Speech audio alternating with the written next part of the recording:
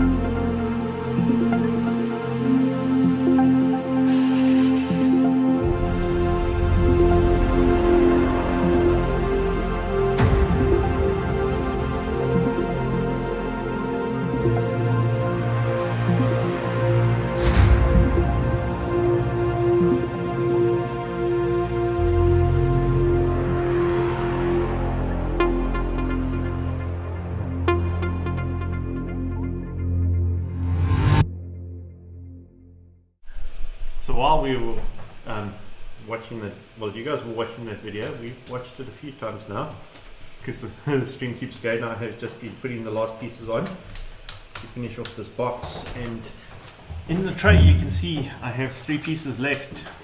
Those 2 red ones are concerning. I don't believe I should have 2 red pins like that, so I'm just quickly going to see if I can spot a step where I missed some, because that is not a likely spare.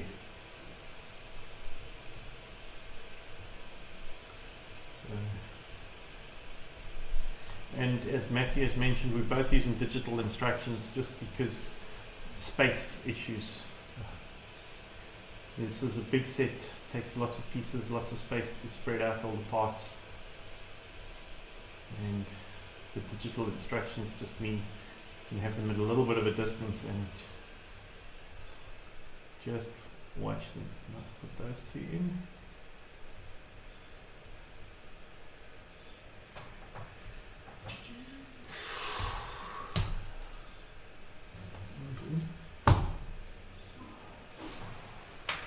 Found the step I missed it.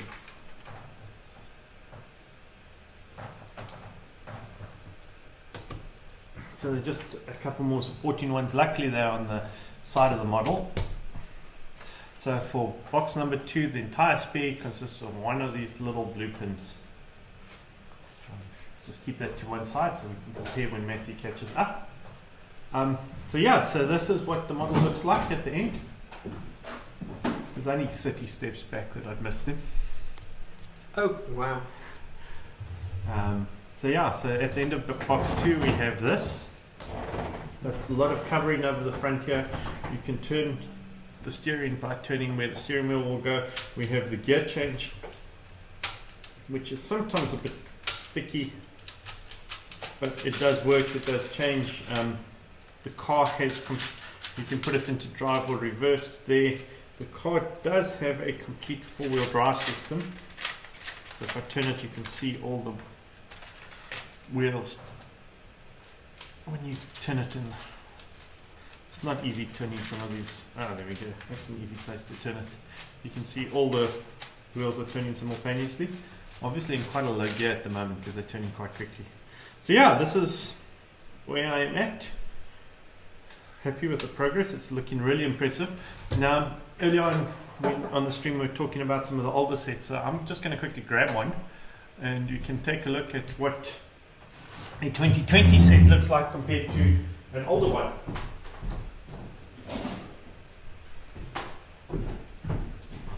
So this here is the first Technic car that was released. So this was released in 1977.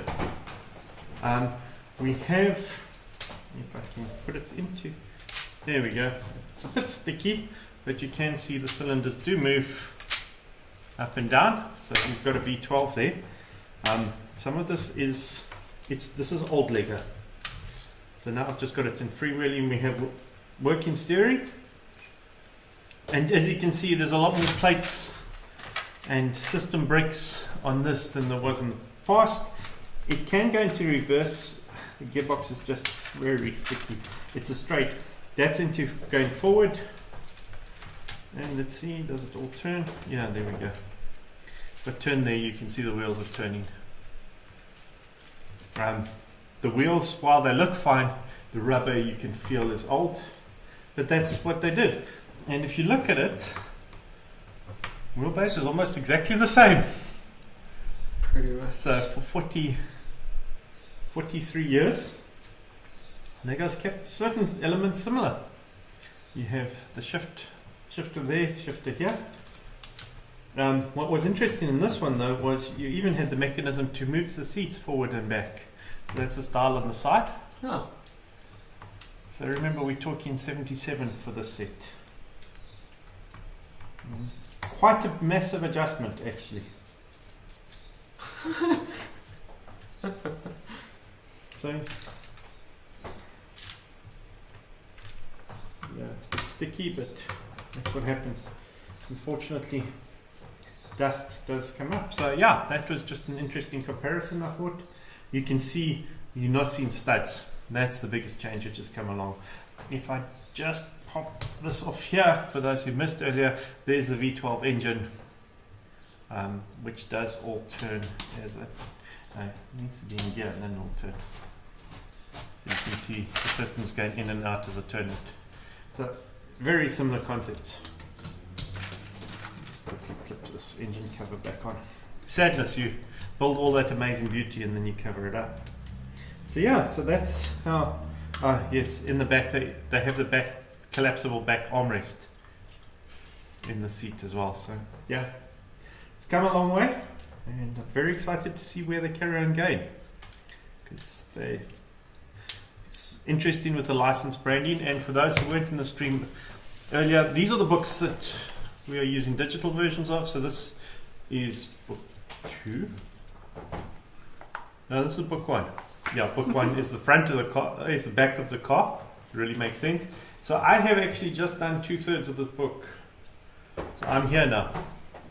I still have a first section to build. That's box 3, and then book 2 is the other half of the car. It's the front of the car that covers boxes 4, 5, and 6. Our goal today is to try and finish box 3 and 4, and then tomorrow we can build 5 and 6. We believe box 6 is just the wheels and tires, so that's a simple, quick step. But yes, we started last night, got most of the way. I completed box 1, Matthew, most of the way. He's managing the stream, so next up is to start here, box number 3, and see what happens with that. So let me move this out the way quickly and I will come back and see what's inside the box. Tell you what, are you wanting to open up the box on the stream, or yeah, I can open it on this. Then when you do the packets, I'll move on to the next webisode. Yes, packets are obviously noisy, so let's see what's inside the box. You guys can get an idea, and then while I sort the packets.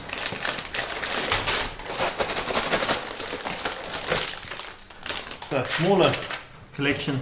Boxes 1 and 2 were a lot bigger than 3, 4, 5, and 6. So yeah, we've got a few bags, a couple of bags of small parts, a couple of bags of reasonable sized parts, and that's it. Yeah, so Matthew's going to put on the next episode on the webisodes. For those who are just joining in now and haven't watched them, just search for Lamborghini on Lego's website, the Lamborghini webisodes. They're all there. You don't need to watch them in order, and I will sort parts while you guys watch that. Enjoy. Yeah, so we're going to be watching the Creating the Ultimate Performance.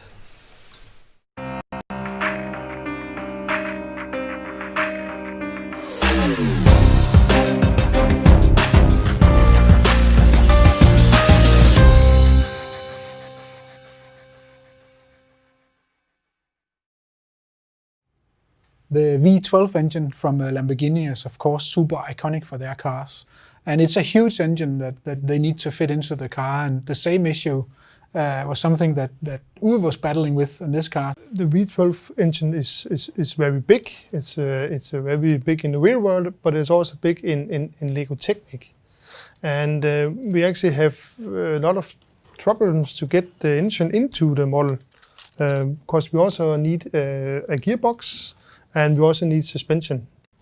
It's actually amazing how you shoehorned that into the car. And I mean, the V12 engine is so iconic for Lamborghini that of course it needs to be the right engine in this car also. And just unlike the real car, you actually have the engine starting just behind your right ear. That's where the engine actually starts in the car, so you can really hear it also.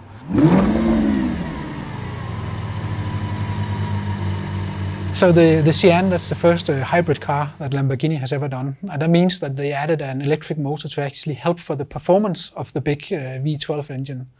And they did it in a clever way because they actually attached it after the gearbox. On normal hybrids, you have it at the same place in the transmission as the engine, but this one is actually after the gearbox. And that means that in those really short time periods where you're changing gears, the electric motor actually helps propel the vehicle forward still, because you have a certain amount of time where you're not clutched in, and in that time the electric motor kind of kicks in and helps you, and that actually makes your 0 to 60 speed a little bit quicker. My name is Maurizio Reggiani. I am Chief Technical Officer of Automobile Lamborghini. When we launch a limited edition like the Sián, normally we try to identify in this kind of car limited series some new trend in terms of technology. New trend means that we can make an application that is in a small volume, much more easy to control, and we can be much more innovative, also provocative in some case. And with the Sián, the decision of the adoption of a supercapacitor, that is a technology that nobody uses in the automotive industry, and with the 48-volt system, we decide we need to do something special. And Sián was exactly the car where it was possible to install this new technology and to launch for the first time. Means the limited edition, new technology, means something that is really unique, and the world react immediately with a big success in terms of reaction. Today in the Sián, in the V12 engine, we have a single clutch technology. Means is a single clutch technology is a system that is lighter, is much more compact compared to the normal double clutch that today is one of the standard of the market, but it's clear that we have much less comfort. Every time that you shift, you have an interruption of the torque that is due to the fact that you open the clutch, and for this reason, the body of the driver perceives this level of inertia.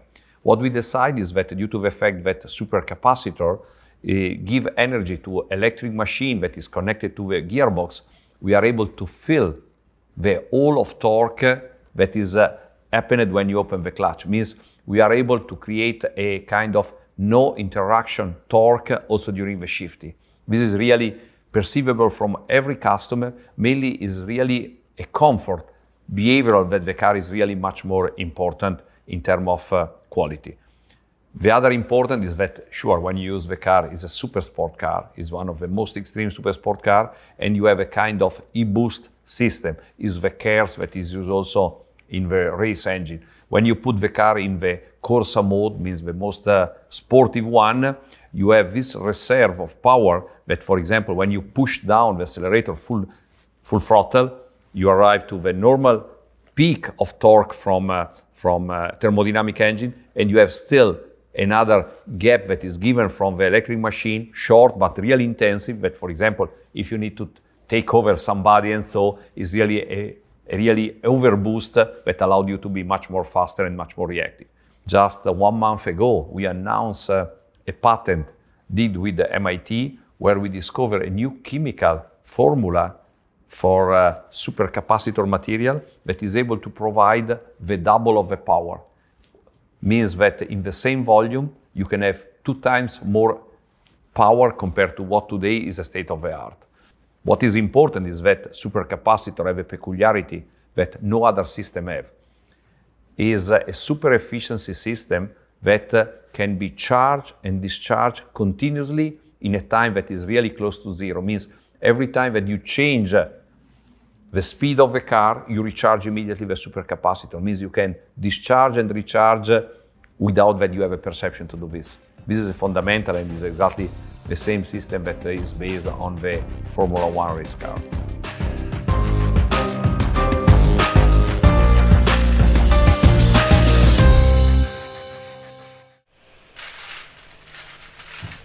So there you go. We are busy keeping going with where we've gotten to so far. I'm about to put the front wheels onto the main body, and it's going to make this. Oh, I don't even know where to put this on yet. It's going to make this quite a bit larger now, so that's quite nice. Feeling like we're getting somewhere. And Alan looks like he has managed to sort most of his stuff for box 3. Yeah, and just pulling out, so as mentioned before, no stickers on the set. We got lovely printed pieces, so we have a little Lamborghini logo. I'm guessing that's going on the center of the steering wheel. And we have the instrument cluster. It's printed parts.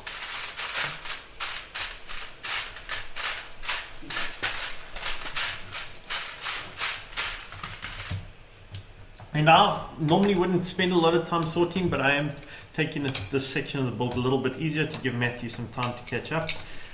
Ideally, it would be great to have both these cars finished by the end of tomorrow, but it's not essential. We're not putting that pressure on ourselves if we don't have to.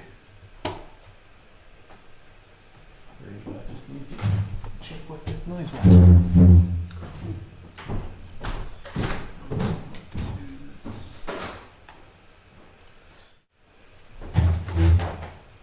Yeah, so I'm busy working here. Yeah, okay. So yeah, I've managed to clip this on here, as you'll have seen from there. So that's quite useful. Looks like it's not going to work yet. Just checking that everything vaguely is fitting together.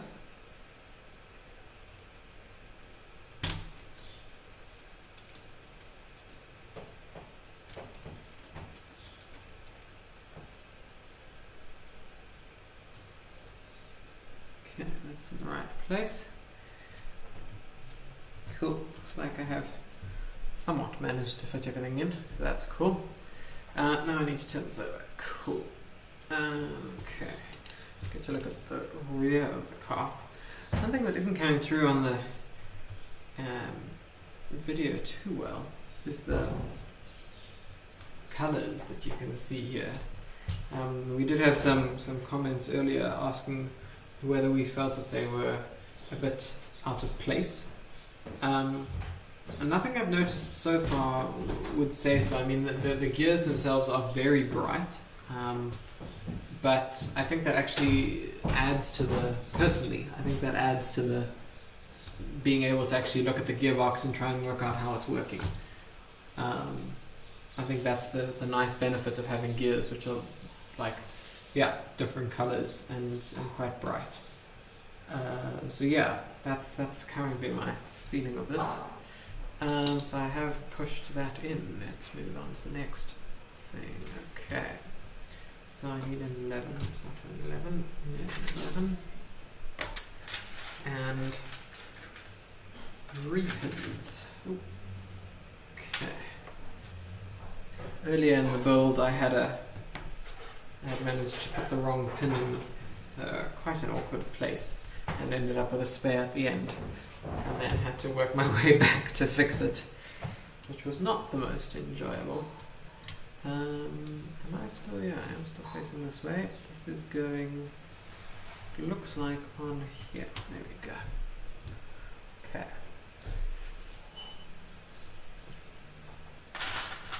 Alright. 3 blue pins and an L. Okay. Good. Okay, the streams all seem to be looking good. We've got 0 job frames, all 4 online still. Got 2 viewers currently.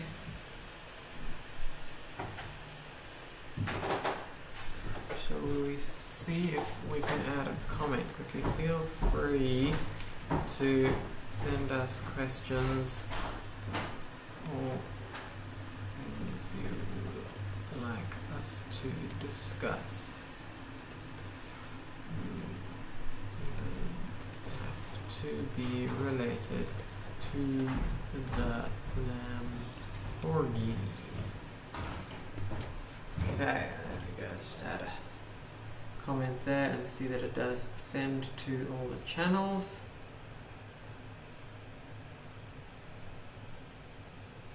There we go. Okay, we have added a comment on there.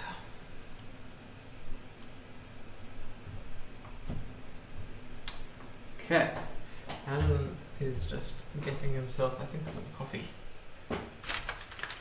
So it gives me some time to hopefully get some headway, because I am quite a bit behind him, but I have been moving swiftly, so let's see if I can get somewhere fast.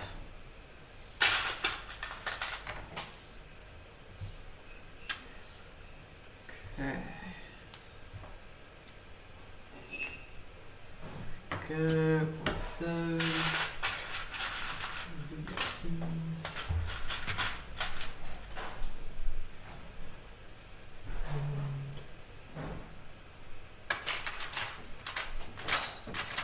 There we go, one of these. Okay.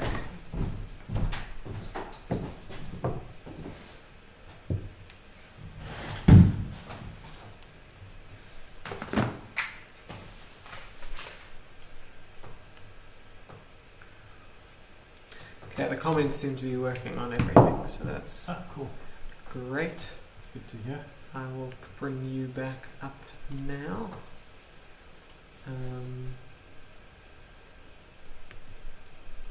Yeah, just so everyone can see, if we do have some comments, we can bring them up on the screen quite easily, and we'll be able to just chat about things. So yeah, do leave your comments, and we'll be able to give you some info. Back to building.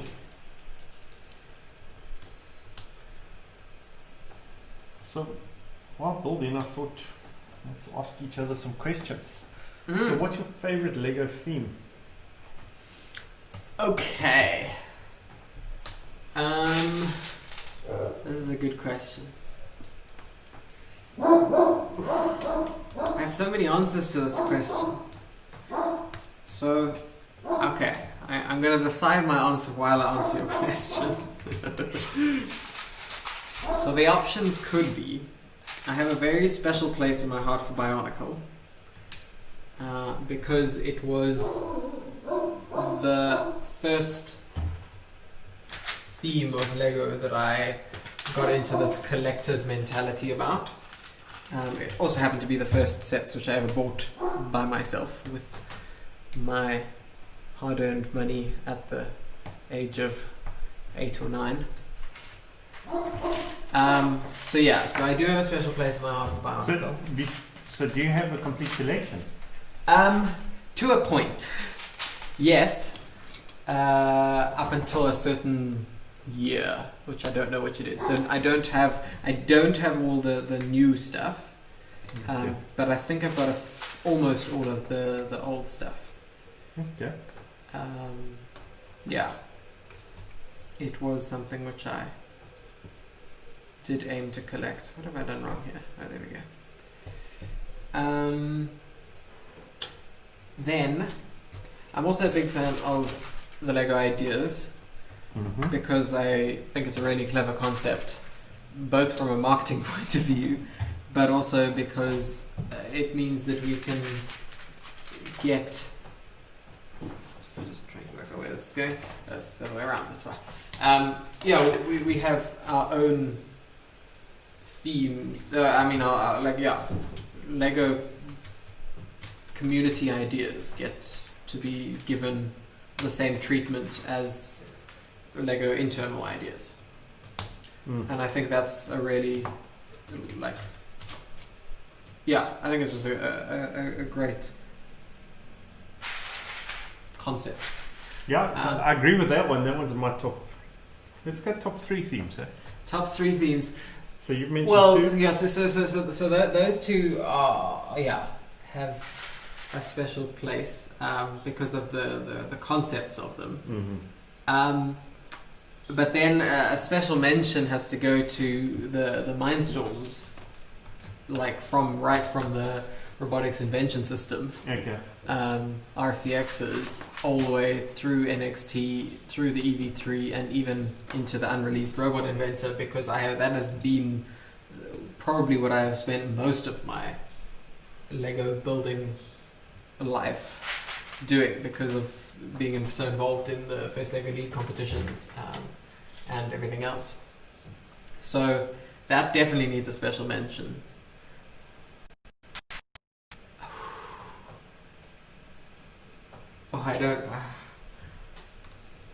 I think my favorite though is going to be, and it's actually a sub-theme even, I like the Creator Expert modular buildings. Okay. I think that's going to be my favorite theme. So having said all 3 of those already, the Creator Expert modulars, and specifically the newer ones, I think they got better as they went along with the nuances inside the models, the little bonus features, should we say.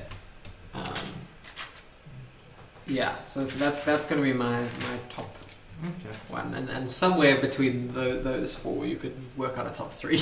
Okay, no, that's cool. That's cool. Yeah, how about you? So look, I really love the ideas theme from the same aspect of it gives community members the opportunity. The community impacts it a lot with the voting, online voting. Mm-hmm. So for those who don't know ideas, you come up with an idea, you submit it to the site Lego Ideas, and then people need to vote for it. If you reach, and you've got certain cutoffs for number of votes, well, as your more votes increase, the longer your idea stays valid for. And the goal is to reach 10,000. When you reach 10,000, it goes into the Lego review process. And they decide whether they will or will not build it. If they do build it, they actually work with the original designer and can redesign it to meet their standards. And you get a percentage of the profits, I think it is. But they do give something towards the person who came up with the original concept. Oh, that I didn't know. So there is that, and not that that's the main reason I like it. I just like the variety of it. Yeah. But having said that, I have got a little bit fed up of NASA themed sets in that range. And I was quite happy to see the Apollo lander come out as creator expert, not another ideas. And the NASA ones seem to they're very popular and get the votes and end up going to the review stage. And in the last round of reviews, there was some, and I was quite glad that they didn't make it. Yeah. As much as a space fan I am, I think it's a good balance. So that's one of my favorite themes. Nostalgia-wise, there's two which I remember. So Technic, I just showed that old car. I remember Technic growing up. It helped my love of Lego. Problem solving was really pushed a lot by Technic, especially in the early days, and I'm still love the theme. Have a fair collection, but I'm not convinced with these app controlled sets. I haven't tried one at the same time, but being involved in software development and knowing that if they decide to ditch it, you end up with this bunch of useless componentry. That is a slight concern. Yeah. And that's probably my biggest worry about the whole process. Classic Space was also great growing up. Mm-hmm. I loved that theme. Didn't have too much of it, and I did the stupid thing of selling my Lego collection as a youngster. Crazy. Wish should have, ever. It's happened. There's nothing I can do about it now. So that's where I am at with that. And my favorite theme, though, which anyone who knows me will not be surprised by, is Star Wars. I love the Star Wars movies. I love what Lego's done with the themes. Mm-hmm. I think they've created some amazing sets out of it. Some of them have been a bit disappointing. Some of them could have been better. Some of them have been labelled incorrectly, and we've ended up with all sorts of things like Master Builder series and UCS sets which aren't UCS being Ultimate Collector series, and lots of upset fans along the way, but that's going to happen with whatever choice you make. But I really love the minifigures that they've given us. For those who aren't aware of this little trivia fact, they are the ones which are responsible for giving us the first non-human based figures. Also the first flesh-toned figures came in there, including the first non-white figure, which was a Lando Calrissian figure from 31 years? 21 years ago, 1999 I think it was. Yeah, I can't remember exactly. It's quite a long time ago. So yeah, Star Wars is my favorite theme. I have resigned myself to the fact that I will never complete the collection. Because there are some sets which I don't have, and I don't have enough money to get, like the original Millennium Falcon UCS, the original Cloud City. But I collect a fair amount of it nowadays. But still, if I don't like a set, I'm not going to buy it. So that means I'll never have a complete collection. Yeah, at some point in a Lego collector's life, there has to be the point where you realize that it doesn't make sense to purchase every set particularly in a range like Star Wars, where it's just going to cost so much. I think there are certain ranges where it does make more sense. Like I've even done that with ideas now, where I only purchase the sets that I like. Okay. So I didn't get Adventure Time, I didn't get Tron. I have no intention of getting Sesame Street, which is going to be the next one coming out. Yeah. But the Pirates, the current Pirate, what's it? Barracuda Bay. Bay. Yeah, that set is, I can't wait to build it. Yes. It looks amazing. Yeah. The tree house was a great build. Unfortunately, very limited rental. Yeah. So And with a pandemic in the middle, it didn't help. yeah, so that is a great one. Saturn V rocket is still probably my favorite, and every time we've taken it to an expo, always draws attention, even though it's just this long tube.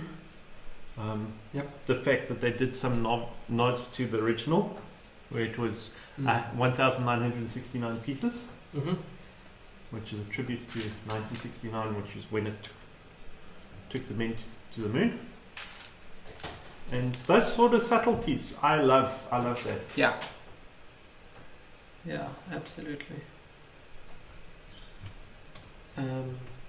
We reckon we've seen a surge in interest in the space related sets, specifically the ideas ones and the Lunar Lander and the Creator Expert, and it is possibly attributed to the recent resurgence of American space exploration.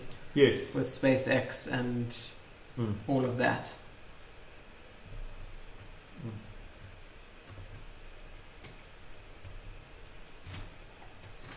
Okay, so now let's take it to the next step. Favorite set you've ever built? Now this has to be one you've actually built. Actually built? Yes, yourself. Not someone else has built and told you about. Oh my. Oh no, this is a super hard for myself as well. Because I have one which I think will be my favorite, but I haven't built it yet. Okay, I'm going to say Assembly Square. Okay, that's a cool one. That's a good build. I'm going to say Assembly Square. But it might not actually be, but that's the one which comes to mind and is probably the most recent enjoyable, really enjoyable build. Yeah, that was a really good build. There was lots of intricacy.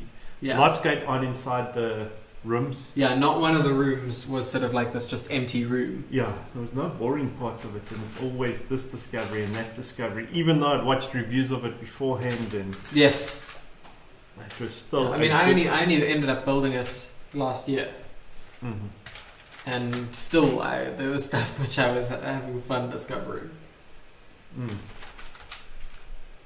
Okay, how about you? So the one which comes to mind, which I think will be my favorite, is I have a UCS Millennium Falcon, the re-release. Oh yes. But it's sitting in a cardboard box, still unopened, because I haven't got space to display it at the moment. And that is a set I feel needs to be built and put on display immediately. Yeah. And permanently. Yeah. So I want to do it justice. So I think that one will probably be up there. Everything I've read about it says it's an amazing build. Yeah. Ooh, interesting. I almost used the wrong piece. There's some printed Lamborghini logos inside here. No. On little 2x4 plates. No. On Technic pieces. Oh. So they were in a different container. And I was just grabbing. Wow. And I was like, oh. I'm getting distracted now. So the sets that I built, look, Saturn V rocket is definitely up there. That was that was a really awesome build. Yeah. Yeah, I enjoy building that.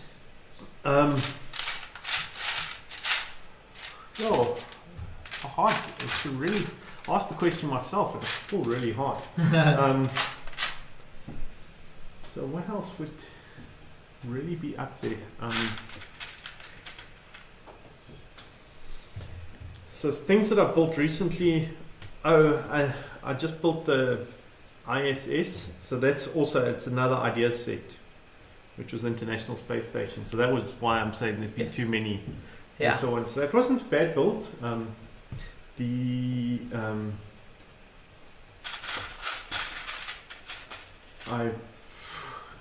I really enjoyed building the Shuttle Tidarian, so the Ultimate Collector Series Shuttle Tidarian. That is a really good fun build. So a lot of rumors that it was going to be re-released for this end of year UCS set. Yes. And those have now been changed. Yeah, I've There's seen a that. totally different rumor out there. So I'm not sure I'd be totally thrilled with. So it's probably that one. I also enjoyed building the treehouse. That was a good fun build. Did get a little bit repetitive with the actual trees. Leaf part at the end, but the detail inside building the trunk together really well thought out. Okay. But I think still Shuttle Tidarian, because it's probably one of my favorite ships. It's up there with the Falcon. Yeah. And when you put it on display with the Falcon, it makes the Falcon look small because it's so tall. Sure. Because it stands, it's the Y-shaped. Yes. And it's on the stand, because it's so tall, it makes the Falcon look small. That's crazy. Now, for those who don't know, the Falcon I'm talking about is that latest UCS one, which has currently the biggest Lego piece count out there. It's just over 7,500 pieces. Yes. You are. I say currently because there's some interesting rumors again. Yeah. For a creator expert set potentially coming out this year. But they are still very unsubstantiated rumors. Yes.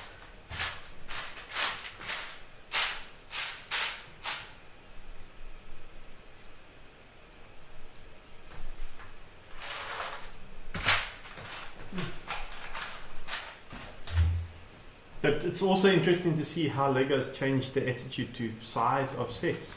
Yeah. The Ideas piano, which was just released, is a huge set. The artwork, which we discussed earlier in the stream. Go and lie down, please, Charles. Yeah, the dog coming to visit the stream. The piano, the artworks which have just been released, where they're 3,000 odd pieces in a set, and multiples of these coming out. Also, you've got Pirates of Barracuda Bay, the piano, the treehouse, 3 idea sets at one time, which are all very large. Yep.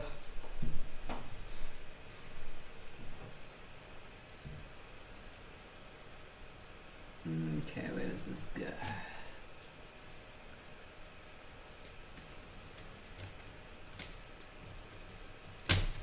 Go.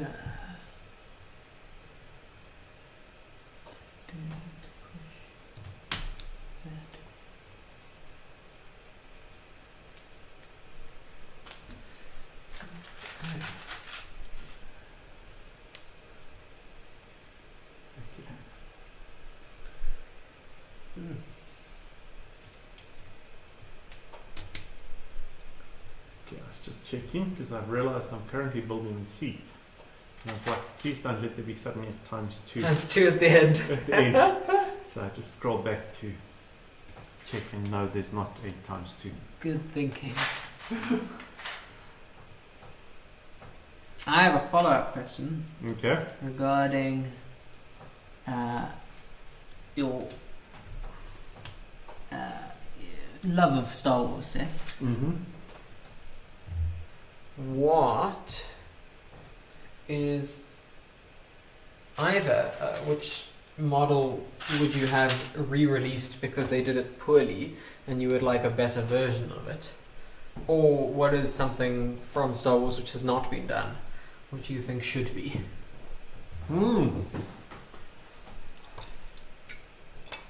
That's a very interesting question.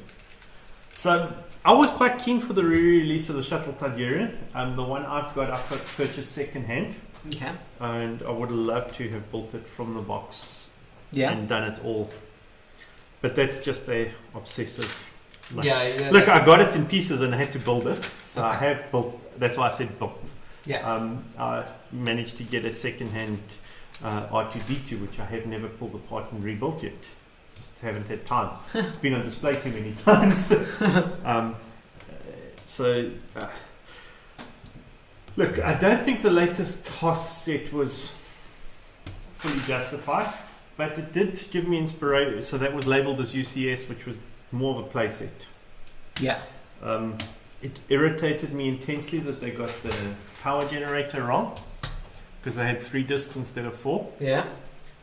That's just unacceptable. Mm-hmm. So I am using it as a basis for Big Hoth mock, which I'm busy working on. Okay. So I'm super excited for the 8080s, which are coming later this month. Yes. To add to that, because I have one old one, but they are quite expensive to get your hands on. Yeah. And I don't feel that one 8080 attaching a whole Hoth base justifies it. Mm-hmm. So I'm really glad there's more of those. Mm. The poll earlier this year that they did on the Ideas site of the 3 Yes, I remember potential that. UCS sets. Yeah. So I did not vote for the winner. I voted for a different set. Okay. All 3 of them will be cool, and my sneaking suspicion is that all 3 of them are far enough along the design process that they will be coming, and they just used it as a factor to decide which one. Yep. Which one To focus on. to focus on. So things that they've never released as a set. I cannot believe. And I watched a video on this probably in the last week or two where someone went through the top 10.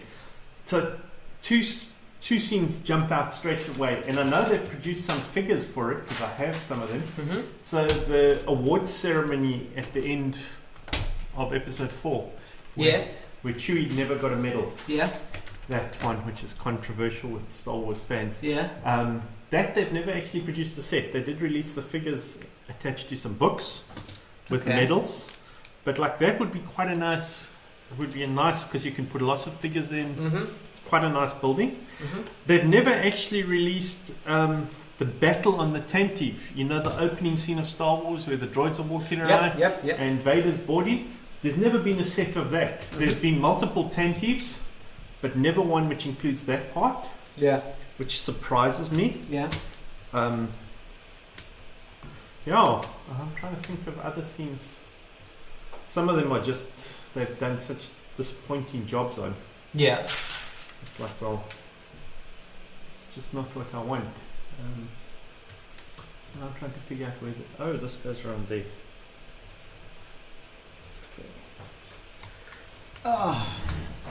Okay, and then even one more follow-up question. We chatted about the art earlier, and there's the Sith art coming at the end of this month, hopefully. Which would be the next Star Wars character? Or would you not want another one in art form because it would start adding up? Oh, it's going to add up very quickly. I am aware of that. I'm excited to build the Sith, but ironically, I want to build the big Vader one.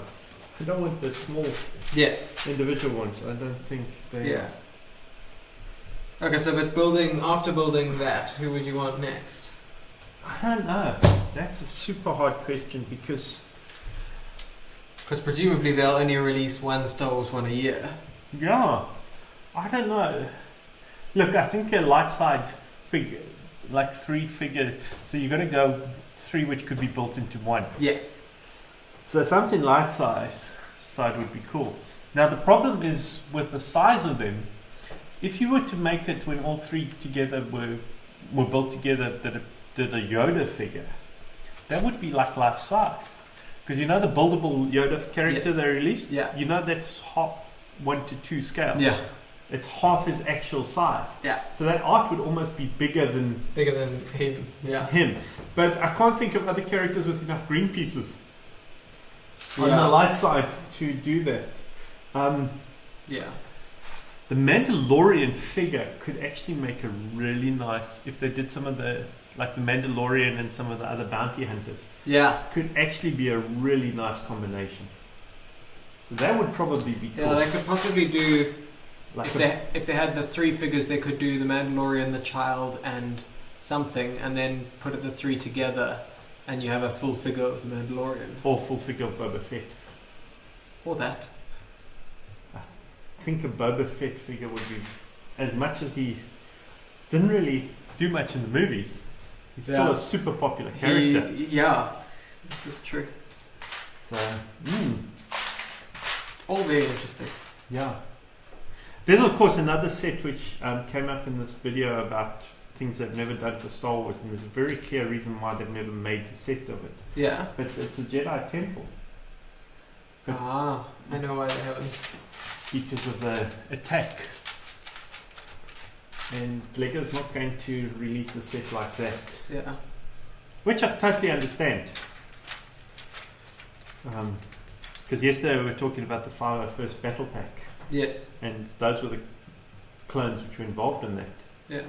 And Lego's not going to release a set of killing younglings. Yeah.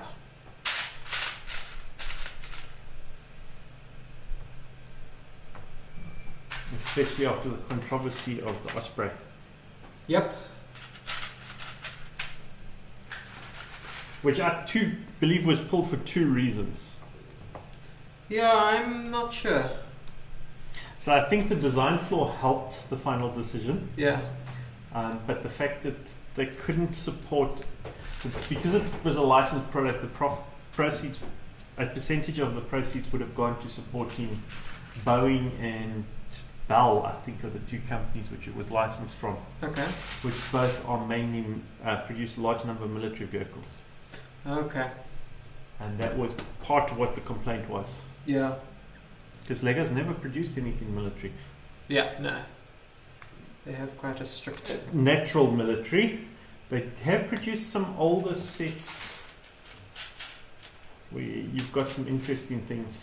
And there's people who debate certain things and, isn't this set Mm-hmm. this? But unless it's officially licensed, no, it's not. Mm. As much as it looks like it. Mm.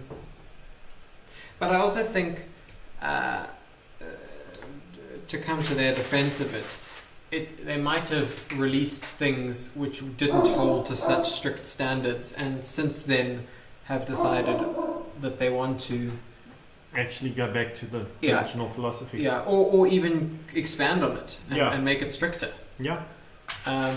So if that's what they decide is their thing, then they need to stick to it. What they shouldn't then do is now release a set in the future which contradicts that. Yes. But I don't believe that they would. Mm-hmm. So yeah, it was an interesting decision because it was very close. I mean, so close to release that there are ones that have sold. Yeah, a number of them in the UK. Mm. A lot sold in the UK, and every second post on Facebook at one stage was, I've just got 2 Yep. Ospreys or 3 Ospreys. Yeah.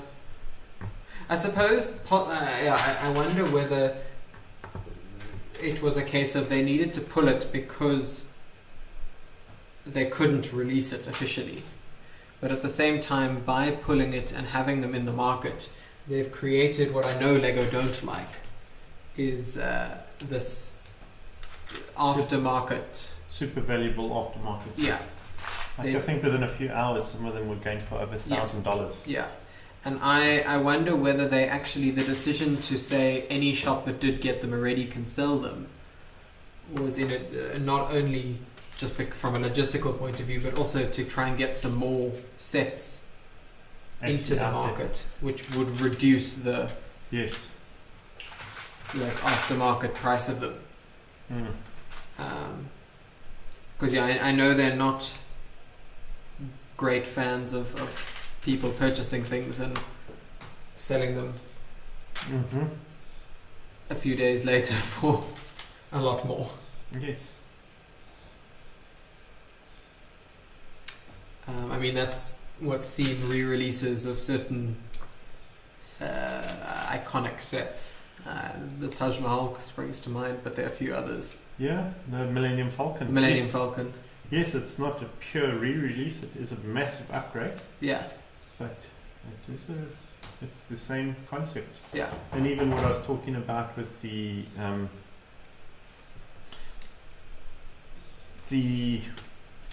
Imperial Shuttle Mm. Tiberian, that as well. Mm-hmm. Yep.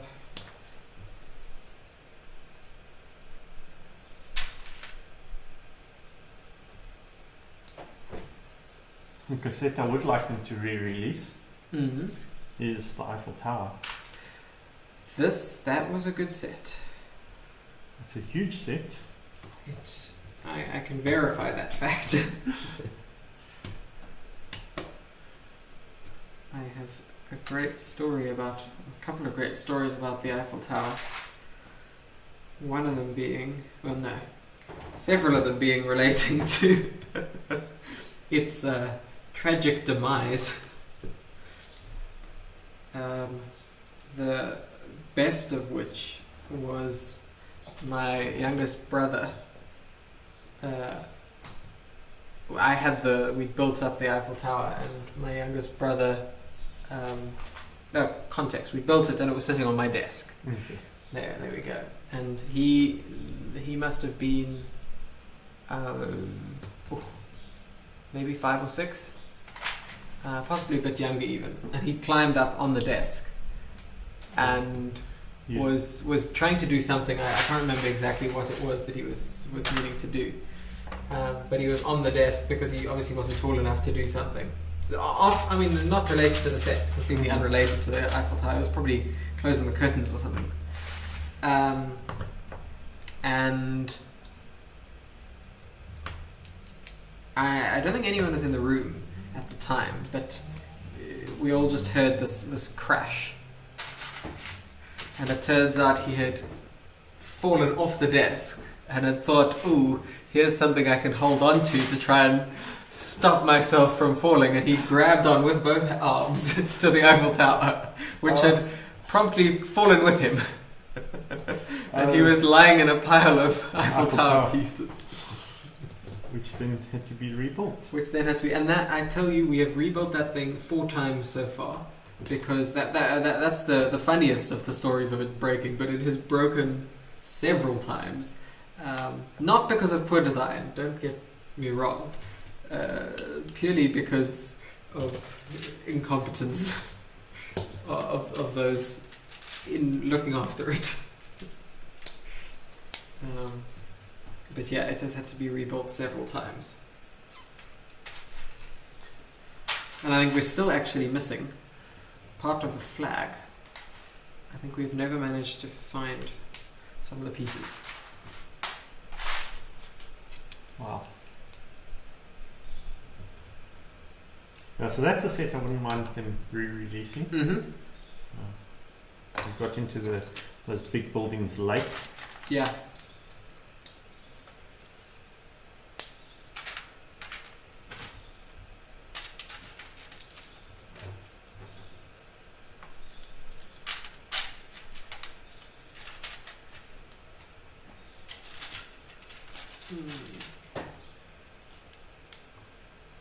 Okay. Kind of looks like I'm managing to get to the end of this box finally. Oh, nice. Yeah. Oh, you've still got a way to go. Sorry. Well, I've hit the 300 mark, so this is making me feel better. Mm-hmm. Have I done that right? That looks right.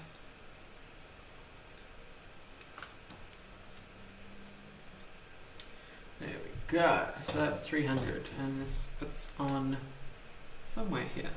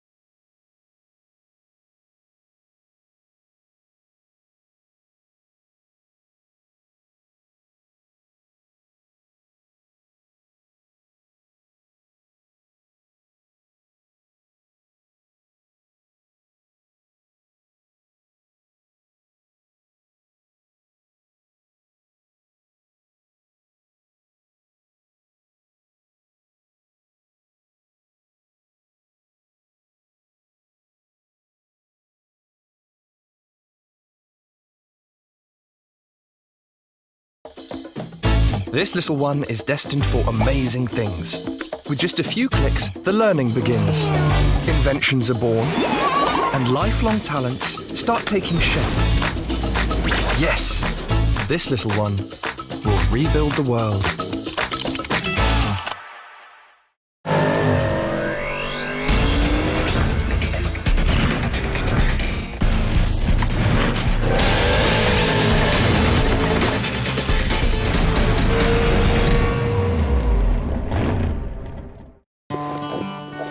We love building, and today it's all about the details.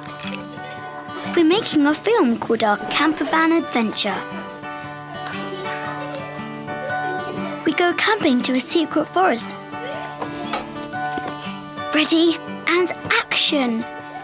Building so much fun with friends. And now there are new LEGO Friends sets to discover at lego.com. Ask your parents before going online. Smart device not included. Sets sold separately.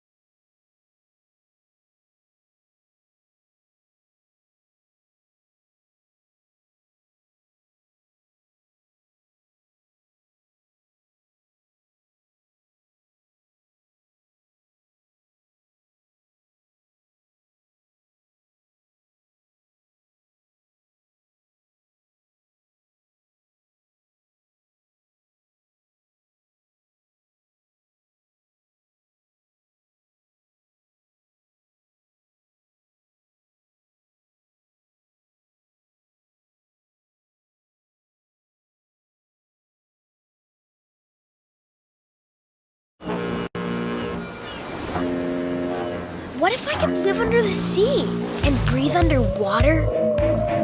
Roger that. Yes, you can.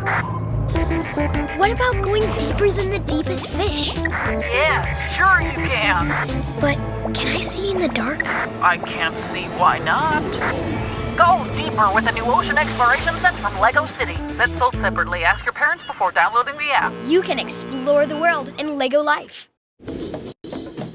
It's only small, but this little one is destined for amazing things. With just a few clicks, the learning begins. Inventions are born, problems are solved, and lifelong talents start taking shape. Yes, this little one is destined for amazing things. This little one will rebuild the world.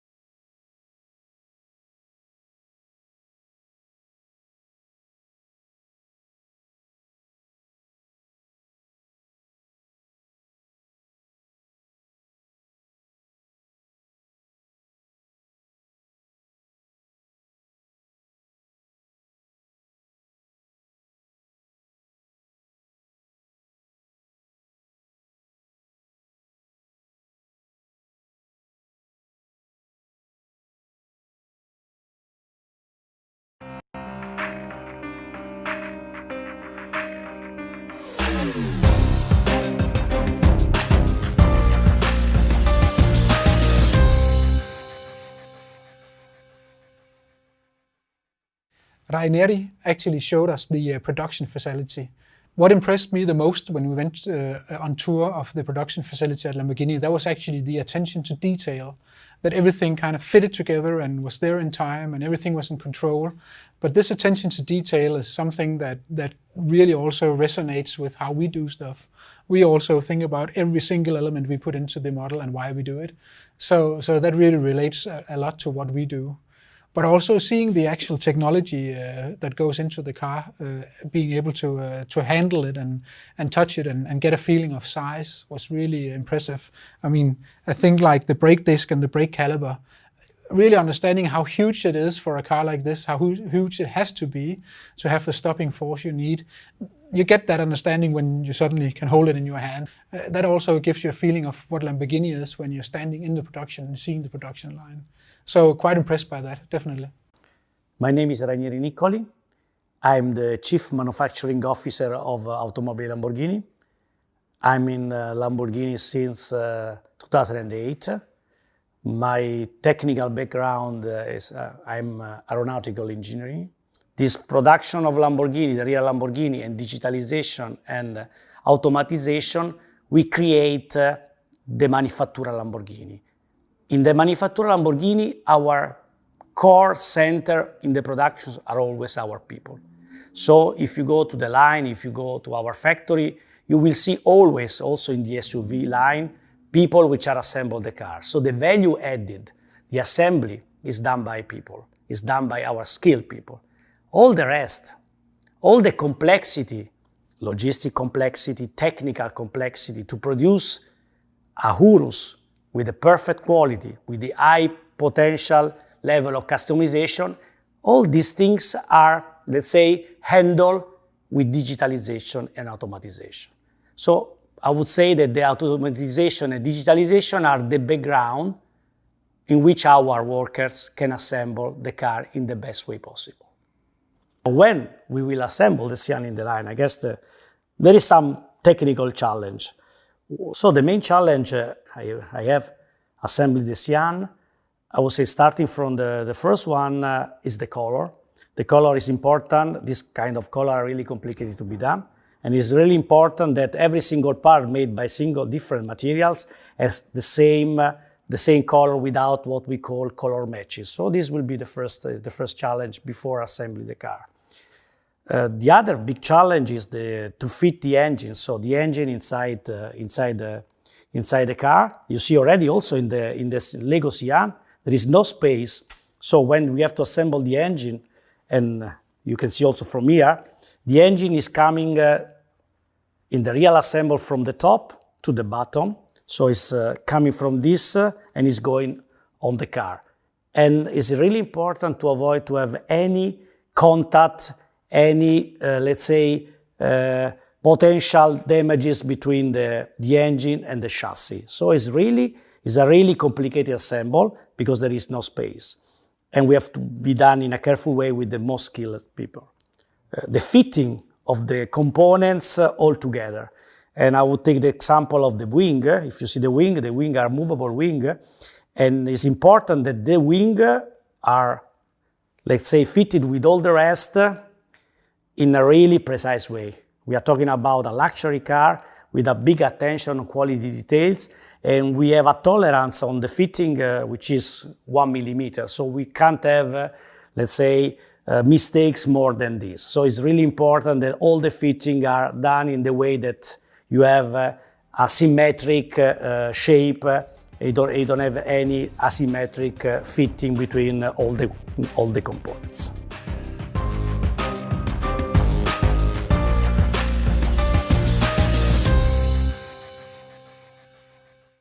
Okay, let's just see if we've got audio again. It looks like we do. Okay, sorry, we had an issue. We'll just check it on the stream side, but we had a strange issue where our microphone seemed to have. We've got fine. Okay, the microphone just seemed to have cut out, but we seem to have fixed it now. I can't actually remember what exactly we said. It cut out at an ad break, so it was actually fine. Okay. So whatever was covered, we realized quite quickly. So. Cool, perfect. Yeah. So. Unfortunately, it didn't help with me catching up. No. Because I am now even further behind because I was fixing things. So I've just had a quick look to get to the end of box 4 today. Mm-hmm. We need to get to step 600, 700, 800. And no, you're not doing it today. 857 is the end of box 4. And not a chance. I'm even going, that's a long way. We may be building longer tomorrow than we originally planned. This is a strong possibility. Oh yes, because I'm scrolling down. I just while I'm depressing myself. So how many steps do you think are in this build? 2,000. No, it's less. More? No, less. Less. Long way less. So how are we getting to 800? Oh, because okay, no, that There's 2 boxes left after that. Okay, 1,200. No, only 1,084. Huh? So if we get to 850, we've only got 330 odd steps left for Sunday. So let's go as far as we go today. Yeah. And then we decide. If we only finish one of these. If we finish one of these, we'll go out. I'll be happy. As mentioned, the rest of the family will happily pick up and continue the one. Yep. And I will happily finish building the one and drop it off for the display. So for those who have not heard, these will be on display in the shops.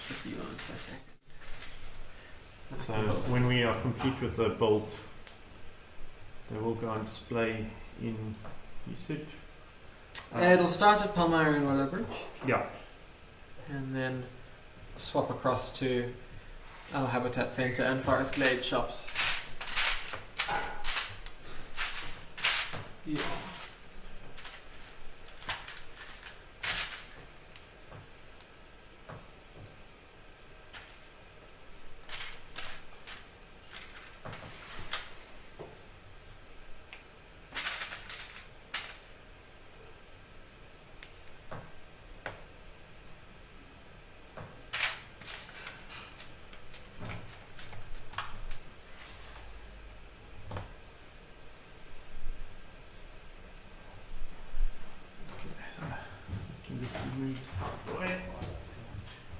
start building the next piece. At the moment I'm busy building the, put it across onto my one. There we go. I'm busy building the, what looks like all the pieces of the engine connecting together. That's nice. That looks good. Yeah, it's fitting Some together nice detail. nicely. Yeah. You've got all these pipes connecting. So this is going to connect in there. I also, in the video which we just watched, they were talking about the symmetry of things and how there's no sort of room for discrepancy or error or anything like that. And I am seeing that same symmetry coming across here in the model. Yeah. If I bring it up a little closer to the camera, you can see where am I aiming this there. Definite symmetry. Yeah. It'll be better when you put the other sign on, but because yes, yes, no, absolutely. I'm talking about the insides here. Yes. Whew. My legs are starting to feel it.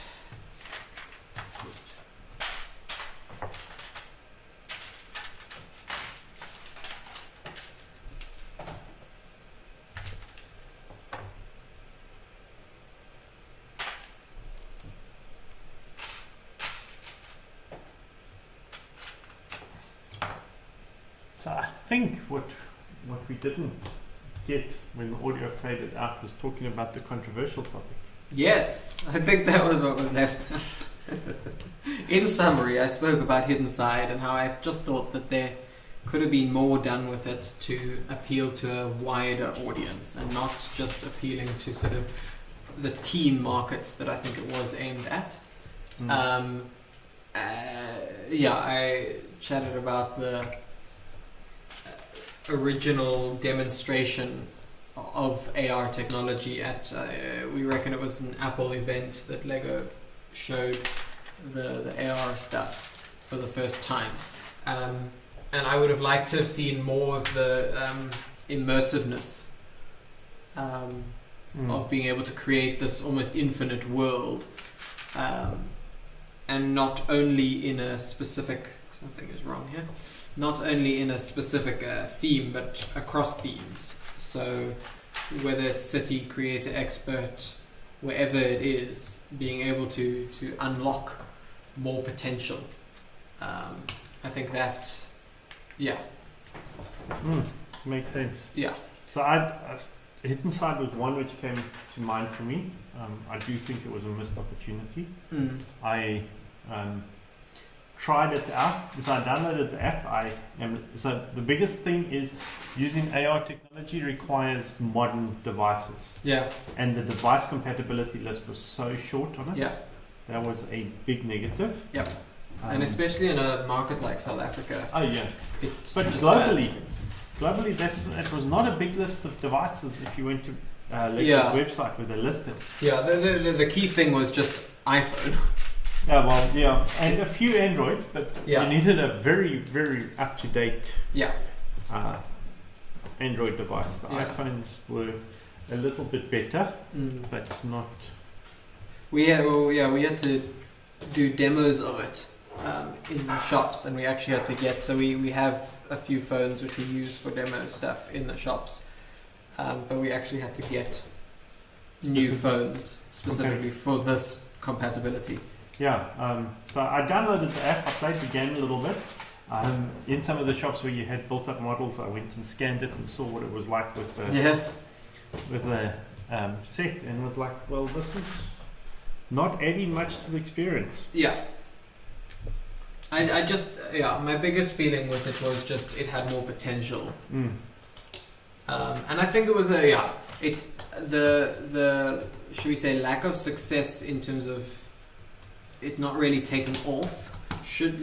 I hope Lego don't take that as a complete backing off of AR, and rather use it to come up with something even better.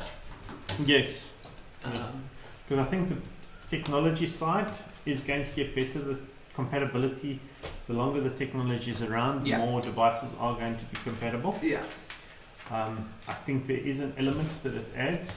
Mm-hmm. And I'm interested to see now how Mario does with, because that's quite a different system in that it's not using AR, but there are technical aspects.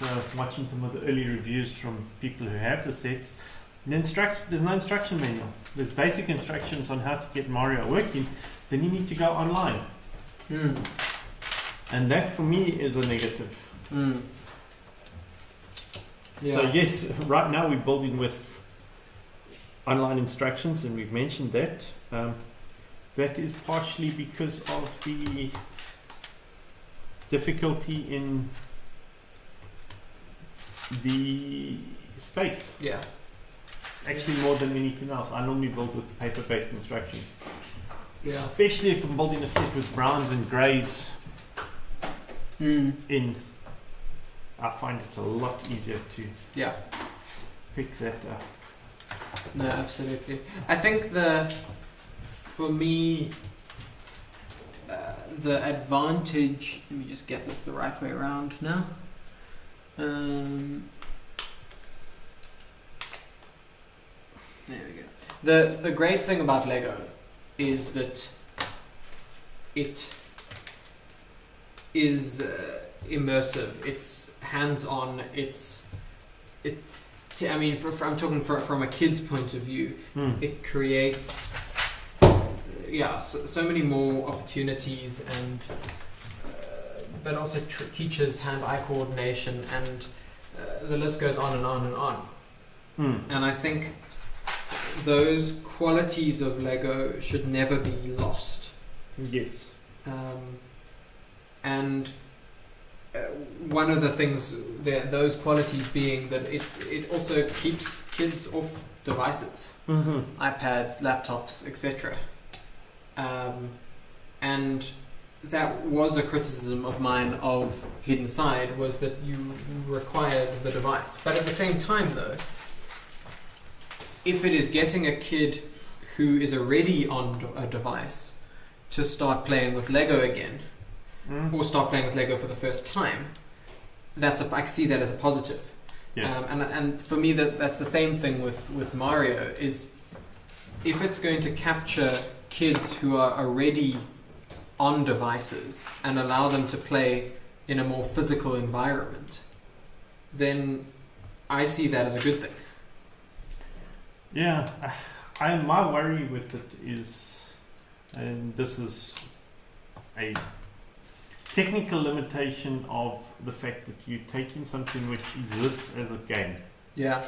So Mario's a game, there's lots of levels, lots of things to do, and you're now trying to bring that across into a plastic forum. And I don't know how well that translates. And I'm also thinking we should probably change the video feedback to what we're building rather than our faces, because we both can do that. We're both looking a lot more at what we're building. Well, I'll tell you what, why don't we have a look at a bit more about Mario instead of just hearing us talk about it. We can just watch the trailer for it. But then on top of that, before I do this, just remember that you can pre-order your Super Mario Adventure Pack, starter course from us for 999 Rand. It's launching on the 1st of September, so we should be able to get all those pre-orders out as quickly as possible. And then with pre-orders, you're getting a free Super Mario Expansion Pack poly bag, so do make sure you do that. And here we go.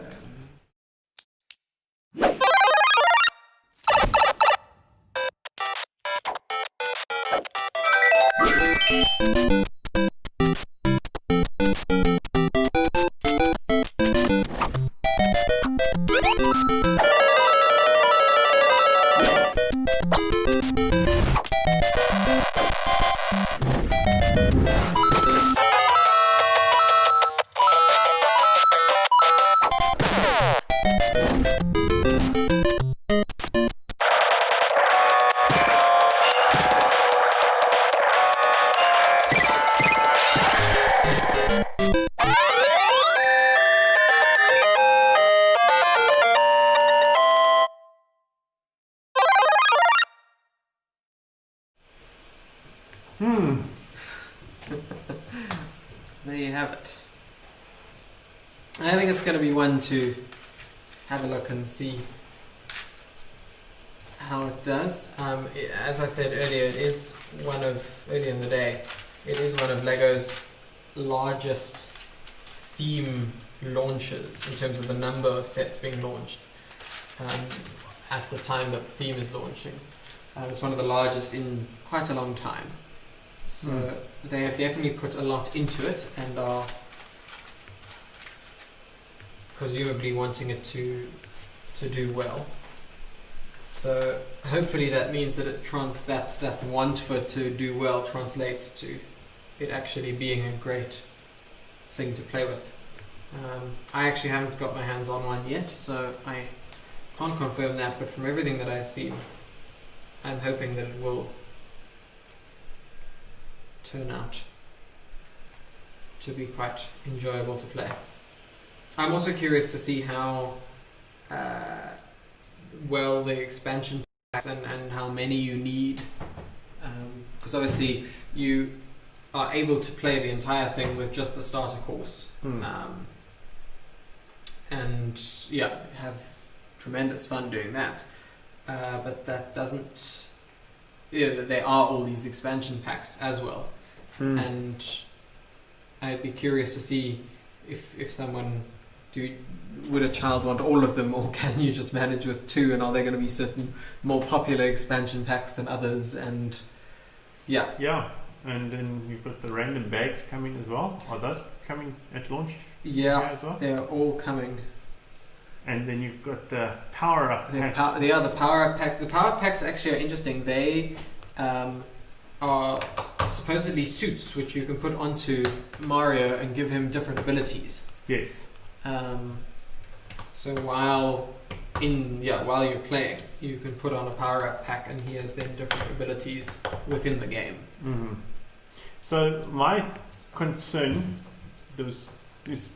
my biggest concern with this is it's not minifig scale. Yeah.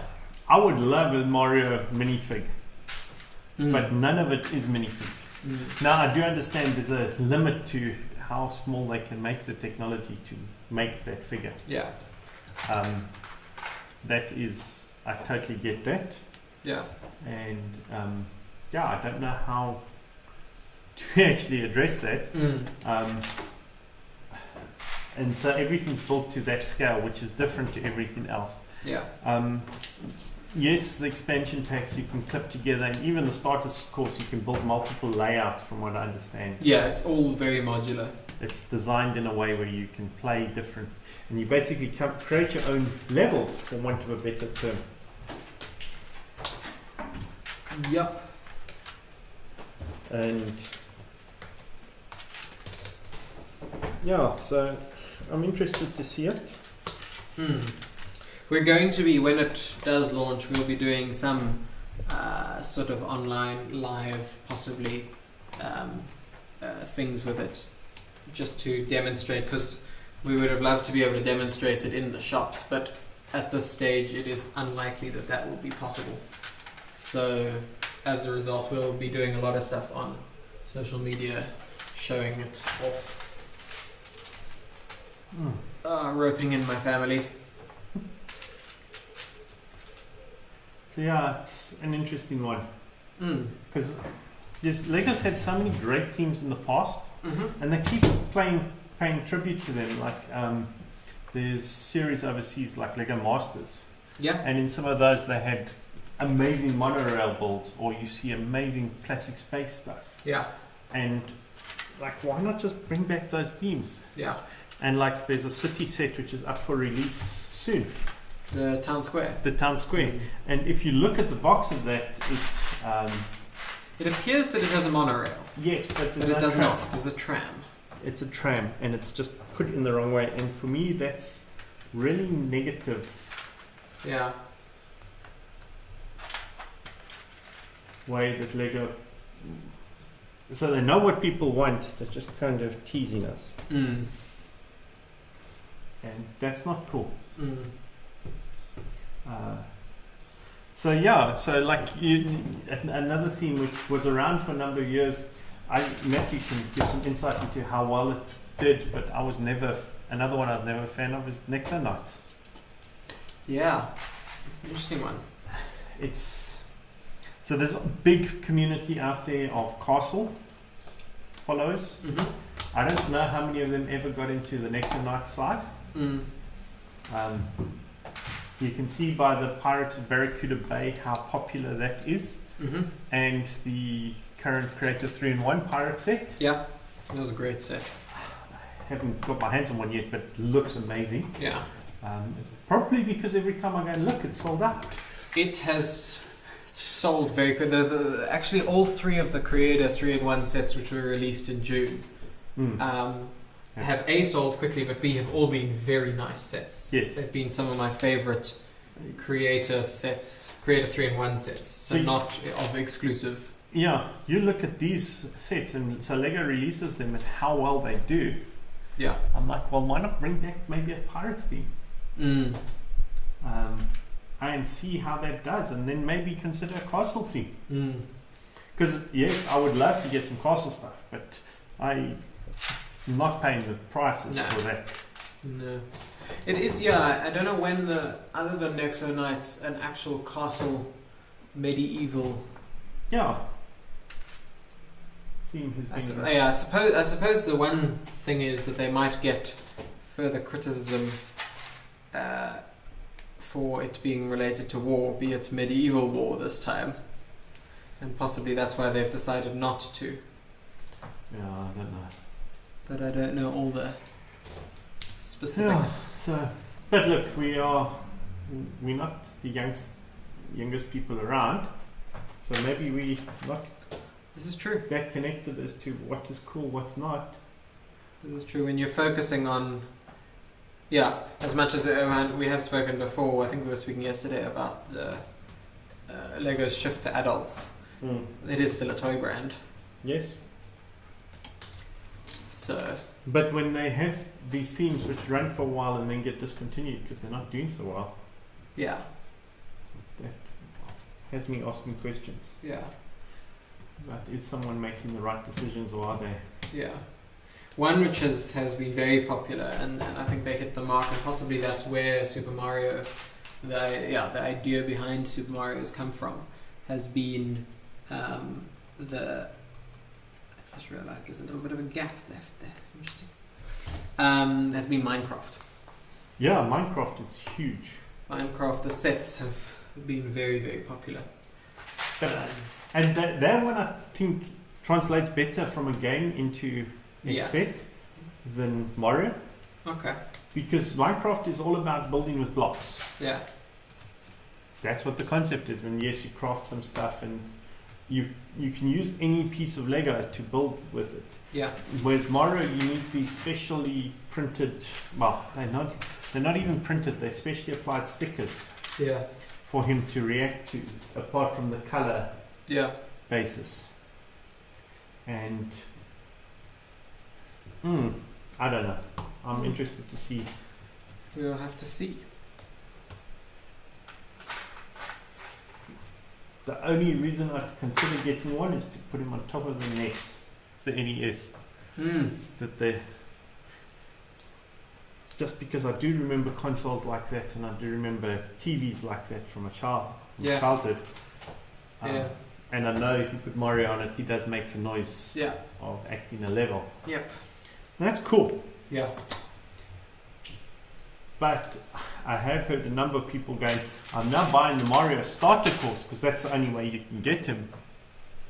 Well, it's an interesting concept. Get that to put with the NES. Not only that, the whole idea that you actually need the starter course to do anything with the theme. Yes, you can't. You can't get any of the other sets unless you have the starter course. Which, I mean, from a shop's point of view, it means that that's the one which we're going to be having to stock the most of. Yeah, because pretty much you could almost remove the other sets from your shelf if you don't have that in stock.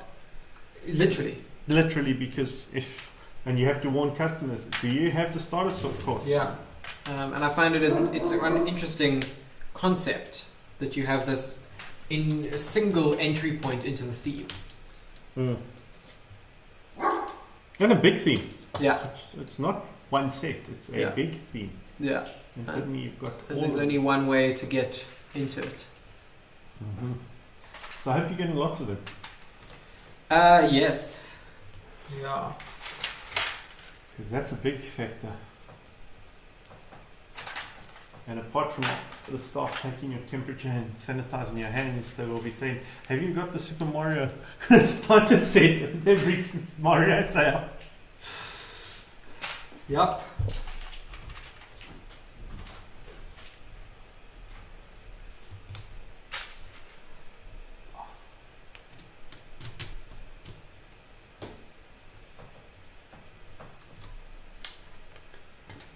I need to stand up again.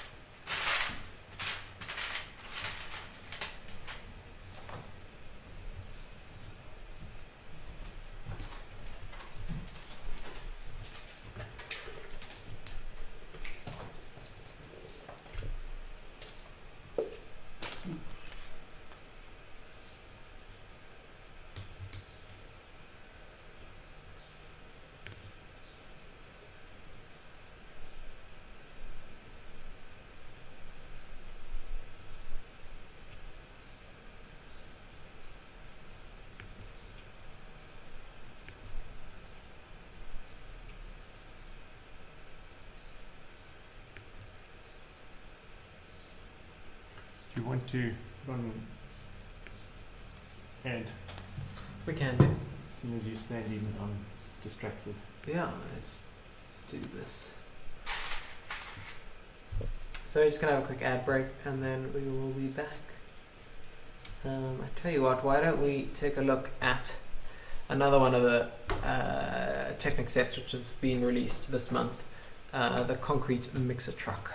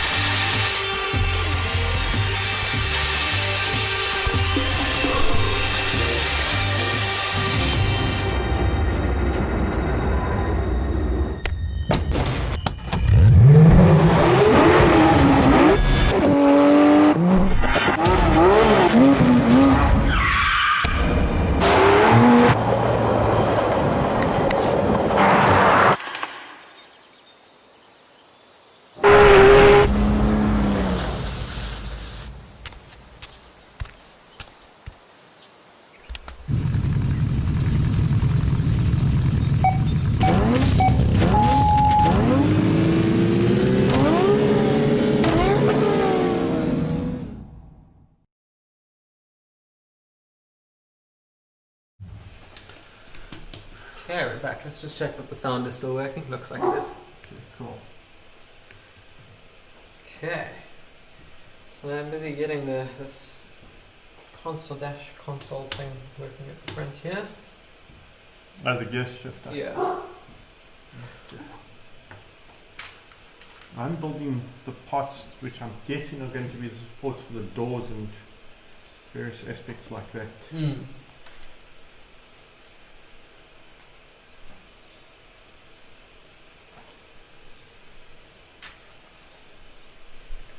We've also just seen the announcement that there's a presidential address this evening. So we potentially are going to be finishing the stream a bit earlier tonight. Just so that then everyone can be watching that.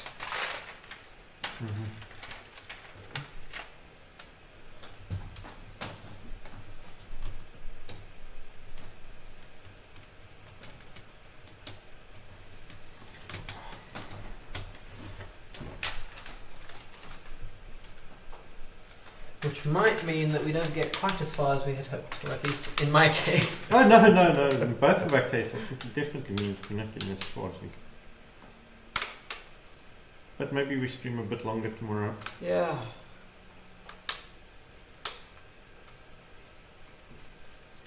We may change all the rules soon. This is true.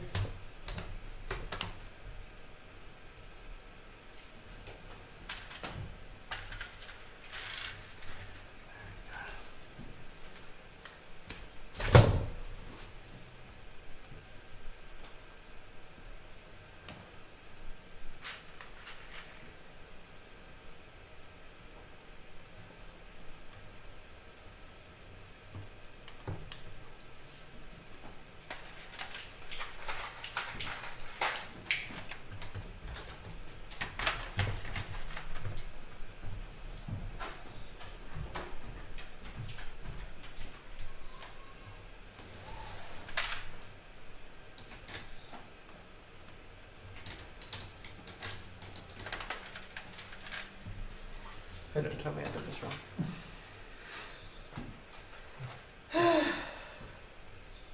Doesn't help you catching up. Nope.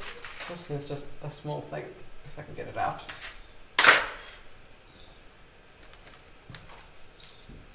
It's really showing what I'm doing, but I'm standing at the moment because this is a long build. I've been starting to feel it. This is a seriously long build. Yeah.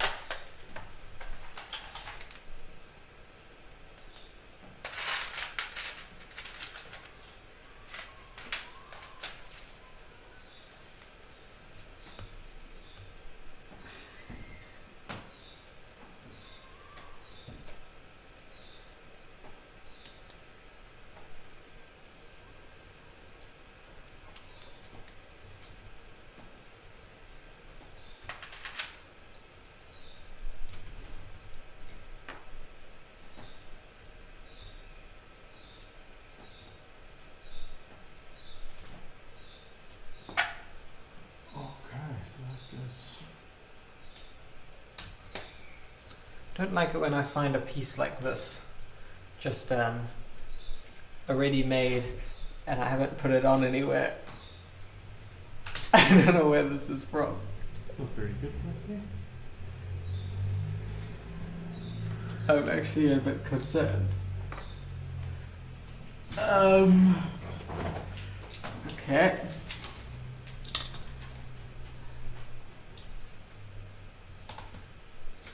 What have I done?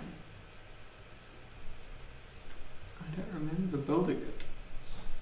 I might have just put it together when I was talking or something.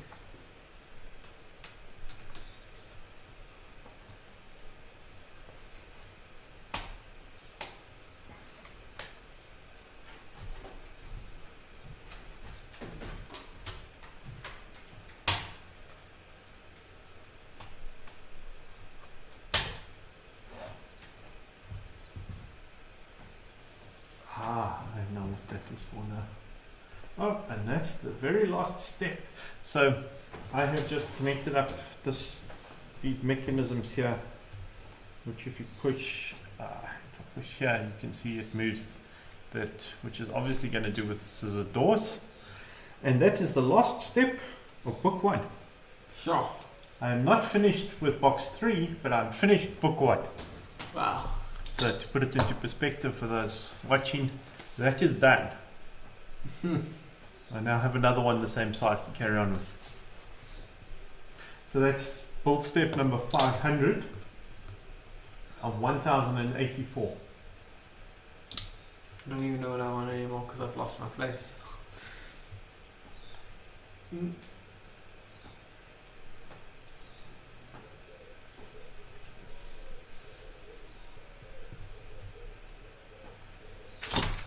I just want to finish the part to replicate the other side. Good place for you. Let's do this.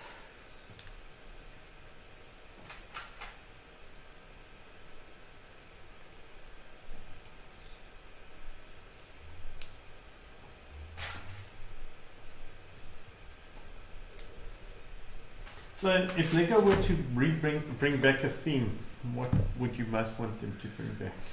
A whole theme. Oh. This is a good question. Theme which has been discontinued.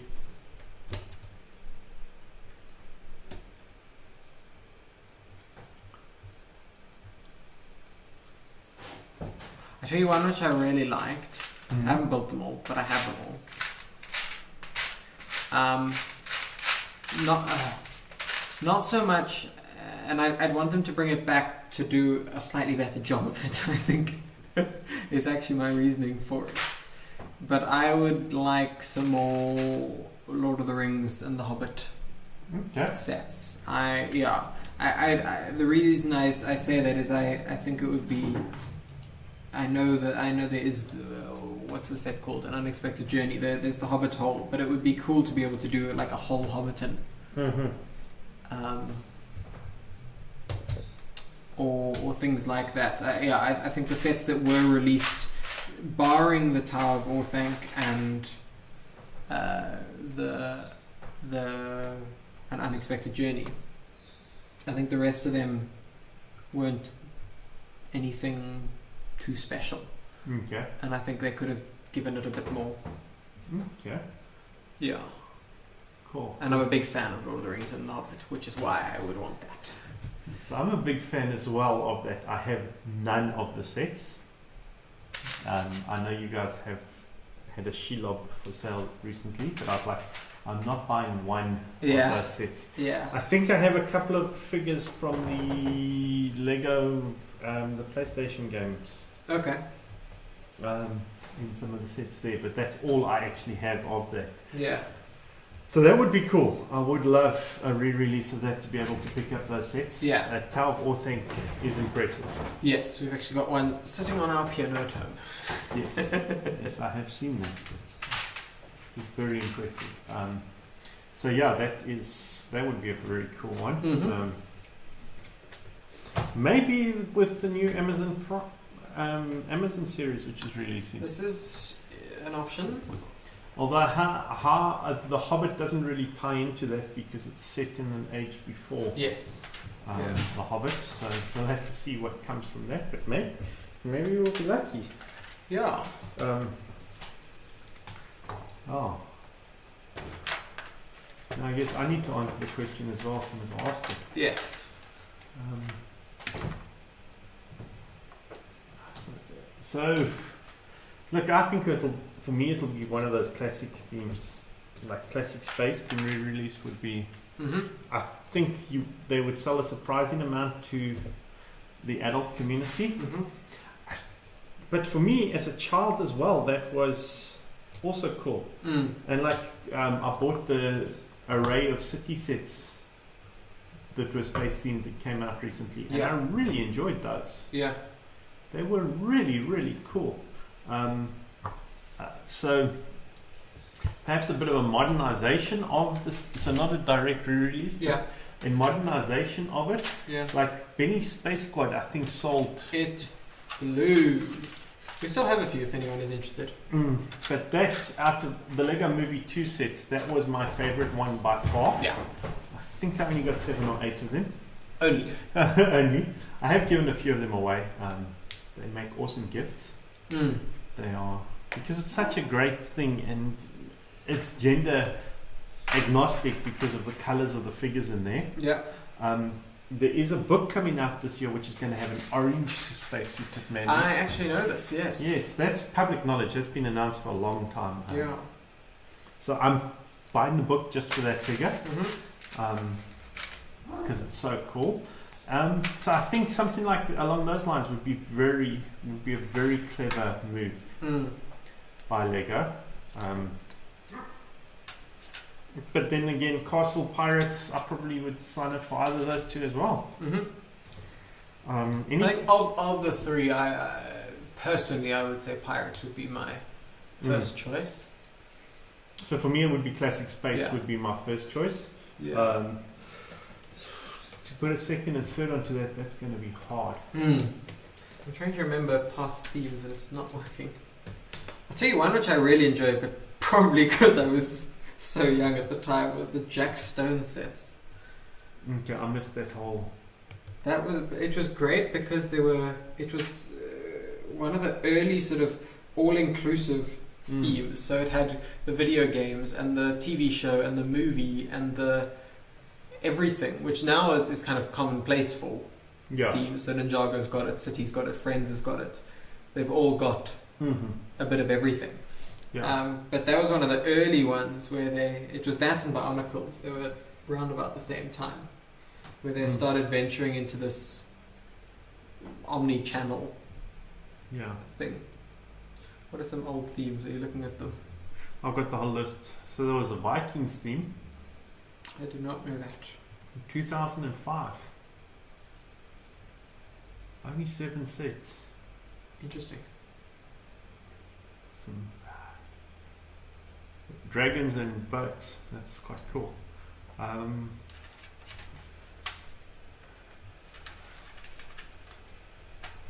I'm just looking. There's one set I saw. There's like an Egyptian themed set. Oh, the Egyptian. There was some Egyptian stuff. I've got some at home. Oh, we must have a chat. I've got a couple of sets. I'm trying to get more of them. So. Trying to remember what that is called. Pharaoh's Quest? Yes, Pharaoh's Quest. Not a massive series. How many sets? 9. Oh wow. So that was quite fun. I have 2 of them. Okay, there was 5 sets and 4 polybags. Oh wow. That I didn't know. Yeah. No, so there was, I think the Skeleton Mummy Battle Pack. There was a Desert Rover, which is definitely a polybag. A Desert Glider, which is a polybag. There's a Scorpion Pyramid. There's the Rise of the Sphinx. Yeah. The Cursed Cobra statue. Flying Mummy Attack. Golden Staff Guardians and Scarab Attack.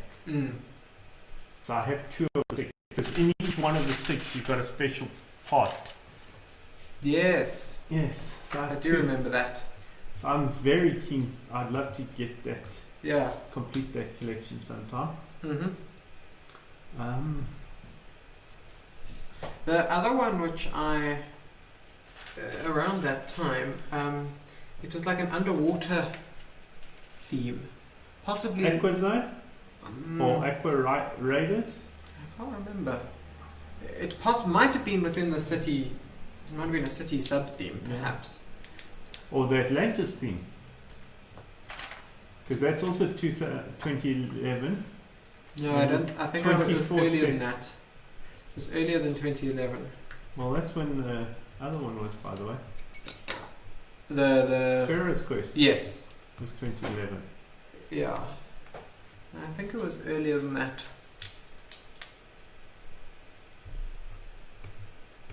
I can't remember what it was called.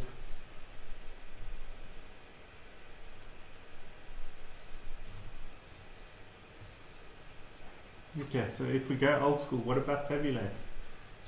Yeah, I like that. It's really going back in the day. Yeah, we've got a few. Not many. I had some growing up. I sold all my stuff. Hmm.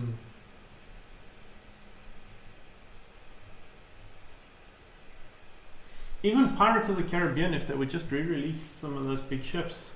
Those were nice. I missed them all. And I didn't even buy any of the more recent stuff. I didn't like the last one where it was the shipwreck rather than the ship. Yeah. But Queen Anne's Revenge and the Black... What was it? Yeah, the Black Pearl and Queen Anne's Revenge. Those were Epic. yeah. I didn't really like the Silent Mary. Okay.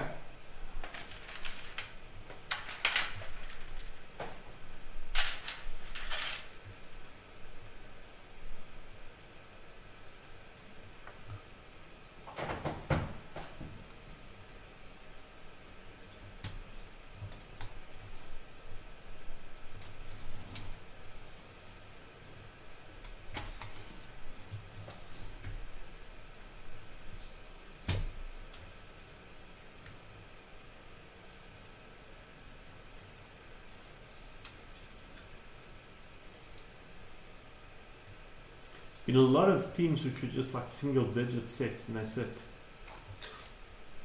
Yes. Which is why it's so crazy that a brand new theme like Super Mario is coming out to 17 sets Yeah. on launch. Mm-hmm. It's quite impressive. That is an impressive number. And there are lots more on the way apparently. Well, I think you're going to need them to It's not something which is going away. build up your... Although, I'm trying... if you've got all 17 sets, I mean, how would you fit them on a whole dining room table? I don't What think sort they're of that big. size? You don't think so? They're not that big from what I've seen. Okay.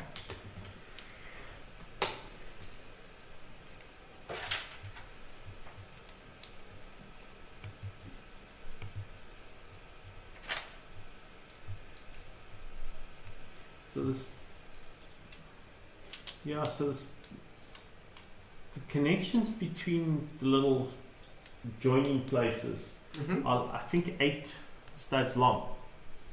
And then you get the 4x4 connection bricks. Yeah. You get a 6x6 connection brick and you get an 8x8 connection brick. Okay. So there's nothing which is that massive. Okay.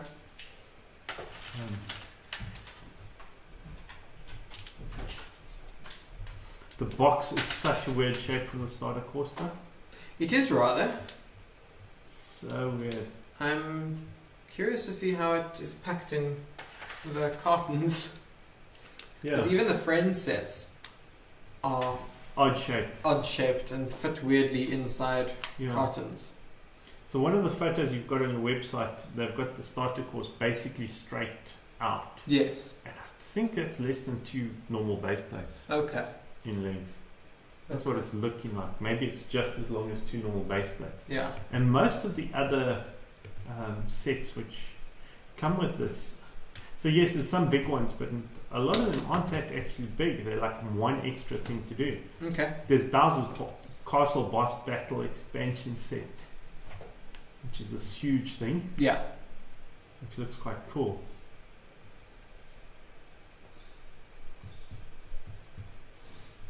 But in some ways, I do like the American thing where you have piece counts for everything, because I'm interested to know how many parts are in that set. Hmm. Because it's expensive. Hmm. And actually, the whole Mario theme, I think those people who care absolutely about price per part. Yeah. That's the problem with the licensed sets. Yeah. You're always going to have that issue. Hmm. So I don't know if do you watch a lot of Jangbricks or not? I occasionally. Okay. I actually find it a little bit tiring sometimes. Yeah, so he talks about price per volume of stuff now, Okay. as opposed to price per part. Okay. And he goes, does this feel like a good volume Yes. of stuff? Yeah. Which I think is a good way of Looking at it. looking at it. Adventures of Mario. Yeah. So how many pieces are in the starter set? Oh, probably 200. Yeah, 231. But you're paying for the electronics. You're absolutely, I was going to say. Mario himself is... a big chunk of that. Yeah. Mhm. And they have put a lot of effort, it at least seems that they've put a lot of effort into making him. Yeah, no, he does look impressive.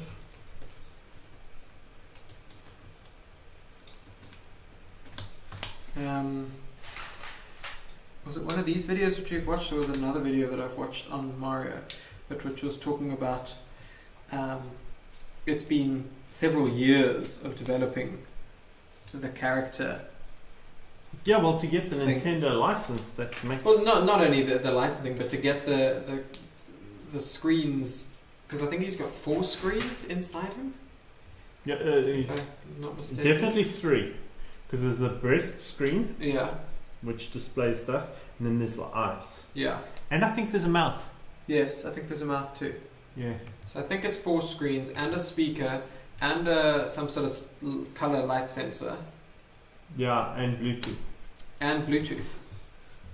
All And trigger and step-based triggers for his what pair of pants you put on him, which Yes. is what changes. Yep. So when you buy the different suits. Yeah. There's a lot of technology going into a Mhm. very small thing. Yeah.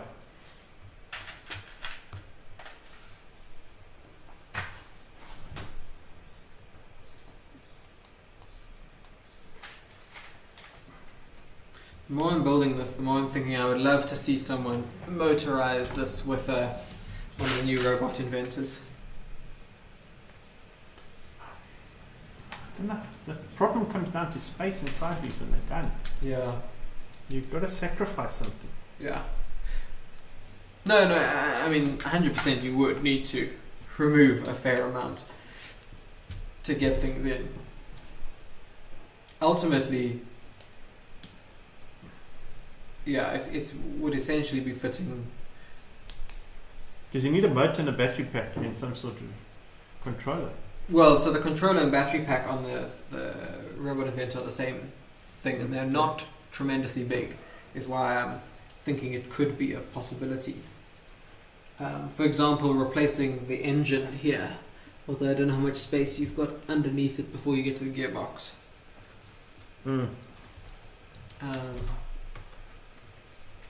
Yeah, the advantage when I saw someone who'd done it with the Land Rover, the advantage with the Land Rover was there was so much space in the model In the model, yes. because it's a Land Rover. Yes. Supposed to have space. So it was a lot more possible to do it. But I would love to see someone try with this.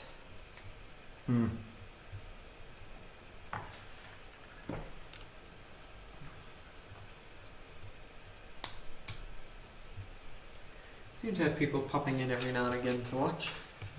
Okay. How many comments? No, it's been quiet this afternoon.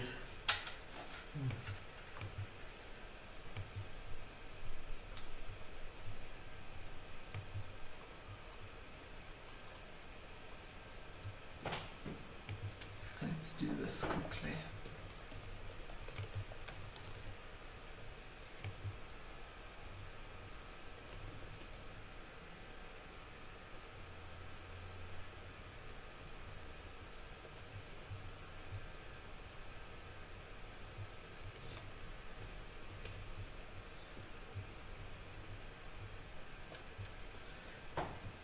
What is it? I've just posted a comment now. What does it show up on the stream as? Does it show up as Kitty Wings saying at all? It shows up as restream on Okay. there, but if I go to Facebook, it shows up as Kitty Wings. Okay. And on the other And one, on it YouTube also, it shows. and on YouTube. Okay. But on your one it says restream. On the restream one, Yeah. it says restream. Yeah. Yeah.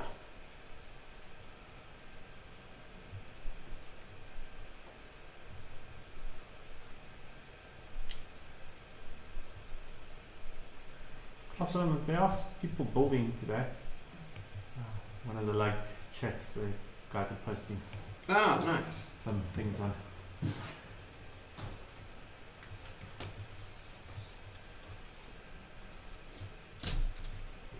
Okay, so now I need to build the engine cross brace.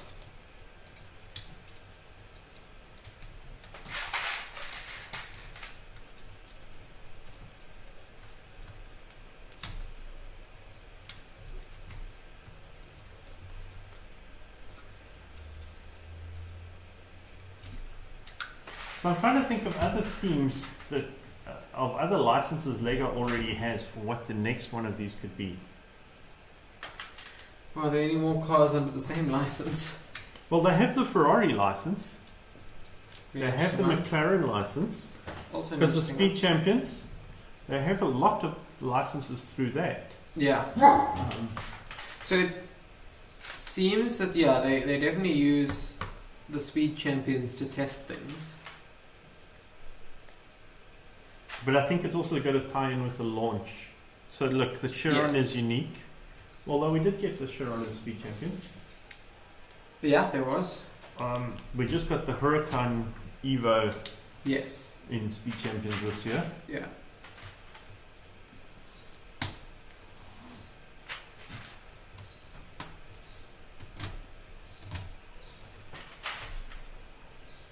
There wasn't a Land Rover in Speed Champions. No, we've had Minis, we've had Jaguars, we haven't had Land Rovers. Interesting. But I think they're all part of, Land Rover is part of one of those groups. I don't know, those Jaguar and Land Rover and them have hopped around so many times. Yeah. And there isn't Land Rover in anything else. The only Land Rover that has come out has been in Technic. Mm-hmm. Because that I would have thought they would have used a little bit more. Yeah, because that would sell like crazy. Well, look how well the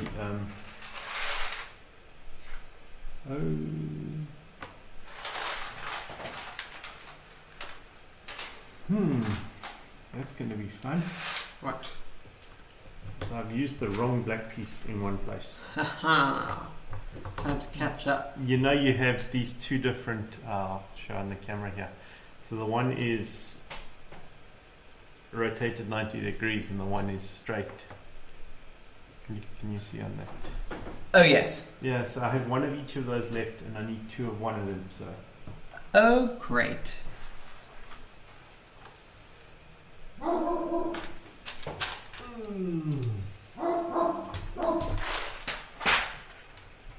I think I just closed the other instruction page. Intentionally or accidentally? Not intentionally, look, it's 100 something megs of which will sit in the memory. Okay. And it's like, well, I'm done. Yeah. Yeah, that's not correct. I think we can go to a quick advert break for a bit. Give people a different view. Let's just remember to set it. Let's have this one. In my universe, heroes wear super suits and super armor. In my universe, heroes battle in the air and through different dimensions. Lego Marvel Avengers sets. Build the universe in you. Multiple sets shown.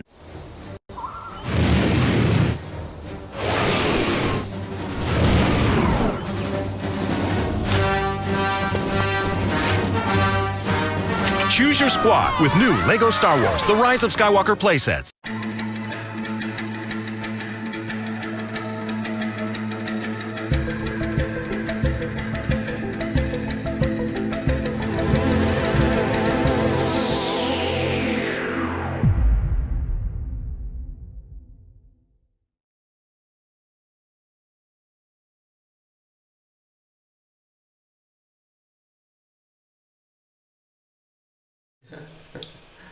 And we're back. I am almost finished box 2, which is very exciting. Well, that's a problem. What? I shouldn't have these two as spares. No. Okay, that is the.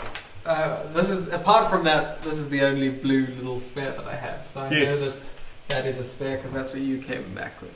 Yes, also 2 extra pieces. So okay, I will have to figure that one out now. Okay.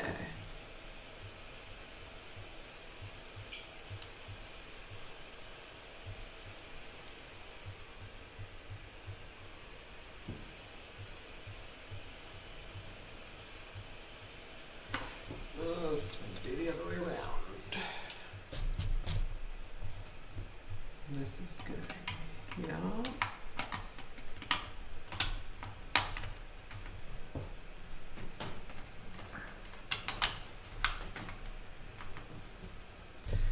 All right, let's see if I can find where are these 7 length.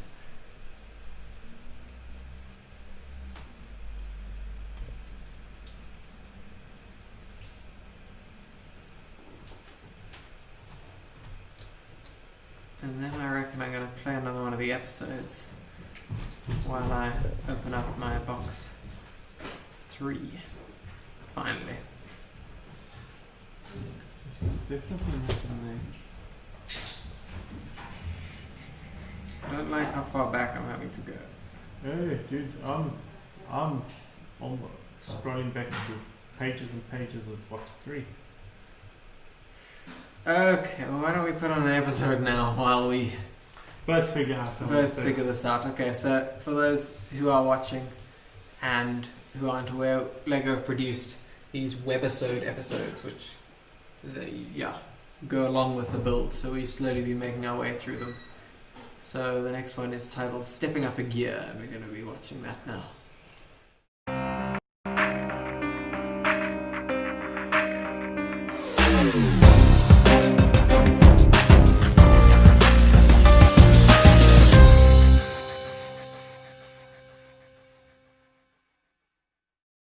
When I start up with the gearbox and all the rest of the functions, I will actually try to build it first and see how it works. And then later I will try to fit it into the model with all the rest of the functions. It's very important for LEGO Technique that we have these functions because this is a part of the Technique idea. So in this one, we have the suspension, front and back. And it was also a little bit problem with the gearbox because it has to be flat. So we actually have the space for the engine.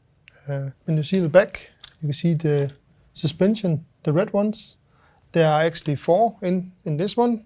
In the normal Lamborghini, it's only 2. But the weight of the model is so high that we need to put in extra suspension. We also put in, we call it a window underneath of the model, so you actually can see what happens when you are shifting the gears. This is also an important thing, so you actually can see what happens when you shift the gears. Yeah, when I see for the first time this project, for me I say is impossible.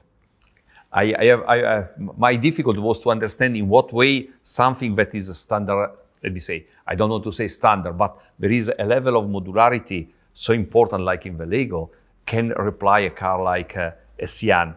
And when we had the first meeting and I start to see the result, I was shocked because at the end is a Sián. And what shocked me more is the level of accuracy that there are in the technical definition of the components. There are components that in my mind was, okay, only aesthetic. Okay, aesthetic, you can simulate it, you can build some specific and so. But when I discover the level of accuracy that there are in all the mechanical components of the car, like the gearbox, and the fact that the gearbox really work. If I move the lever inside, I have a synchronizer that go up and down. I say, oh my God, it's impossible. And I think my first question was, I will be able to assemble something like this? And my first answer was probably no.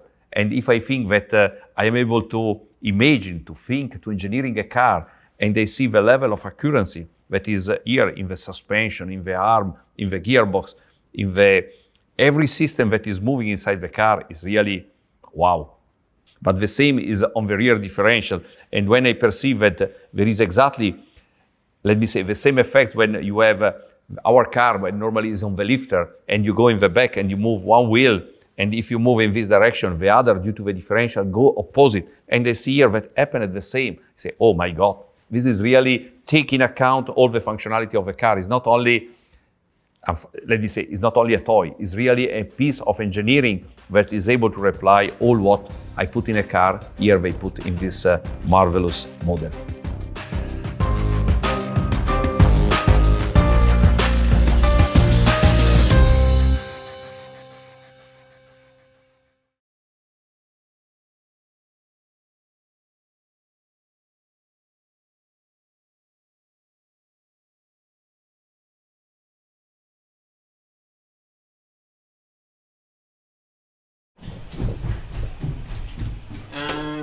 You've reached us again.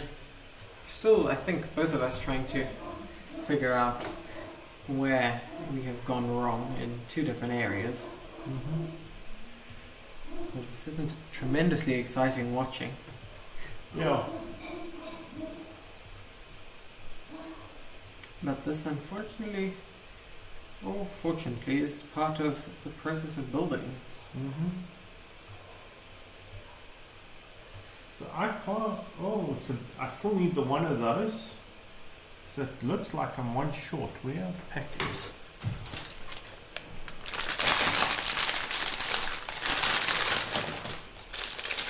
And visible right on top, there's the extra piece. My word. In the packet. Oh. So I know that I need those for later. Let's go back up here. Where I was. Yeah. Phew. Because I was like, I have not made a mistake.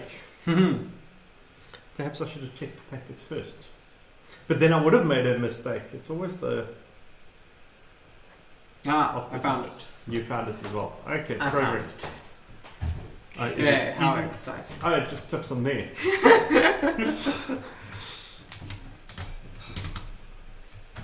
That, brilliant. Okay.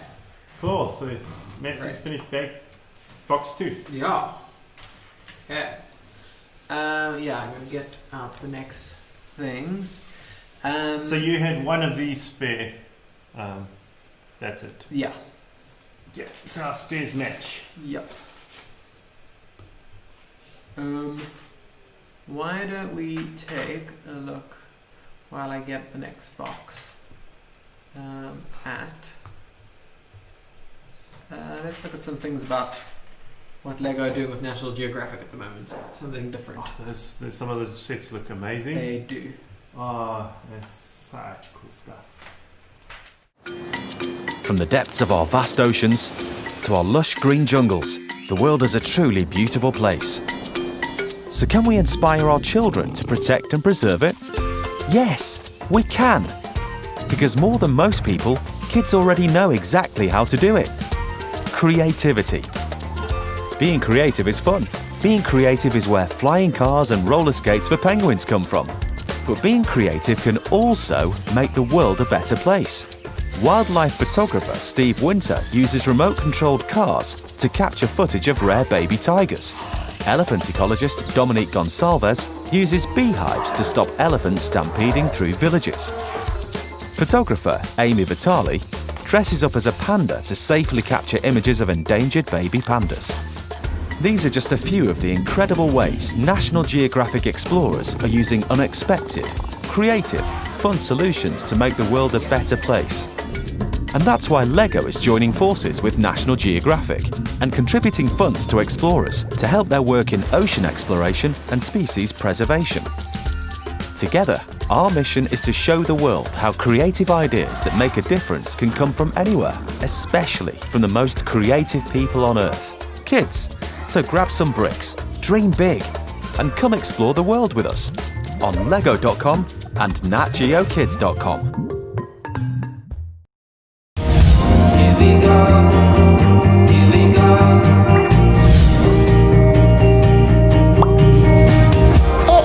okay to be silly.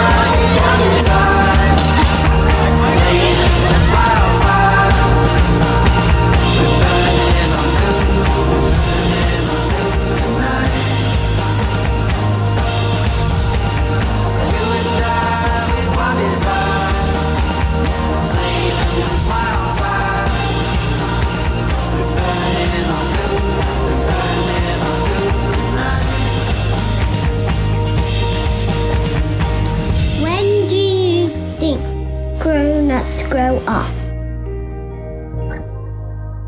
Never.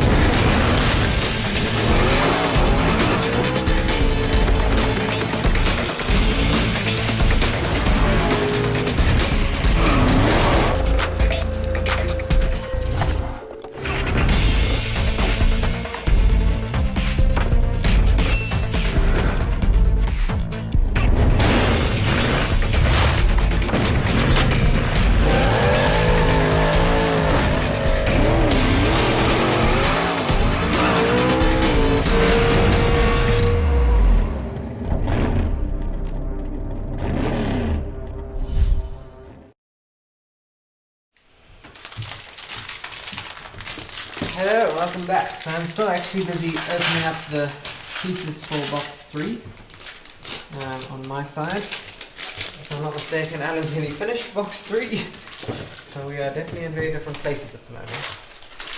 But Not nearly. Not I nearly. have a fair chunk. Okay. But you're a long way behind me, but I have a chunk left to do. Okay. Even though it doesn't look like it with pieces. Interesting. Well, let's see how far we managed to get. Yeah, so box 3 finishes on step 580. Sure. What step does it start on?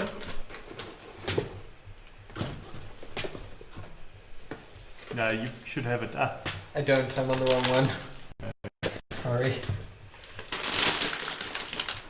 So I'm only on 526. So I still have a fair chunk to go to finish this box.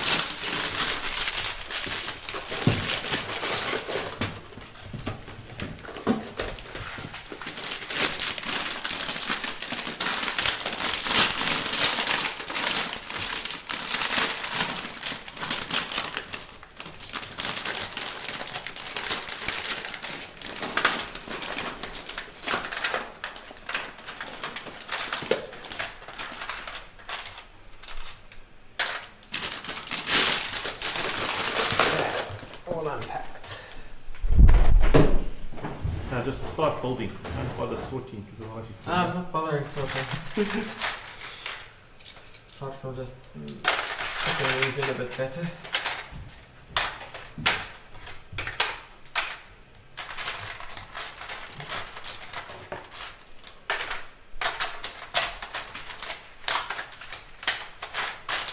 Okay, that'll do much better.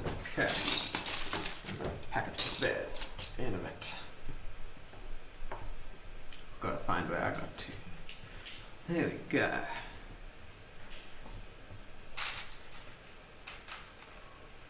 Okay.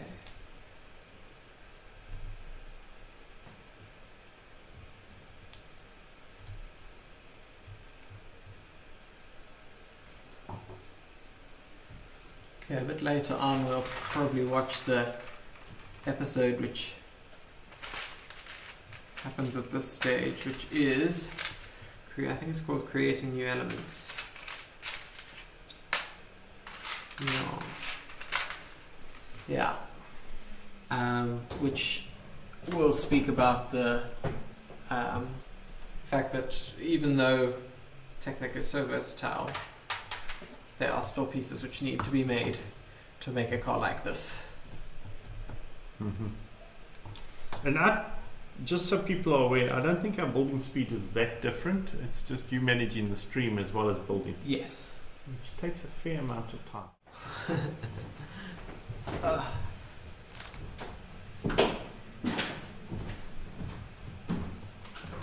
So yeah.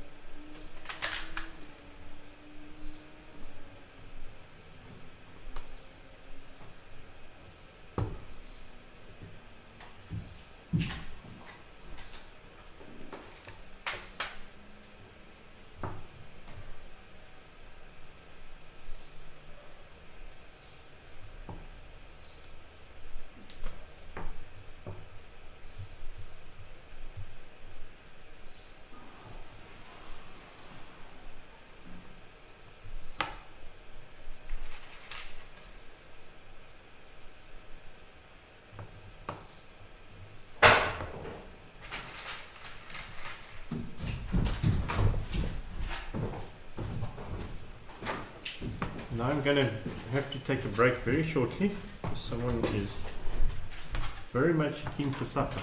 The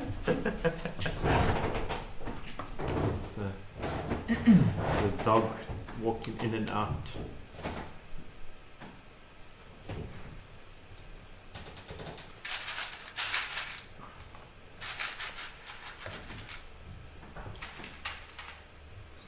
Quite convinced that he's more important than a Lego ball. But there's something to go and bark at.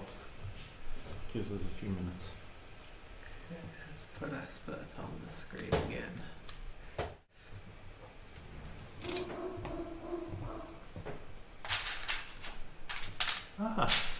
Very structure for the rear end. Okay.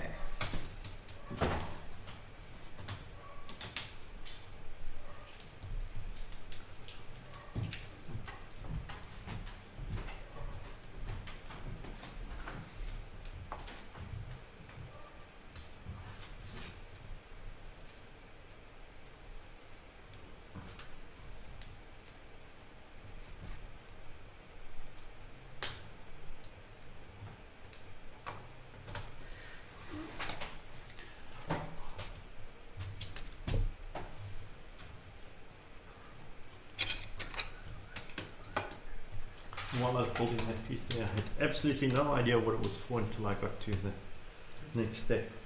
I think that's the case quite a lot of the time. Yeah, now this off grey piece which I'm clipping in now is what is the exhaust, where they hide some of the exhaust manifolds.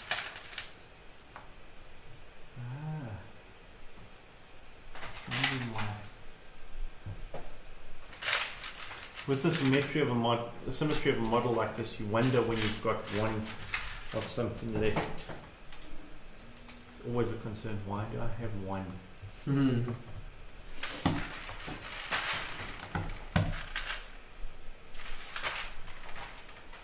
This this is for the mechanism for the rear wing, I believe.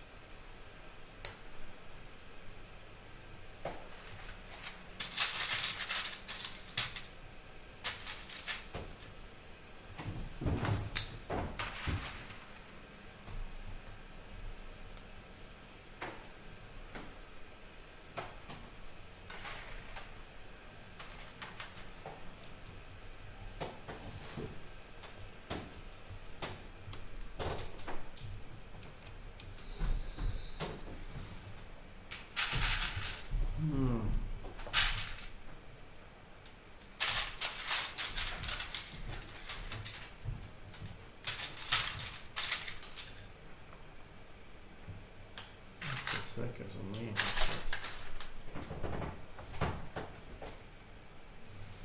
I just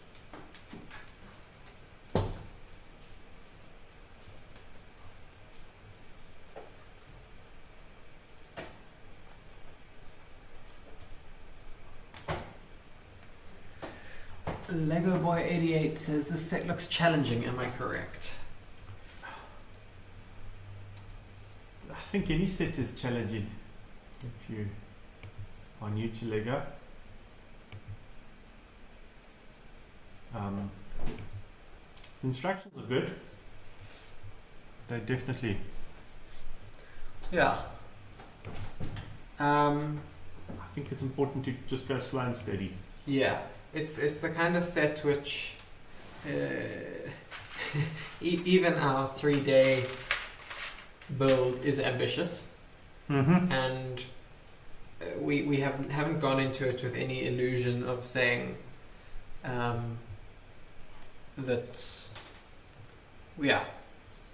we're going to finish it in 8 hours or something, because you can't go into it with that sort of mindset. I think I've just built two of the same things when I was meant to build them opposite. He, because it's Lego Boy 88, says I always have trouble with Technic in sets where there's a lot of it. Yeah, so I think this ties back to what we were saying earlier. Having the numbered bags does help that, where you only get so many pieces at a time. But I just had, actually we both had situations 15 minutes ago. Yeah. Where I had a piece which was still stuck in the bags, and Matthew had missed a piece got to the end of a box, so this set comes with divided into 6 boxes. All the bags in the box are the same number, and at the end of it, because I'm slightly ahead of him, he noticed that we had different spares. Well, actually, I think even if I wasn't around, he would have known that those two pieces were wrong. So that happens. Last night I realized I had an issue with the gear shifting where I put a piece in the wrong way. And the key thing with any sort of Technic build, is as often as possible, check that things are moving and working. I have a Mercedes-Benz Acros, which is has power functions and pneumatics. And I'd watched reviews before I got the set, and when I built it, I was quite diligent about checking everything. But even now, it does not rotate properly. The pneumatic hoses are just too tight, and it causes issues. So you cannot do too much checking, and rather spend the extra time with the build. Yeah. And just test as much. We built the Land Rover did a live build of that last year, and neither of ours functioned 100% at the end of it. They were a bit sticky. And let me guess, yours is still in that same condition. What? Land Rover, you haven't fixed it. No. I mean, it's been pretty much on display since then. Yes. So Lego Boy 88 wants to know if you're French. No. No. At the top, the messages are going from the top down. Yes. No, not French. Yes, the spelling of my name is French, but it's also Scottish. And I have Scottish ancestry. But have lived in South Africa my entire life.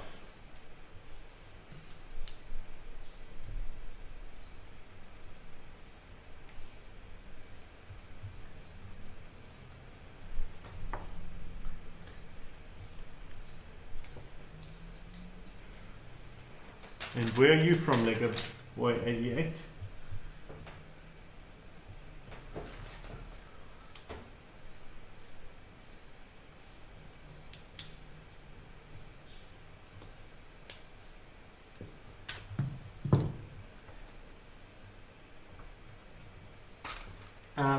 I have been messaged the answer to our question from earlier as to what the theme was that I was thinking about.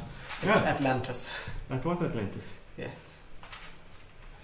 I asked that one. You did. So we obviously have some people paying attention to what we're saying. That does happen to be my mother. I thought it may well be.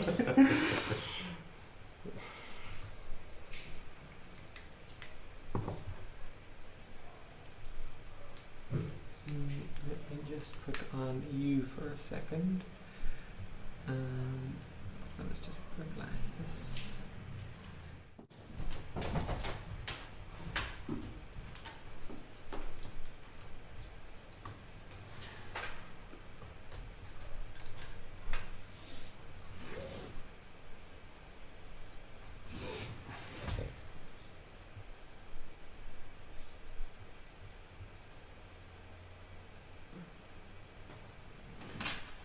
Two of those. Two of those.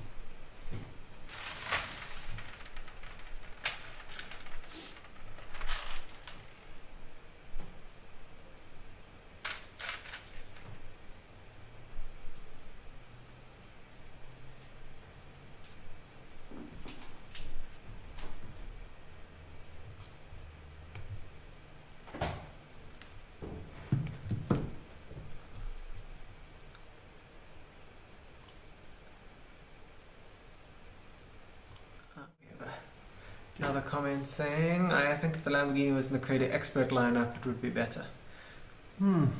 Interesting. It was actually one of my questions I was going to ask, was what would be your next Creator Expert car, which you would want to see? They've done some interesting different ones in there. So I have built most of them. I have not built the new Fiat 500 yet. Yeah, neither have I actually. Which was a surprise to me already. That one. So yeah, that's an interesting. Because we got so let's just go through what we have in that range. So we have the VW Beetle. Yeah, twice. The VW camper van. The Ferrari F40. I think. Yes, it is F40. We have the London bus Yep. We have an Aston Martin DB5 James Bond edition. Yep. We have a Ford Mustang. Yep. And we have a Fiat 500. And we have a Mini. Yes. And that's the entire range. Yeah. And then we have one set which I include with that from Ideas, which is the yellow Caterham. Because I think that also belongs there. Belongs, yeah. So it's such an eclectic range. Yeah. I have no idea. Let me think. What car would... I don't know that the super... So the Ferrari F40 being a car from when it was, so that's a late 80s, early 90s car. Those shapes worked well in Creator Expert. The Mustang worked well in Creator Expert. The Mini worked well. Even the bus did as well. And both the VW camper van and the London bus. I'm trying to think of a car which works well. Well, I actually have no idea.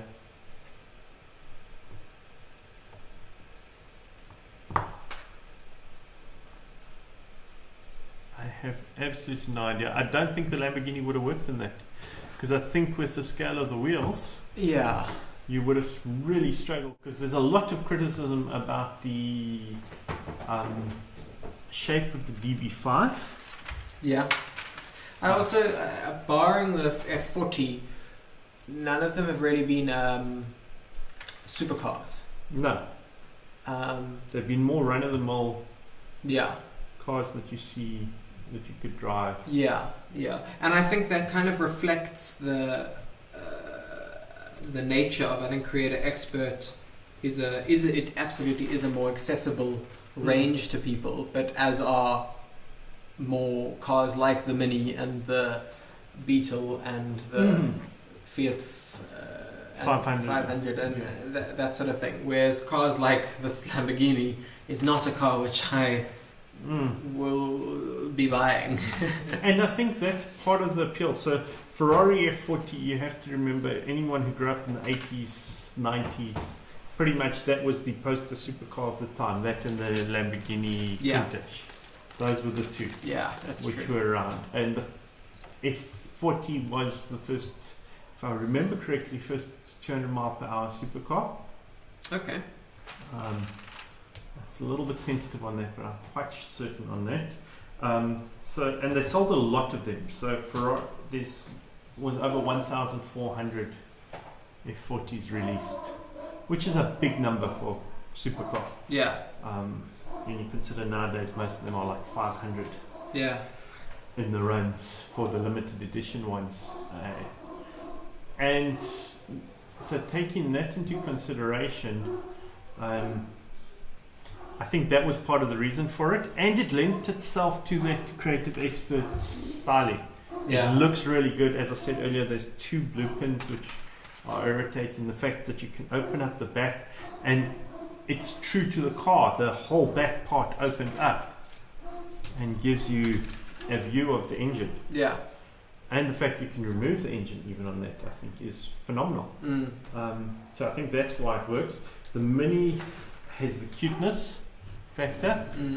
The Mustang appeals to Mustang owners. The Mini is a great rebrickable build for a Formula 1 car from it. Yeah.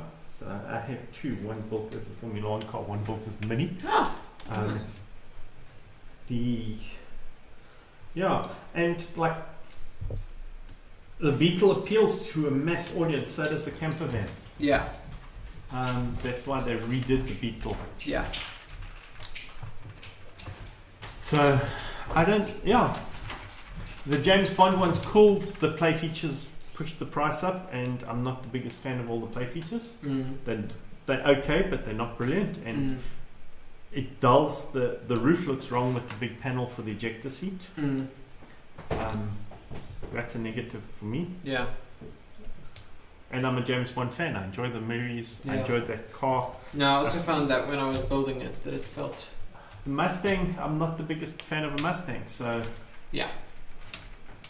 That's same, yeah. that is me.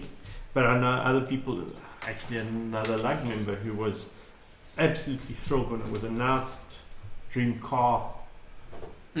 So but that's the mass appeal of it, like the Harley Davidson Fat Boy they did. Yeah. Now I have the BMW Technic bike because I like the BMW one, and also I wanted to build the alternate build of it. Yeah. Into the classic, but I don't have the Fat Boy because I'm not a fan of Harley. Yeah. But I have a friend who has not that exact BMW bike, but has a BMW bike, and I was going to get him a set, and his sister ended up buying him one of it. I think any Harley owner would be buying the Lego set, or if you gave it to them as a gift, there's the mass market appeal.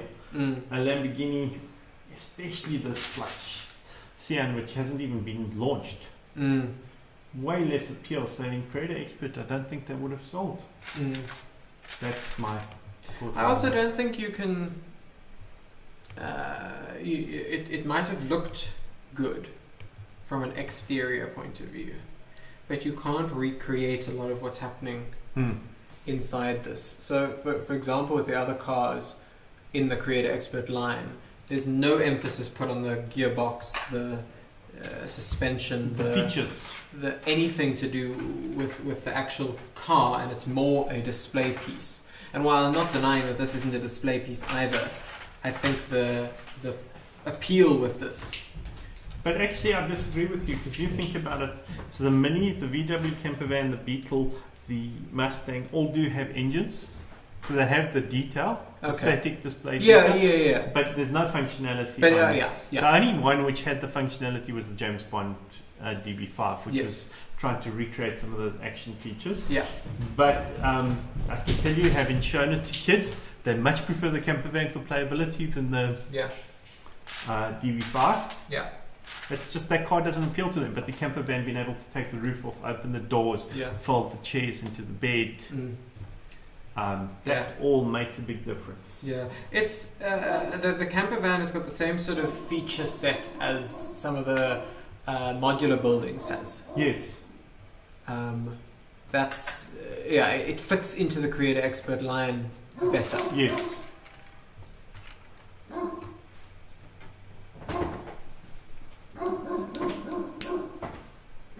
And what that's going to be called in the future, who knows? What? Whether we're still going to have Creator Expert. Well, there is also this. I mean, on all of our price lists and everything is still called Creator Expert. But the haunted house is not branded. But it's not branded, but it's still. It's definitely part of that theme park line, yes.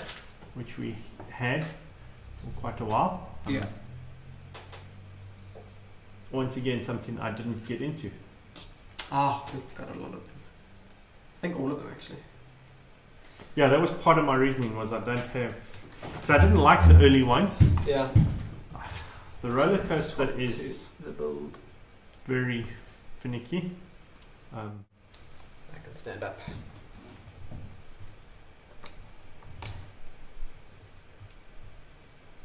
So yeah, I think there's elements of. The roller coaster is an interesting one because it's a very cool concept. Oh yes.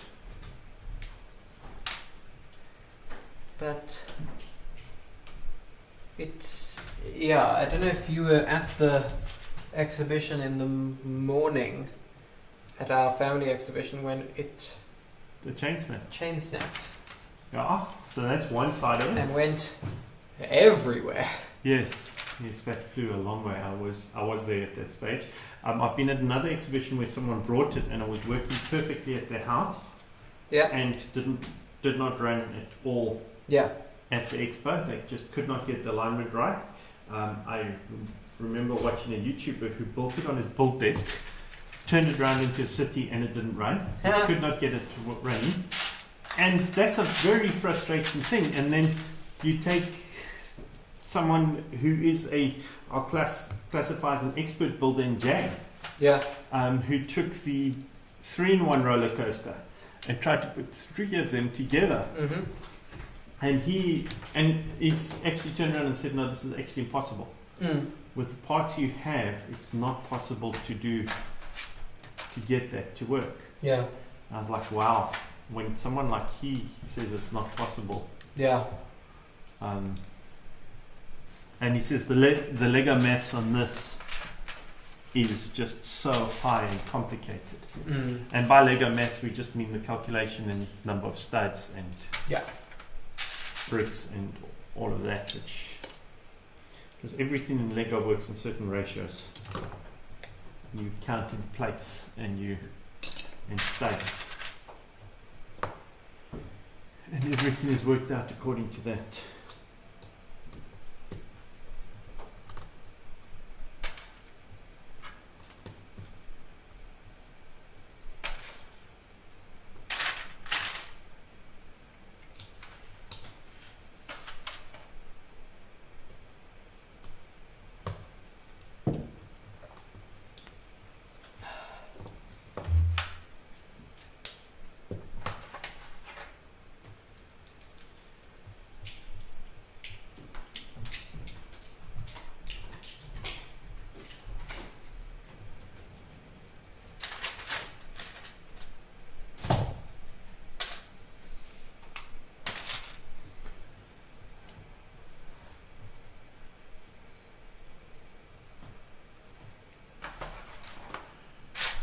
Okay.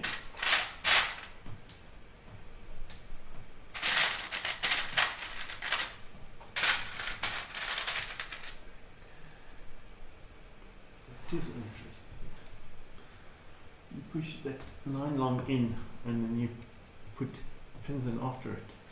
Okay, so I have 4 pieces left at the end of box number 3. So one really cool printed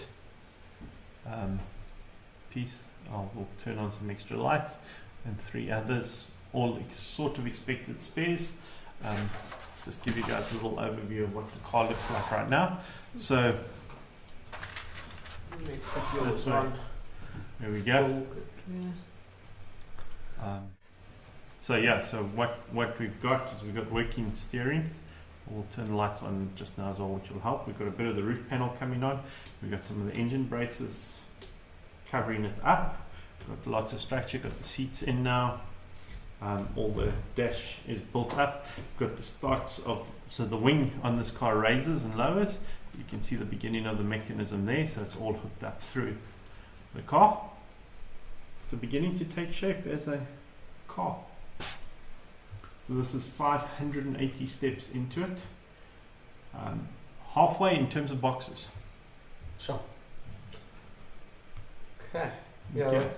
So the next box is labeled rear spoiler. I need to go and feed the dog and do a couple of little errands so Matthew will keep you company for the next bit and give him some time to catch up. Short advert break as well quickly. Yeah. Cool.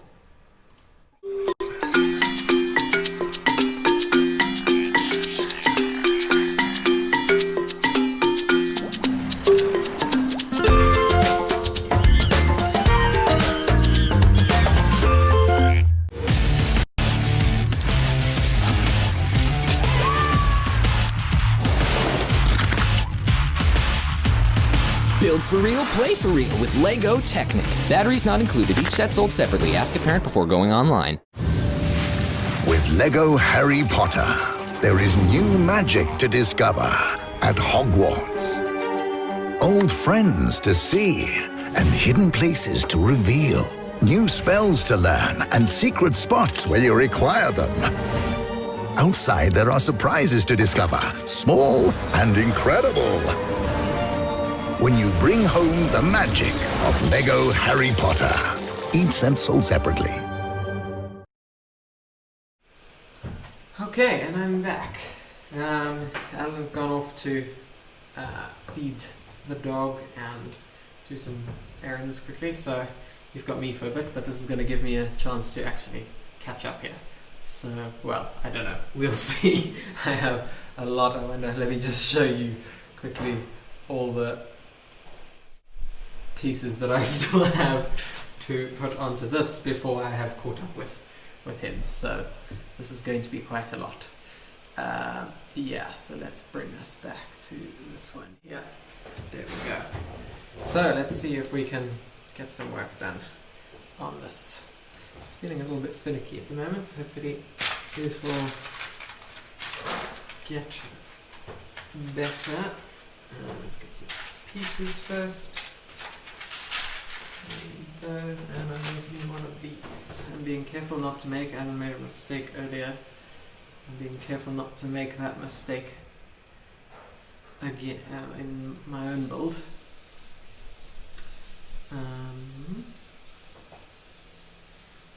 This seems... There we go. A little less finicky now. Okay, it's starting to look good. Let's grab another one of these. And a grey one of them.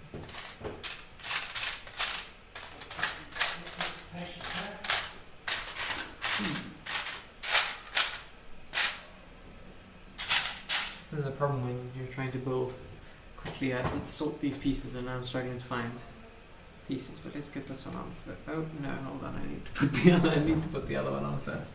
I have to find it. Okay. Let's see if we can find this. Okay,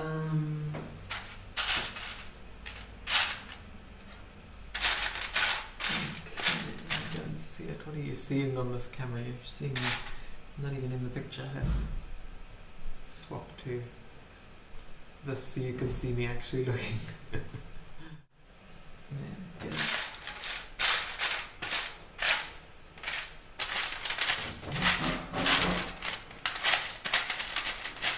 Found them, there we go. Perfect. Okay. So that's going on there, and that's going on there. Wonderful. Okay. Now I need one of these and 3 of these. And these are going in there, there, and there.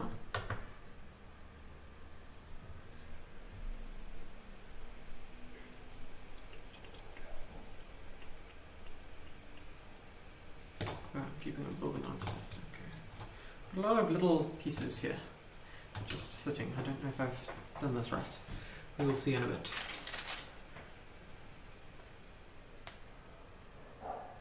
Okay, that there.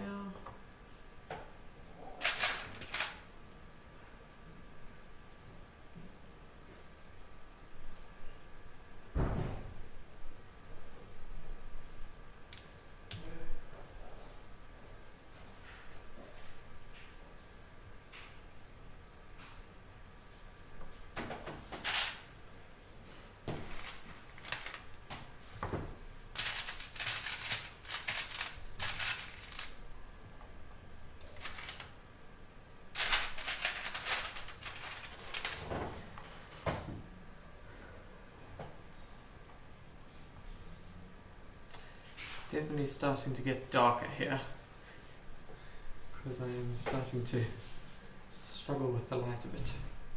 I have turned on some lights, as you will see from the nice well lit area here, but it definitely is becoming more taxing on the eyes.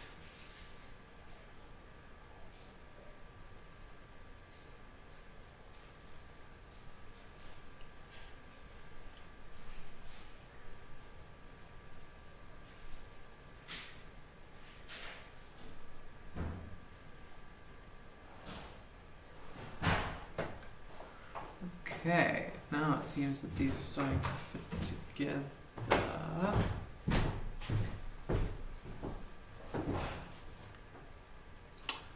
Yes, actually. Coffee. Coffee would be great. Yeah, cappuccino type, like that. I did earlier. The one you, that's perfect, thank you. Sugar? No thank you.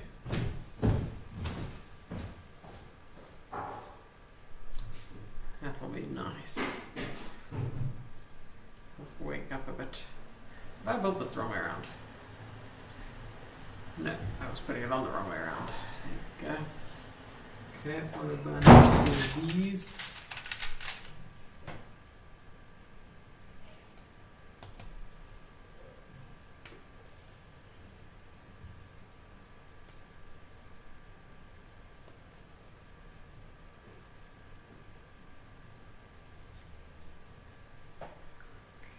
And one of these. Okay, this is not going to fit into this one. I think what I'm building is the chairs here.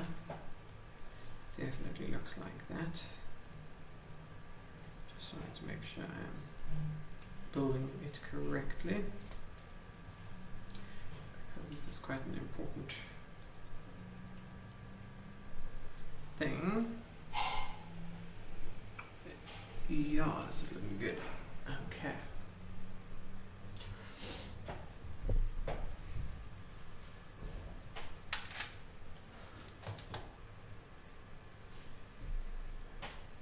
I think while I do some more building, we can just look at some of the features of what we're getting to. I need some motivation at this stage, so I'm just going to, we'll just look at some of the features of what we're going to be getting finally out of this. Keep us motivated.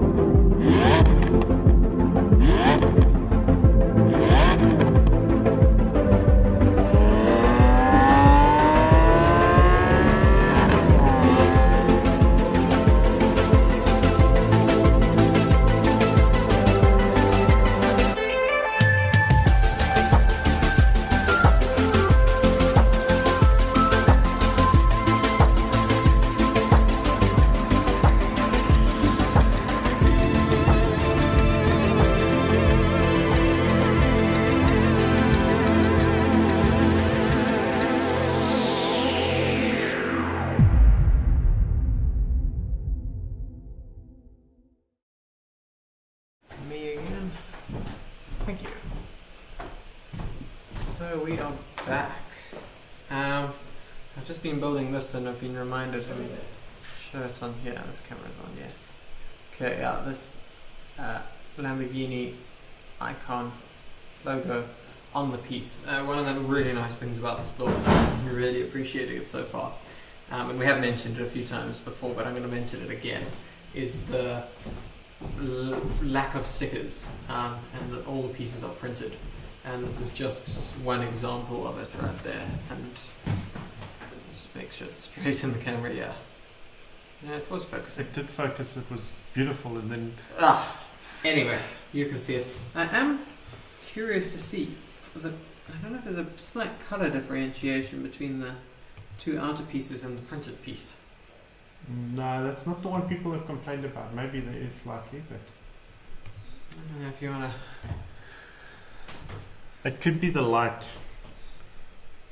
Yes, it is. There's a slight. It's a slight difference between them. The one's slightly more olive. I mean, it's not noticeable. No, where it is in the car, you're never going to know. No. Notice it. This is not the one which we have been complaining about. The ones on the outside and the rear wing, which is the next part I need to build. Yeah. Actually. So if you want to put up, I'll show how Technic's changed. Yeah, a little let's bit. do that. Okay. I'm going to put on both your things because then you can show up to the camera. So let's do this quickly. So what I've got here is a Lego Technic set 8030, which is from... No, I can't find it. Let me have a quick look. Brick set while doing this. Where else do you look for anything Lego related? So this is a set which I reacquired recently, which is one of the older sets that I own. And part of the reason I got this set was it was one I remember having as a child. So this set is from 1982. Yeah, and if you open it up, so you had these windows. Let's try lifting it up here so you get an idea. So you have some alternate bolts and you have this great glossy window. Now the box is slightly damaged, but considering it's from 1982, to get a box with the tray and the book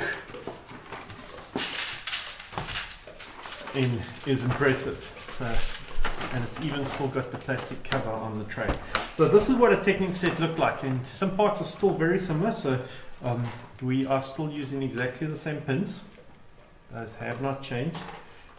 These gears are still present.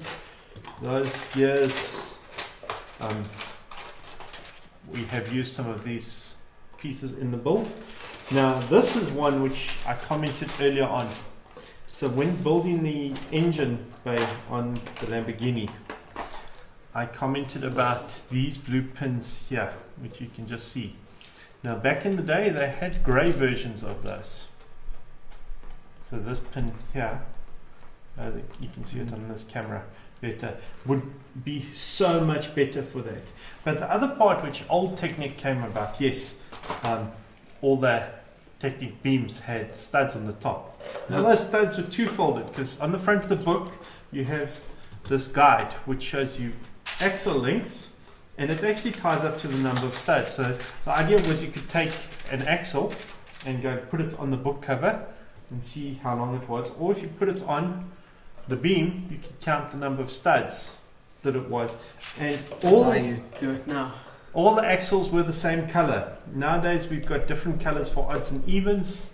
Certain color axles only come in certain colors, and even the number of teeth on the different size gears were mentioned on the cover of the book. So we got 8, 16, 24 and 40 pin. So that's what it was. Now what really is different when you build this sort of Technic, so the first model that you can build in it is this car, and that car is completed in 10 steps. So it is, there's 2 steps per page, it's 5 pages and you are done. Then there's instructions for a windmill, and followed by a dragster. The windmill was done in 7 steps. The dragster was a long one at 11 steps. There's a 6-wheeled wagon, which we finished in 12. Wow, this is a complex build, 16 steps.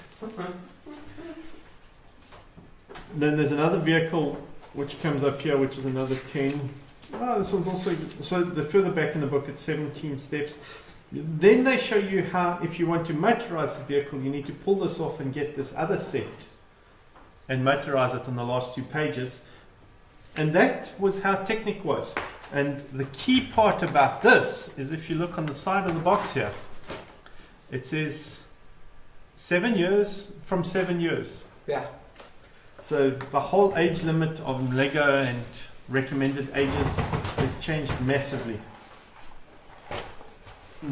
So I thought that would be an interesting trip down memory lane for some viewers or others, and eye-opening experience to see how it's all evolved. Yep. So no numbered bags, no numbered guidelines like that. This was the set, all came in the box. And now I am actually going to pull out box number 4, which has this interesting pattern on the top, shape on the top, to replicate the engine cover on a real Lamborghini. That's one of the options. And let's see. So we've already got 4 bags. This feels very packed. 5, 6. There's a bag full of just those pins I was pointing out. 7, 8, 9, 10 bags in this box. So there's that.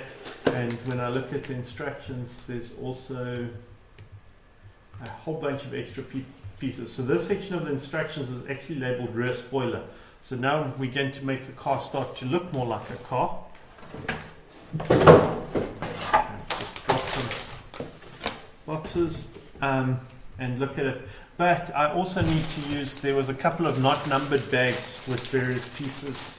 I need to use 2 of these. Most of these, 6 of these green rods in here, and some more of these, and these new awesome pieces. These rotor type pieces, which are very cool. So there's a lot going on in here. 2 of those, 2 of those, right here. So it's most of this bag. So there's a lot of pieces for this next stage. So let me pull out the pieces which are quiet, and then we can probably put on another video while I open all these packets, all the noisy packets. We can watch another one of the webisodes. Yeah, let's do another webisode. 6 of those. So there's definitely some more stuff coming up later. So you actually got 3 of these clear non-numbered bags at the beginning of the set. Okay, should we go to a webisode?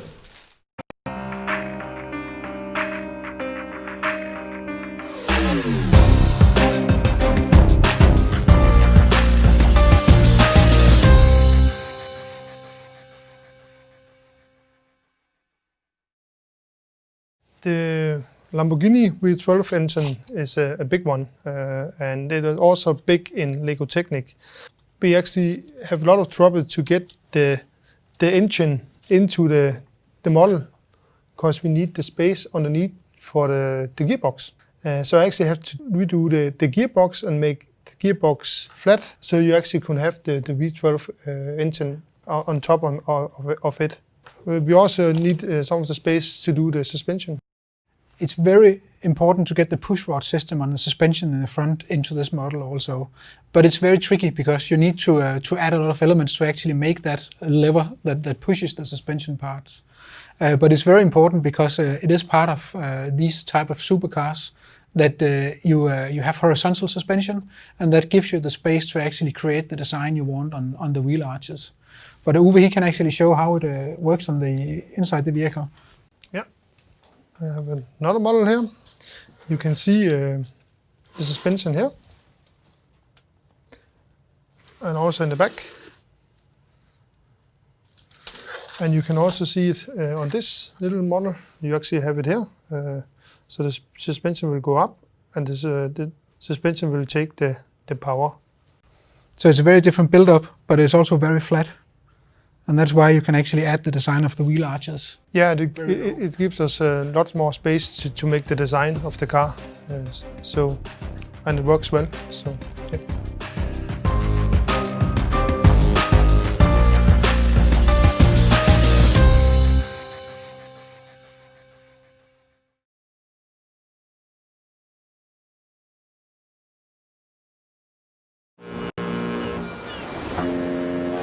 What if I could live under the sea and breathe underwater? Roger that. Yes, you can. What about going deeper than the deepest fish? Yes, sure you can. But can I see in the dark? I can't see why not. Go deeper with the new ocean exploration set from Lego City. Set sold separately. Ask your parents before downloading the app. You can explore the world in Lego Life. It's only small, but this little one is destined for amazing things. With just a few clicks, the learning begins.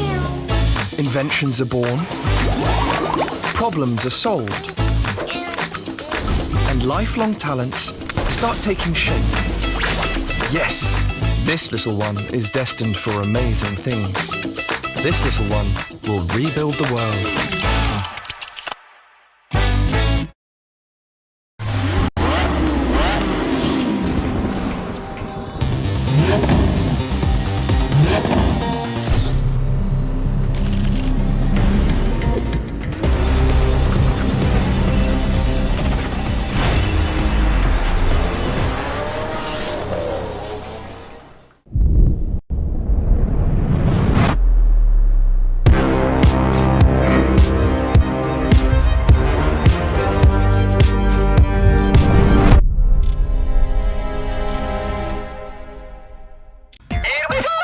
Build your levels, play your adventures with the new LEGO Super Mario. Batteries not included.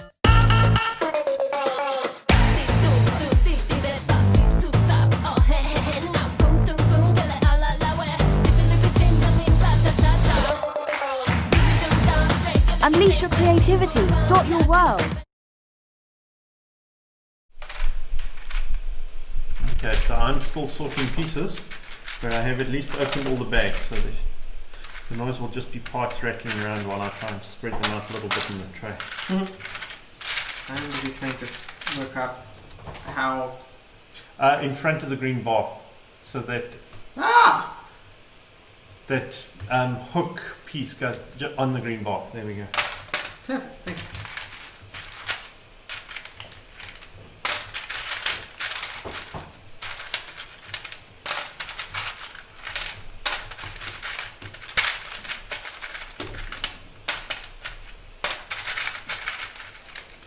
There are a lot of pins in these bags. Those are all 3 long blue, and those are all black. Wow. And then we've got the 2 long blue in there.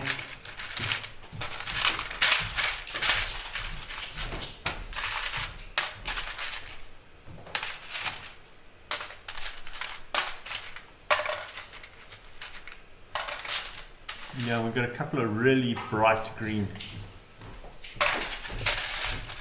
plates.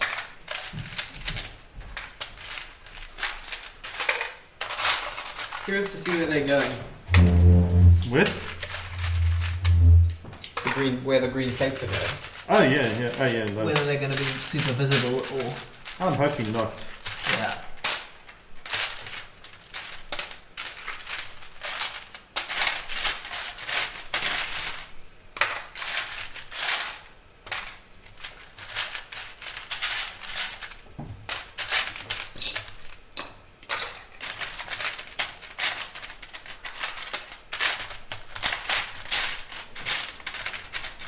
So interesting, now I've got 4 long axles in black, where we've had 4 long axles in red the whole way up until this point. What is interesting?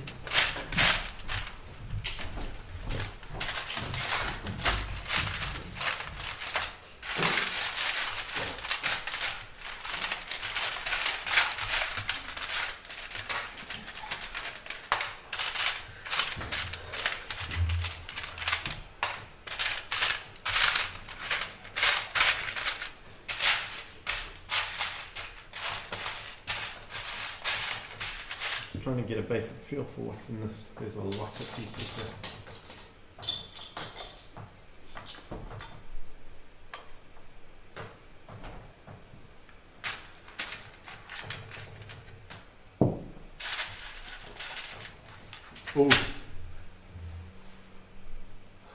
Printed. That's obviously the fuel cap.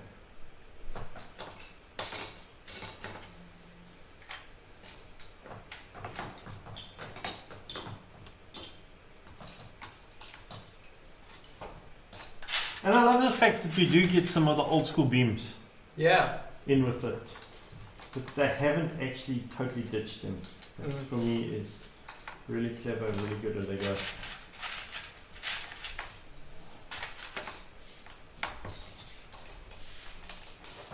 We'll be back in a moment. Good.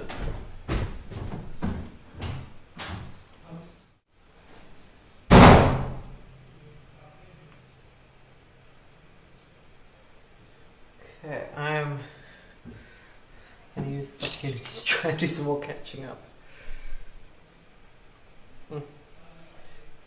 After building from 9:30 this morning, I am really starting to struggle to see all these pieces, and my legs are giving in, as you might notice that I am standing up now.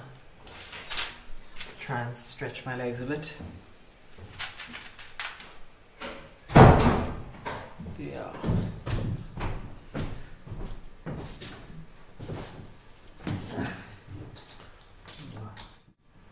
Put up a massive pile of stuff. We've got a lot of pieces in this book bag. It's not a good sign. I was like, oh, making progress. And then you pour it and you pour out, and you pour out, and you pour out, and it's like, whoa, that's a lot. So right now I'm just trying to do a bit of basic organization to see what's when. You've got the time. Yeah. Also gives Matthew opportunities to.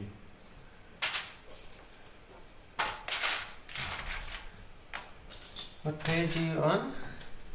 Page? Well, step. Number, step. 581. I don't know, I can't do the maths. If I'm on 429, have I been catching up at all? That's 110, yeah.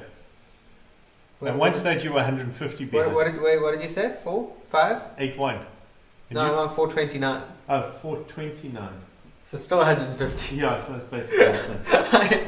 I have not caught up one bit. But you have dealt with a bunch of technical issues. So. This I have done.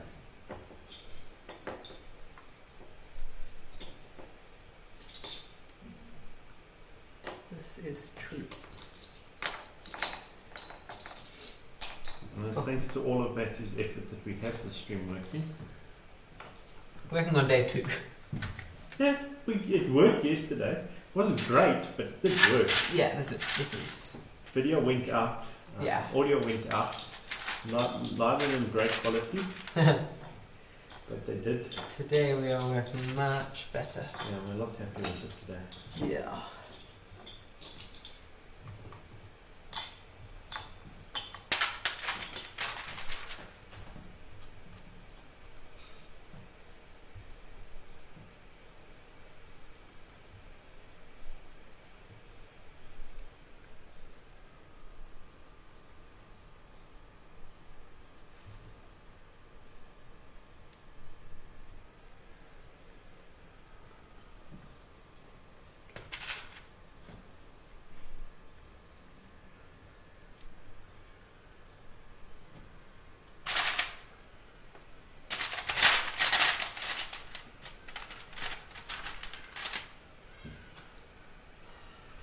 Oops.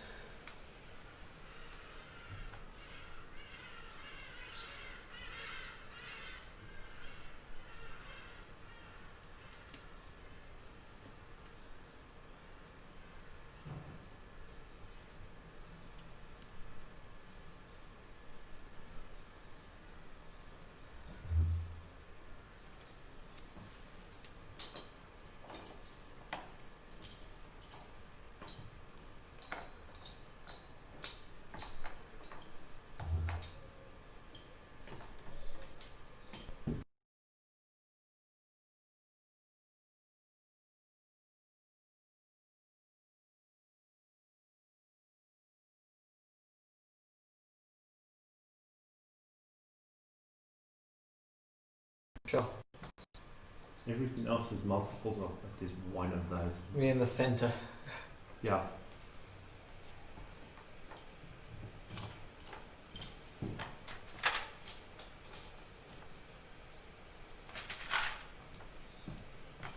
black ones also.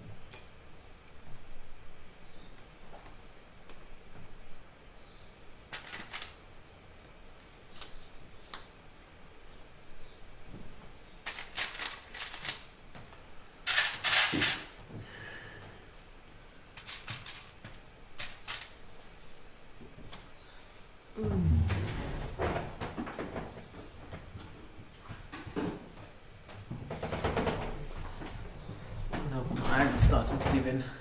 Mm. Well, look, we only have 2.5 hours left because of the Yeah. presidential address. Yeah.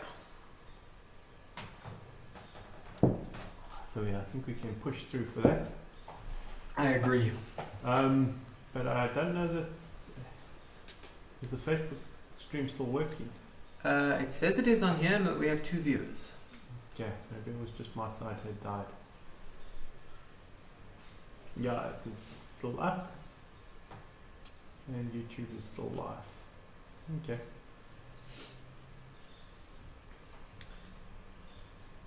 Seems that reconnecting on the stream fixed it a bit.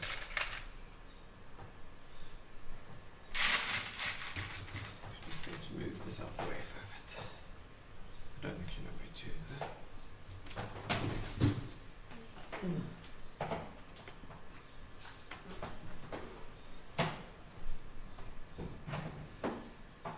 Okay, that's all one shape. Where's the rest of those? Ah! There we go.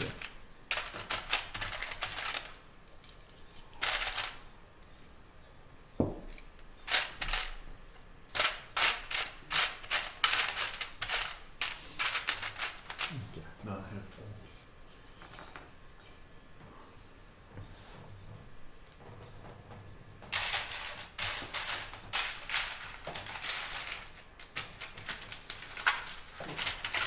Now what's interesting is in here I've got 2 long red axles and 2 long black axles.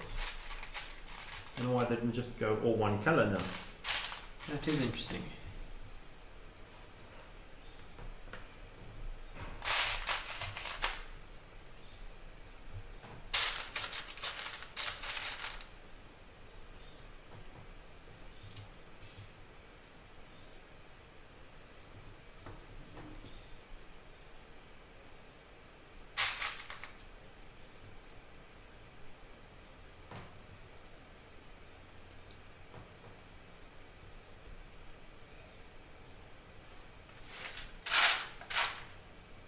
Okay, I have a model here.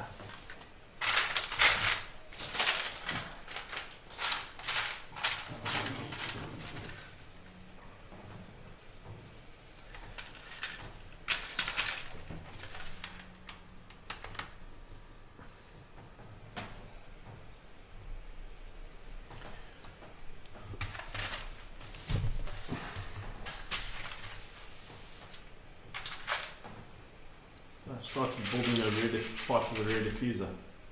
Oh, nice.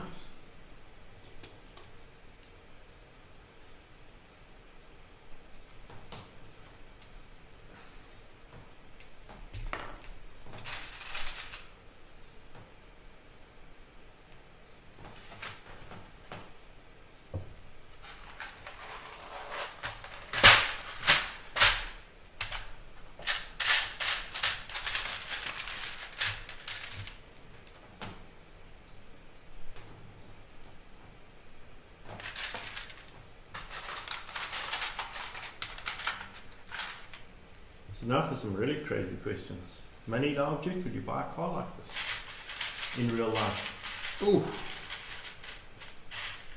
Money no object. Yeah. In other words, you could pay cash for it and not even blink. Not this one. Not this one. No. I do like the idea of having a really nice car. Okay. So what would it be then? But I would want something which would be more suited to road driving as well. Okay. I don't know what that would be because I'm not very good with cars. Okay. But I would, yeah, I think something more like a Porsche. Okay. Probably would be a Porsche or, yeah, even an Aston Martin. Yeah. Yes, something which is, yeah, just a bit more the kind of car that you would take on long scenic drives than, and you could take it around a race course, but that's not really like its main purpose. Mm-hmm. I think that for me would be ideal. How about you? So I probably wouldn't buy a Lambo. They are very harsh. Porsche makes more sense, but I probably, even with all the money, I probably wouldn't own any of them. Okay. Because as amazing as they are, there is nowhere where you can use them in this country. Yeah. It makes sense to me in places like Europe where you've got the Autobahn, like Germany. Yeah. And you've got these amazing roads, and you've got the Autobahn, and you've got the Nordschleife Nürburgring toll road, and you have all of that. Money no object, I'd probably buy a Ferrari F40 just for ability to say I have one. Yeah. Whether it would be like a pristine one which never gets driven, or whether I do actually drive it, I'm not sure. Okay. Because that's an old car now. Mm. The other one would be McLaren F1.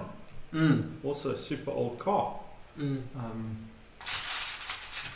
Those are the two which jump out to me, and I've always liked. But neither of them would I want to drive anyway.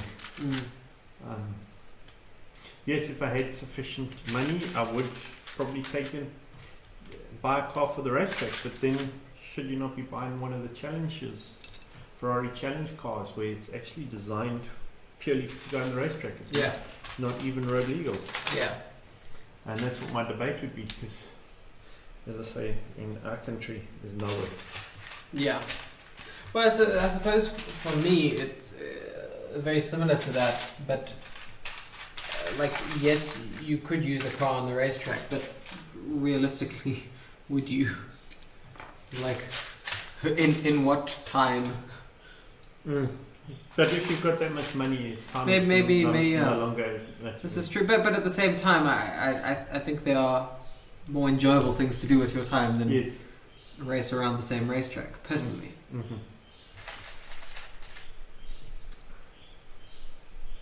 Such as, I would prefer to go on a scenic drive to somewhere, to a destination. Yes.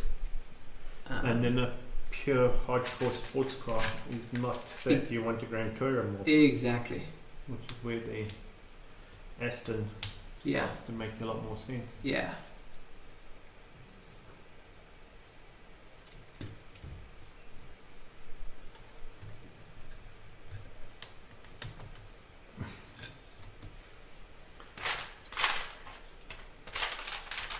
I did say a massive 2x at the beginning. I saw it while I was building the second part of it, and I'm like, I'll ignore that for the time being. Sorry. And I will do it, and then I scroll back up and I'm like, there is a 2x.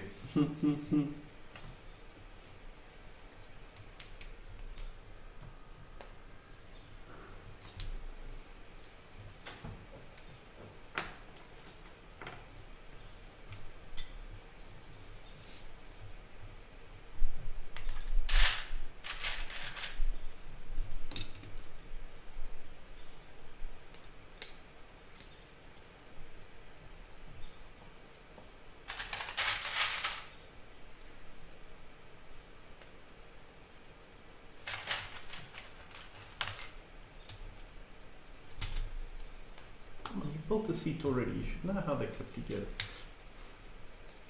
Oh, I have a question for you. Yes. What did you think of the latest Lego Ideas announcements? Oh, now I can remember what they were, because they weren't that Seinfeld and yes, I remember now. It's just ideas. The Home Alone house, I think it was. Okay, and the third one, because that was announced in 3. Or was it 3? Yeah, it's normally 3. Oh yes, it was the typewriter.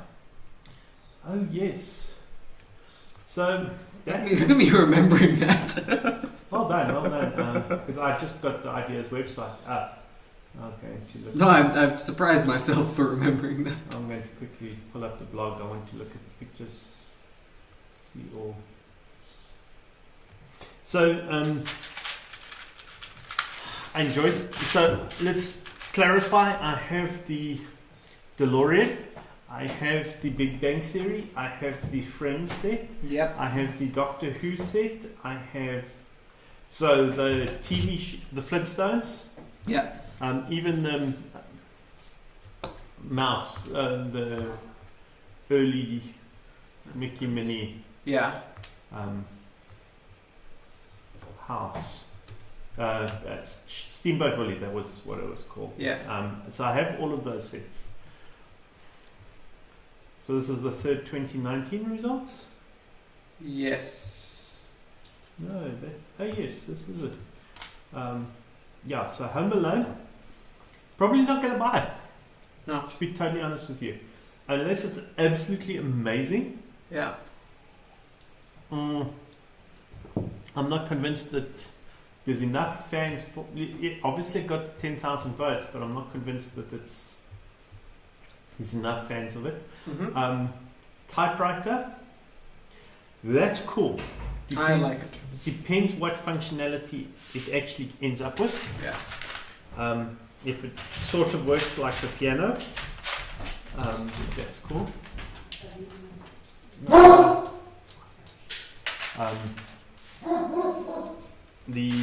So that for me is the deciding factor about it and what the final product looks like. Yeah. Because I think this concept is quite cool. But a typewriter is a very old school device now. Yes. Grand pianos are timeless. Yeah. That's the difference between those two sets. Yeah. Seinfeld. Yes, I've watched Seinfeld. Do I watch it regularly? Not really. Mm. I don't think it's got the nostalgia following that Friends had. No. Big Bang Theory was very current when it came out. Yeah. So I'm not sure. So of those three, most likely the typewriter. Yeah. Same.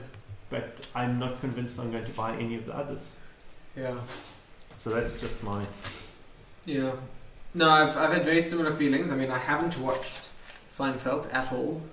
Okay. So then it doesn't appeal to you. So it doesn't appeal. The problem is, though, that, as you said, there have been all these TV show ones that have done exceptionally well. Yeah, and I, from Lego's point of view, I assume that was what they were hoping for with this one. Yeah, but I don't think they. Yeah, for me, Seinfeld. Actually, both Seinfeld and Home Alone, I think, have a much more American following. Yeah. Would be my immediate impression of it. Mm-hmm. And I think that's been where that decision has been made. At least that's what my gut feeling is. So where is this stuff? Oh, it skips into there. Okay, I get it. So that goes on. So yeah, so that's my take on it. Now, Friends, I have. So I bought the set for myself and built it. I bought the set to give to some friends of mine who are big fans. Yeah. I probably still want to get another 2 or 3 sets. Yeah. So one to keep, just as a potential investment. Yeah. But actually the other 2 to give away. Yeah. To more people who I know are big time fans of that show. Yeah. And are not necessarily Lego collectors or not in a position to buy the set. And I don't think it's badly priced because that one's just over 1,000. It's like 1,200, I think. Yeah, that sounds right. Somewhere in that sort of region. So it's not a terribly priced set. Yeah. And it is the kind of giftable set. That is a giftable set. Friends has such a huge following. Yeah. Especially you consider it so old and it still airs on Netflix. Mm. Not all around the world, but in some countries, I believe we're still one of them. Mm. And I know a lot of people who still will watch that purely for the entertainment value. I still watch it. Yeah. And that's what I don't see Seinfeld having. No.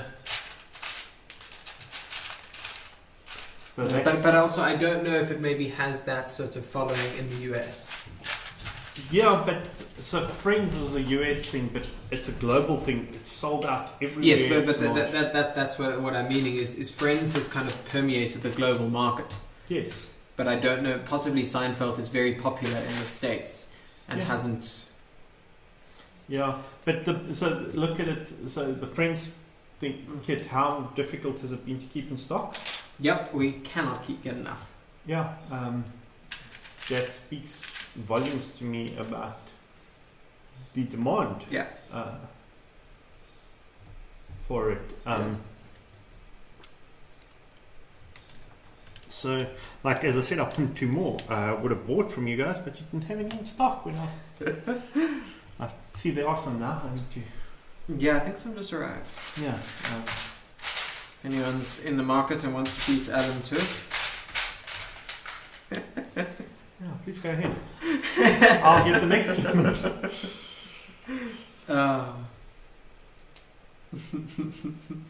Because the unique thing about the Big Bang Theory was it was still airing. Yeah.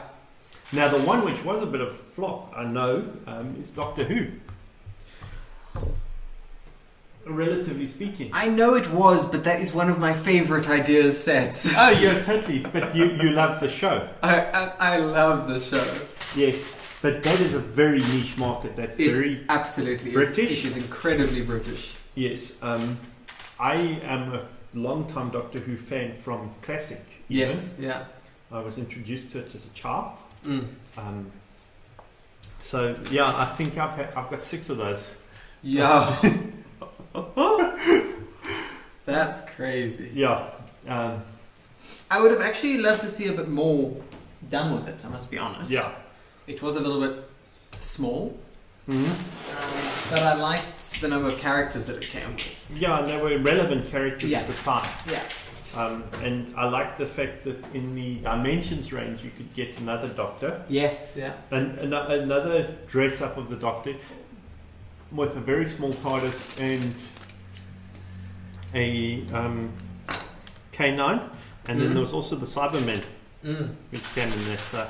I only unfortunately managed to get a couple of those sets, which doesn't really help for army building. And you need an army of Cyber. Yes. Not 2. So yes, so that's the... And so Lego's had both sides on those TV shows. Yeah, I kind of see, I suppose Seinfeld is probably in the similar light as Doctor Who, where it's going to really appeal to some people. Yeah. And some people are going to be very indifferent to it. Mm-hmm. And I'm on the indifferent side. Yeah. And I've watched the show. Yeah. I think in South Africa, it's going to be a general, I would assume, a general trend. Look, I do have some friends who really enjoy Seinfeld. Okay. But it's 1 or 2. Yeah. Here we go, another lovely printed tile. This time it's got the name Lamborghini just printed on the edge.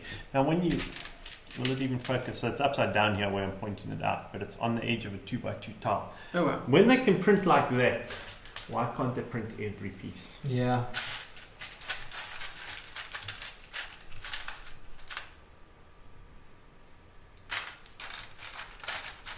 It would be nice. Yes, I do know that it will adjust the cost, but when you're paying 15 grand for UCS Millennium Falcon, yeah, at least on the high end sets, to get a sticker sheet with that is kind of not cool. Then. Yeah, no, I agree. And then living as close to the coast as we do, I think that's part of the reason I've got some issues with some stickers. Because even on some quite recent sets, I noticed when packing some up to move. Yeah, but the new Destiny's Bounty. So that's Ninjago movie. That's very recent. Some of the stickers just didn't stick well on that. Okay. Not the one which has just come out. Not the latest release, the previous one. The one released for the Ninjago movie. Okay. So what's that? A couple of years? Yeah. Okay, that's a phenomenal set. That is one of the Yes. best ship builds I have ever done. Yeah, I think that was why they decided to re-release it, but it is quite a... It's not quite the same, the re-release. The one, I don't know if you've seen this, the June release now. Yeah, no, but that's a small one. It's a much smaller... So I only got 6 sets from the Ninjago movie. So that was 2017. So I would have built it then, so it's 2 years, 2.5 years, and the stickers are peeling. Sure. What did you think of the Ninjago movie? It was cool. Look, I don't know Ninjago. I don't really follow it. Okay. So from that perspective, it was interesting. Oh, I've been building this all wrong. Okay, so that piece is right. This goes. Yeah, so I enjoyed the movie. I bought some sets for it. Ninjago City Docks. I was going to say, some of the sets were really cool, which came with the docks and the city docks. Yeah. Were phenomenal. Destiny's Bounty was really cool. I got Garmadon's Volcano Lair, but that was more for 2 pieces inside it. Mm-hmm. And the Temple of the Ultimate Weapon was for certain parts inside that set more than anything else. Mm-hmm. For mocks. In the Garmadon's Lair, there's a sticker which says Git, and the one guy's shirt is printed with Git. Now, anyone in IT knows that Git is a type of version control. Was that intentional? No, because that's not what they mean for it. They have a different meaning for it in the movie. But I'm quite happy to take things out of context. How interesting. I didn't know use it in different ways. So that was why I bought that set. Yeah. And it was probably on some special Black Friday or something like yeah. that. And I would have picked that set up. I wouldn't. Yeah, I must be honest, I thought it was one of the weaker recent Lego movies. Oh, it was better than Lego Movie 2. I also had mixed feelings. Lego Movie 2, I struggled with, hey? You had this great relationship with the characters, and I don't think they built it anyway. Yeah. And that for me is a vital part too. Yeah. They had so much potential. I also my biggest feeling actually was that they kind of rushed it. Oh yeah. To production. It was very soon after Lego Movie 1, and I get while things are fresh. Yeah. And carrying on, you want. But I think within 4 years there were 4 Lego movies or something. Yeah, so there was the Batman movie, the Lego Batman, the Lego Ninjago. Yeah. Ninjago Lego Movie and Lego Movie 2. Yeah. That's a fast release. And it was very quick getting them out. And the set quality from Ninjago movie, from Lego Movie 2. Yeah. Was, But yeah, if I'm not mistaken, it was the ordering was Lego Movie, Batman Movie, Ninjago Movie, Lego Movie 2. Yes. And the last 2 of those you could feel were of more rushed quality than the first 2. I mean, the Batman movie and Lego Movie 1 really... there was a lot of... You could see the effort which was put into it. Yes. Whereas that wasn't as apparent in the next 2. Yeah. And that came across in the sets as well. Yeah. Like, I have a fair number of the Lego Movie 1 sets. I'm missing a few because that was when I got back into Lego. Yeah. And I'm frustrated about it, and they're super difficult to get and quite rare now. And there was some really, really, really phenomenal sets. And the Lego Movie 2, there was Benny Space Squad. There was those, what are they called? Something? Babies. Sparkle Babies. But they didn't release very many of them. They were very limited. Very late. There was also a limited edition Sewer Babies. Yes. Which had been available as well. So you kind of needed both of those to make sense for it to make sense. Okay. I just remember those being fairly popular. Yeah, well, because Lego almost cancelled them. Yeah, it was very nearly cancelled because it was. So there was there were meant to be 2 waves of sets. Yeah, and that was the second wave. And that was part of the second wave. There were actually some, I think, which were cancelled, some of the sets, because there was meant to be more. And after the lack of success of the first wave of sets, they pulled them quite quickly.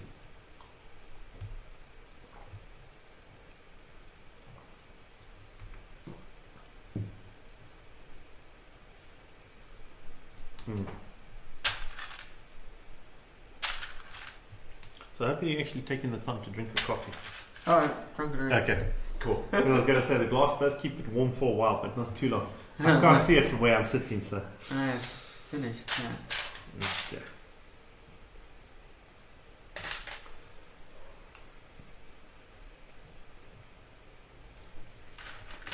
So yeah, no, there's been some very interesting, very different stuff which has come up. And there's been so many new themes the last few years, as we were implying earlier on as well. It seems like you've had all of these different things where it's almost like Lego's trying too much.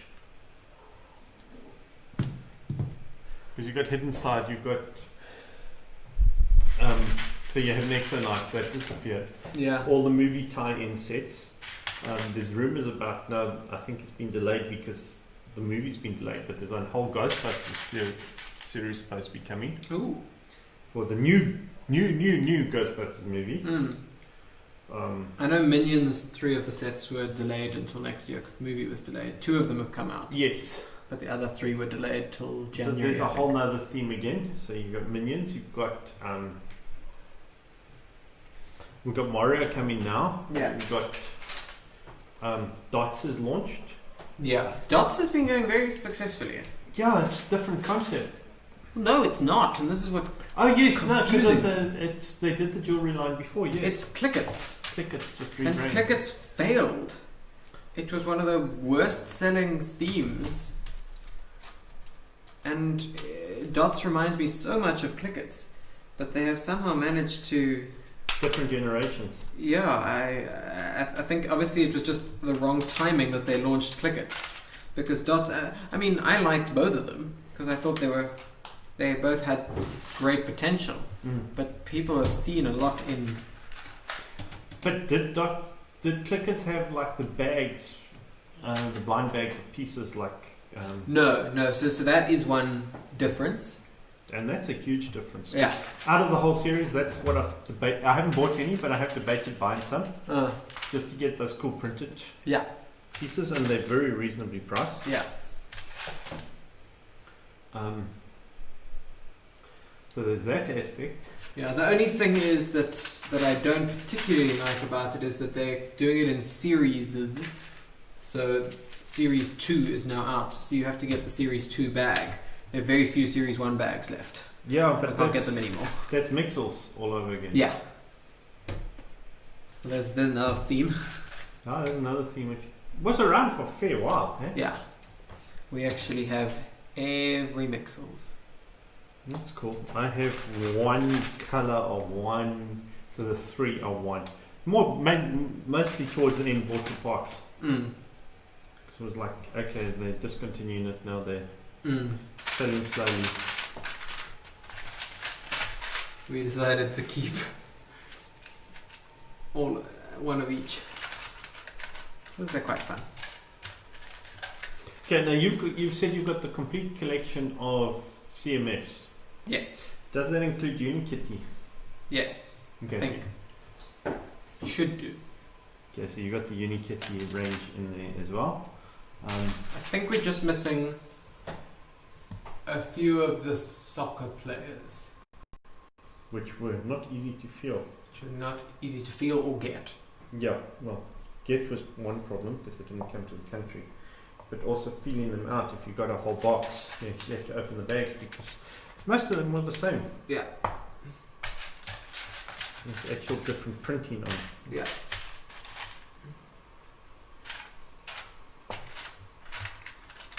But I think other than that, we've got Okay. all of them. Not all of them open. Mm-hmm. The ones we've got open are all on display at the Willowbridge shop. Mm-hmm. So we are a few series behind in terms of opening them, but we do have them kept aside. And actually we have, not only do we have every one open, we actually have every one sealed as well. Including the one which I know is not on display. Including the one which you know is not on display, yes. You have two of those. No, we have one. Okay, just the one sealed one. Just the one sealed one. Okay. And for those who can't guess what we're talking about, it is the most expensive collectible minifigure. Yep. So expensive that Gangbricks even has a fake of it. Even has? He has a replica. Oh wow. Because he's got an awesome setup where he's got it all on display. Yeah. And he had a replica because he refused to pay the price for that particular set. Which I don't blame him. Yeah. Yeah, that was actually an interesting one. So maybe we should tell people what we're actually talking about. Yes, sorry, we're talking about the Mr. Gold minifigure from Series 10? Yes, it was Series 10. Which, I must be honest, I was a little bit disappointed by Series 20 as a result. I knew Lego was not going to do the same thing again. No, I didn't want the same thing, I just wanted a little bit more. Something to mark the fact that it is now Series 20. Yeah, but if they had done another exclusive thing like that, they would have been... No, just not an exclusive thing like that, just better characters. Yeah, no, the characters were a little... They're bland characters. Quite bland, yes. And the packaging is bland too. Yes. It's a grey... I expected more for a 20th. Yeah. When they did so much for the 10th. Yeah, so for those who don't know the story of Mr. Gold, he was randomly put in boxes. And there's a very limited number worldwide. Yep. And I have a story about that. So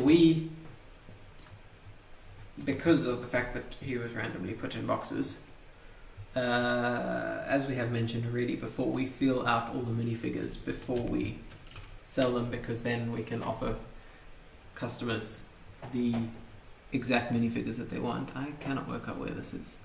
I think that goes up like that. Oh, that you move around a bit, yes. You just leave it for the time. It just leaves a bit, okay. Which is very bizarre. Alright. So we feel... So there was only 5,000 produced. Sure. And distributed randomly. Yeah. We feel all the minifigures beforehand and offer customers numbered ones. So you can say, I would like numbers 4, 5 and 6, and we can usually find them for you. But because of the Mr. Gold, we get all of our staff members to do the feeling. Everyone is trained in feeling before you can progress to the next level of being a Kiddywing staff member.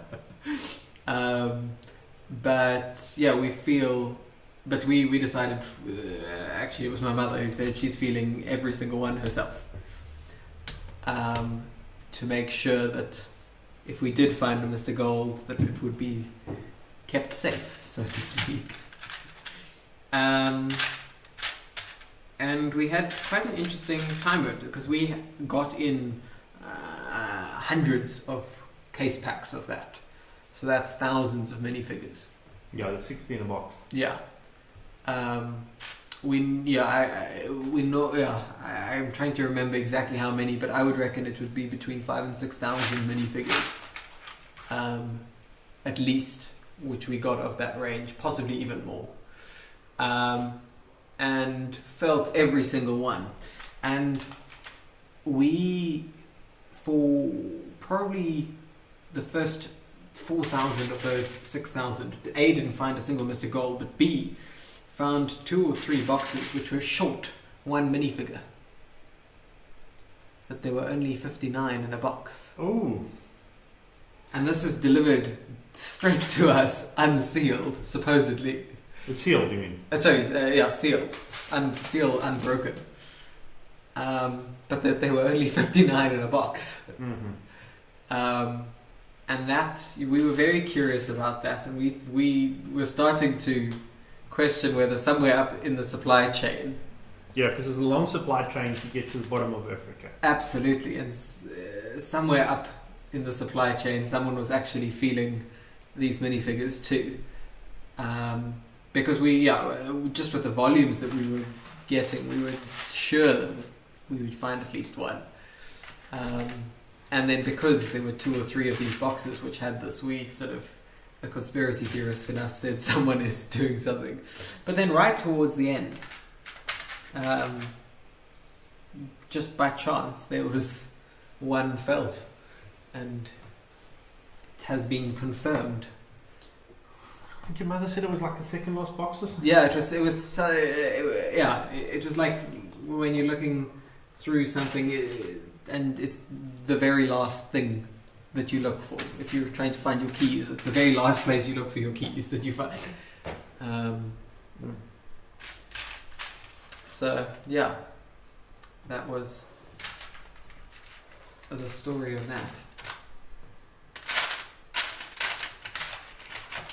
Yeah, and that did not go down well globally with Lego.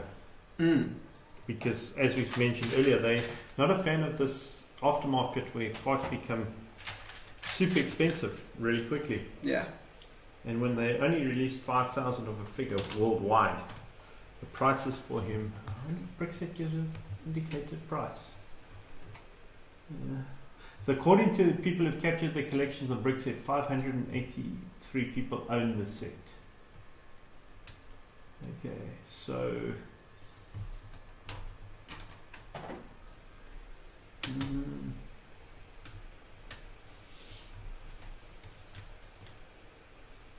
and normally they would have a link to it on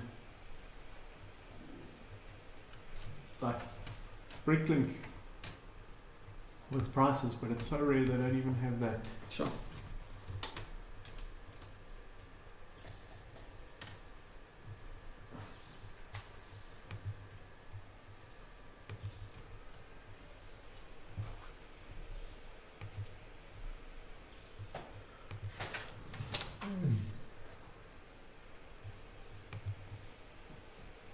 I have a message saying we still have one box unfelt. There is a potential Mr. Gold lurking. I think I heard that as well. At least someone's watching the stream. Okay, so there are 8 for sale on Bricklink at the moment. Ooh, interesting. No, 9 for sale. You want to take a guess? So I have prices here in rands. 10,000 rand. Nope. More or less. The used one is more than that. So there have been 2 sales of used ones in the last 6 months, and both of them have been more than that. 20,000 rand. Okay, that's so the cheapest used one which sold in the last 6 months was 17,400. Sure. Now look, our exchange rate fluctuating as much as it doesn't help these numbers. Yeah. But okay, so that was the low end of a used one. There was a new one sold as well, and there was a high end used one sold as well. And both of those were similar sort of prices at around 35 grand. And then there's 9 currently for sale, new ones. Cheapest one is 45 grand. And the most expensive one is 100 grand. That is insane. That is insane. Cannot believe that. So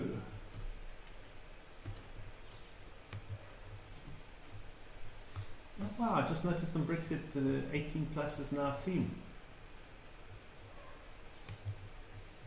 Is it? Yes. Interesting. It's its own theme. Called?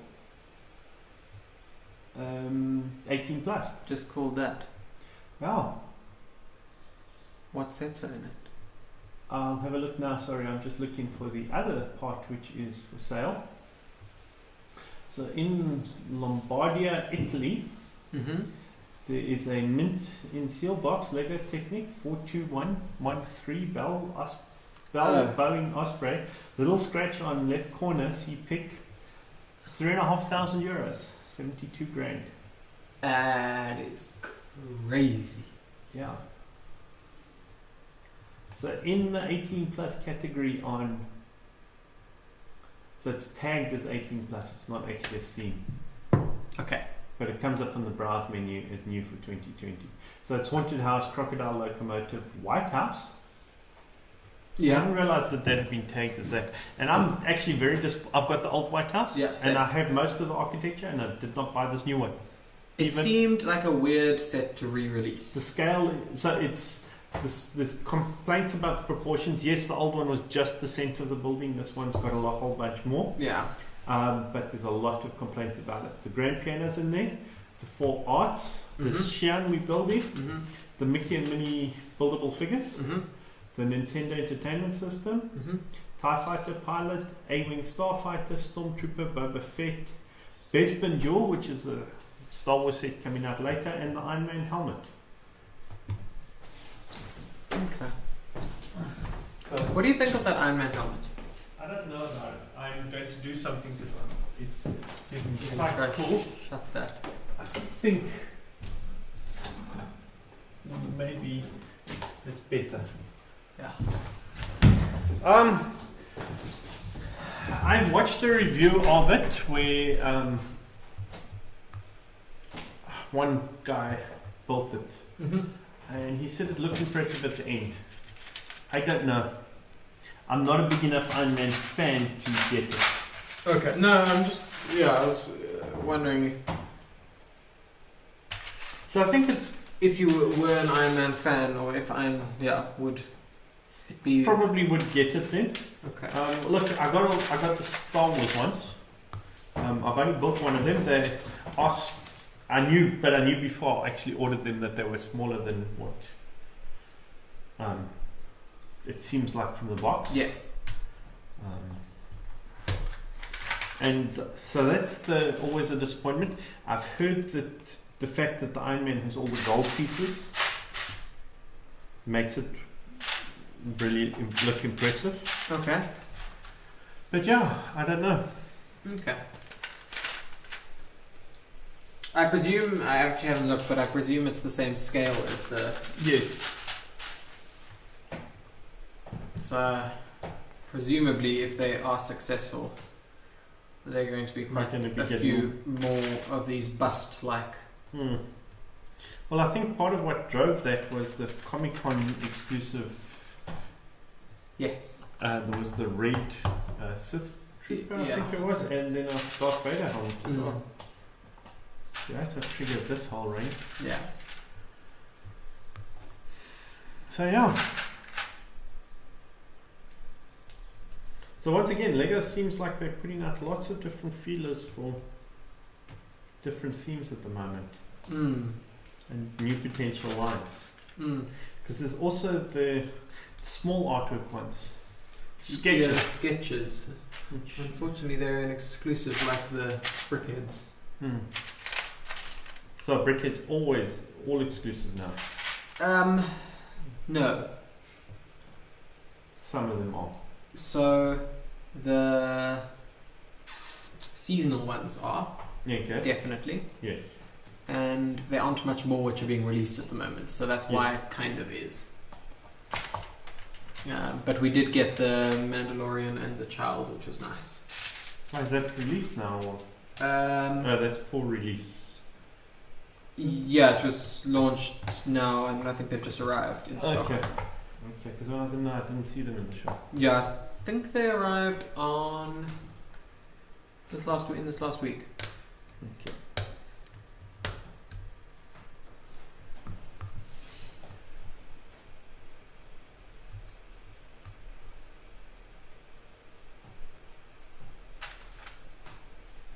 Yeah, that's an error.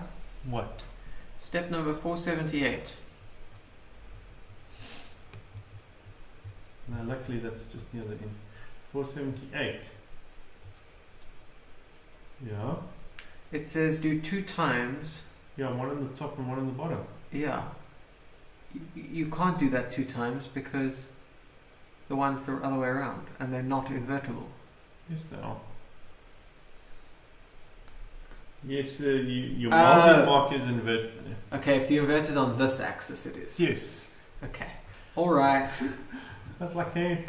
All right. I was trying to flip it this way. Yeah, no, they're invertible in one direction, not the other. Okay. All right. Fine. I. That really does not help, Lego. What? So. There's a. Now's where you actually need the instruction book. Can't see the pieces. No. So I need to use one of these. You don't know which one?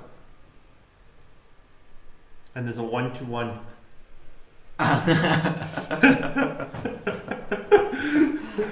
Yeah. That's where you need the instructions.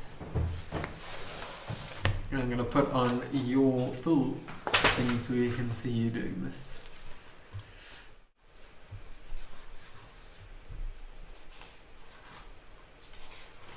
So normally I don't have to use the longest one. Okay.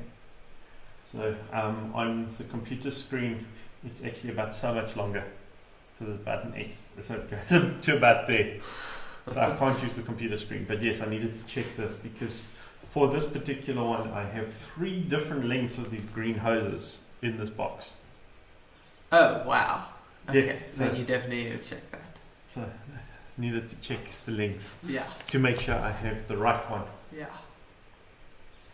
And because I hadn't scrolled enough, I was not sure about. I was like, oh, that really helps, and then they had actually thought ahead. Okay, I think we're just going to break for a quick advert break, and then we'll be back.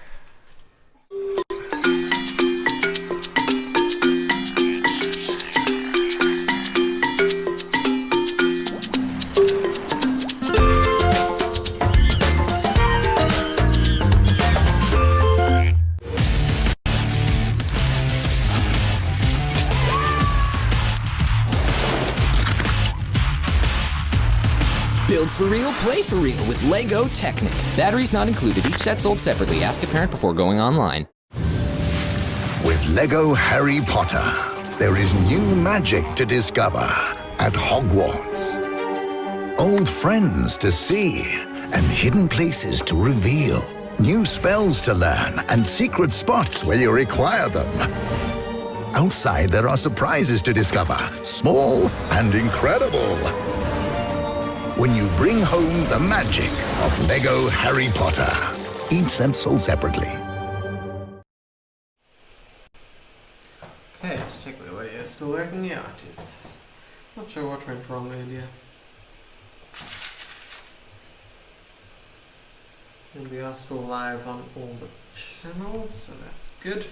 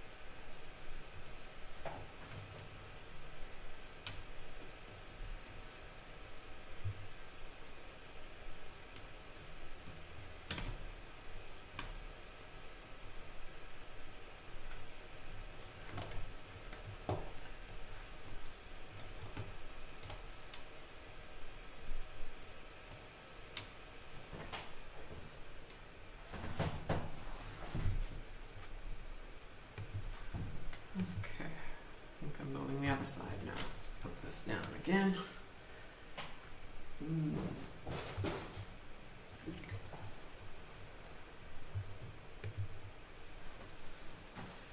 Yeah, I need to build the other one of these.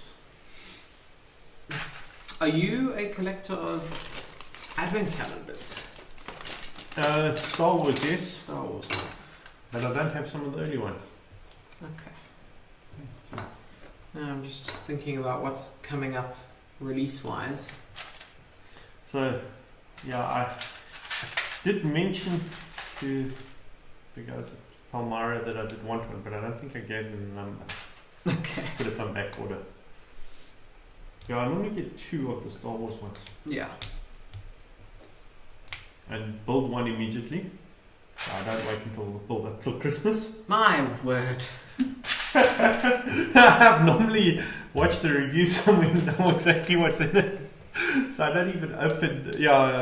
people will really hate me now. I don't even open the doors. I just slice the side of the box and pull the tray out. Oh. Okay. Oh, I was wrong. I actually have 2 more another length of these green pieces. But luckily I know these are the short ones. Yeah. So I do the... I get them for some of the mini builds and some of the parts, and that's what I'm going for rather than anything else. Yeah. Okay. So where did that get in?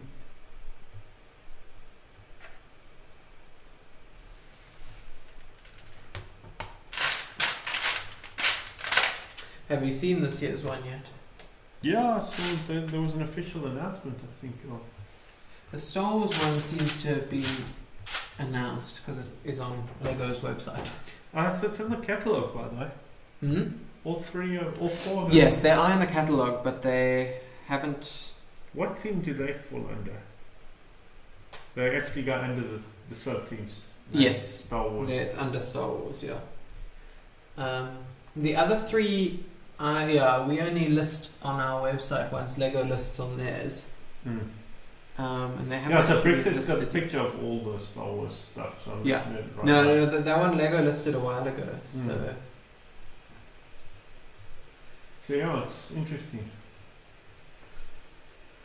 Does it have anything So exciting? Red Sith different? Is cool. Yet another pork. A deer with Christmas helmet. It's quite cool. There's a Hoth implied thing. There's a nice small Millennium Falcon again, but they do that like every couple of years. A small Razor Quest. Oh, that's nice. And there's Jabba's Palace. That's an interesting one because they haven't done that in a long time. Yeah. And that was a controversial set. As it was nearing end of life. It looks like a mosque.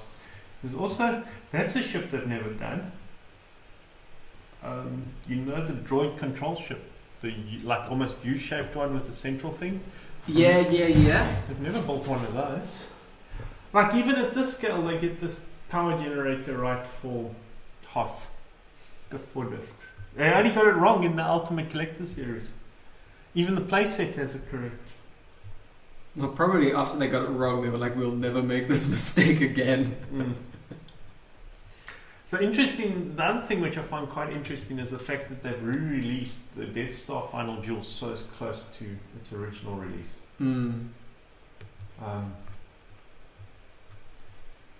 So that one is interesting for me. It's got a seriously cool Vader figure in it. You know, arm printing. Arm printing on Vader. Oh, really? Yes. That I didn't know.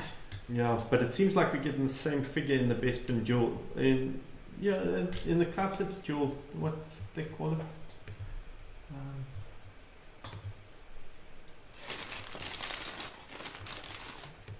The set coming.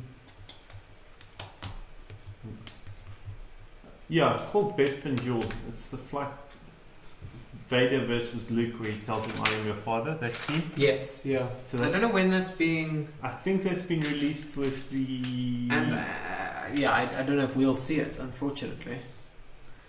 Because... So it's been marked as an 18 plus one, that's it. Yeah, it was meant to be released for Comic-Con as far as I understood. But now they're changing that because Comic-Con wasn't able to happen. So it's got an interesting 40 Empire Strikes Back plaque on it.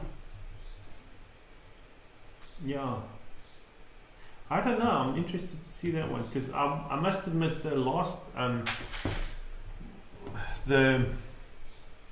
what set number is it under?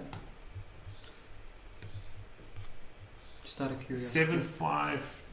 Okay, it is a 7 number. Yeah, 75249. It's not a special number. Okay. Let's do some research on that one. And there's potential of another brick build figure for later in the year. There's an entry on Brick Set which has a name. And it says brick build figure, but no release date, no picture. So 75318, called The Child. Let me have a look quickly. You can't confirm or deny anything right now. But I can have a look. You said 75? 318.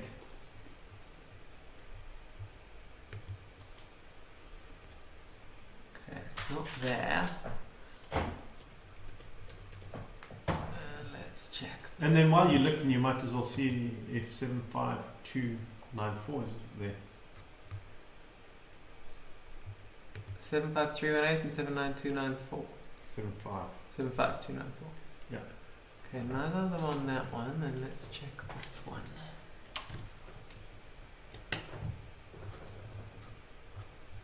I must remember to check up on these.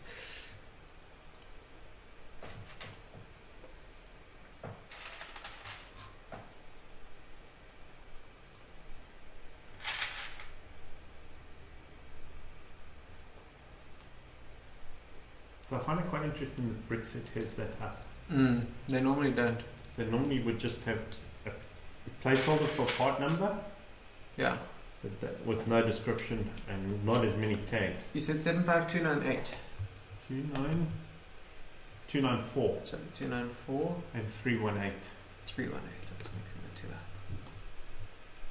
up. Aha. Okay. So one of them's coming. This year? For non-exclusive.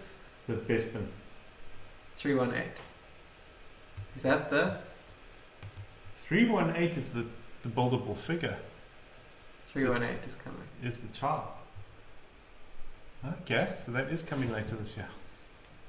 I'm guessing it's the September November release with the next UCS set. Yeah. Okay, so one of them is on here. I actually hadn't spotted that. Okay. Don't think I could tell the price yet. No. So it's probably in the same sort of range as Yoda, and it's a buildable figure. Yeah. So it's like the Porg and slightly more expensive than Dio, if you want to put it into context. Okay. But that surprises me that they're releasing so many in 1 year. Because Dio was released earlier this year. Yeah. That was a May release. That was a May release, yeah. That was with. But we only saw it towards the end of May. Yeah. So that didn't help.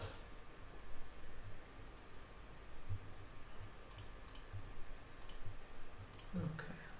So I was wondering if they were going to. They were going to do another one this year or. It'll be quite fun. Yeah, look. That was why I had to get in the UCS RTD to complete that collection.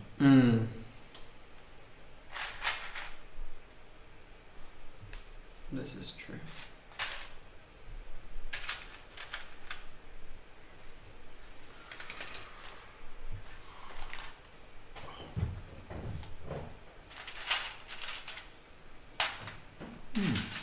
Okay. So that's the other one's not too exclusive. Which other one? The Bespin. Yeah, I'm gonna actually find out about that one and see if we can expect it anytime. Because they did those vignettes in May as well. They did the Death Star vignette, which I really did not like this year's one. Yeah. I liked the Hoth one previously, but this year's one was so... And I know they had to tie an A-wing into it because that was what they were doing, but that doesn't actually make canonical sense. Yeah. Which is the problem. Yeah.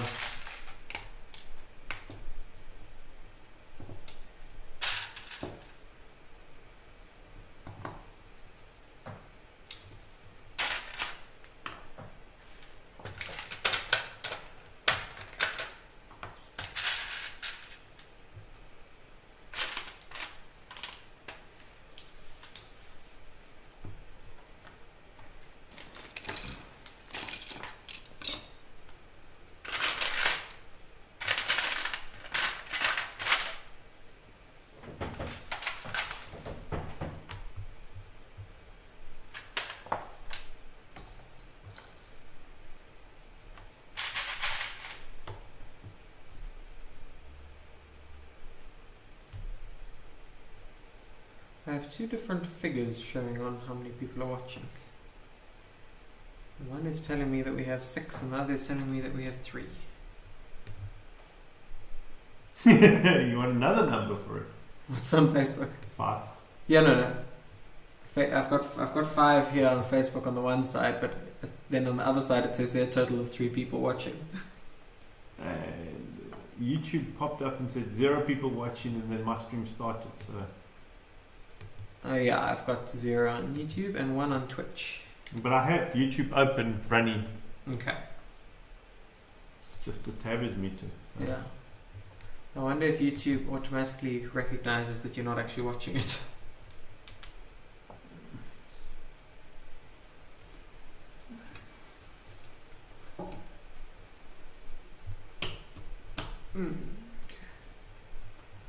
Facebook's gone up. Got some more people. Oh. If you're just joining us, we are currently, I'm on 3, right? Yes, you're Yes, I'm on box 3. Alan is on box 4. I'm hoping to get nearly done here. So yeah, we're in the middle of taking on this mammoth task. It's been a long day. Yeah, we're probably going to be wrapping up in just over an hour's time, because we have seen the announcement that there's going to be a presidential address, so we thought we shouldn't keep live streaming through the address. We could keep building. Shame, we would what's the word? Deprive people of the building. Oh, we can build something else. This is true. This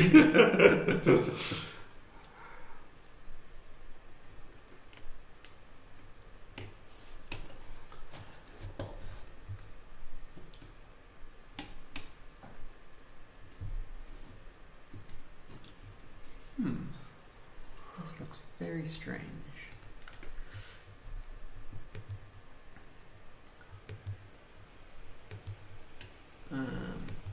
It's just, seeing as we have a few extra people here, let's just take a quick look at what it is that we're actually building so you can get a good idea if anyone new is watching.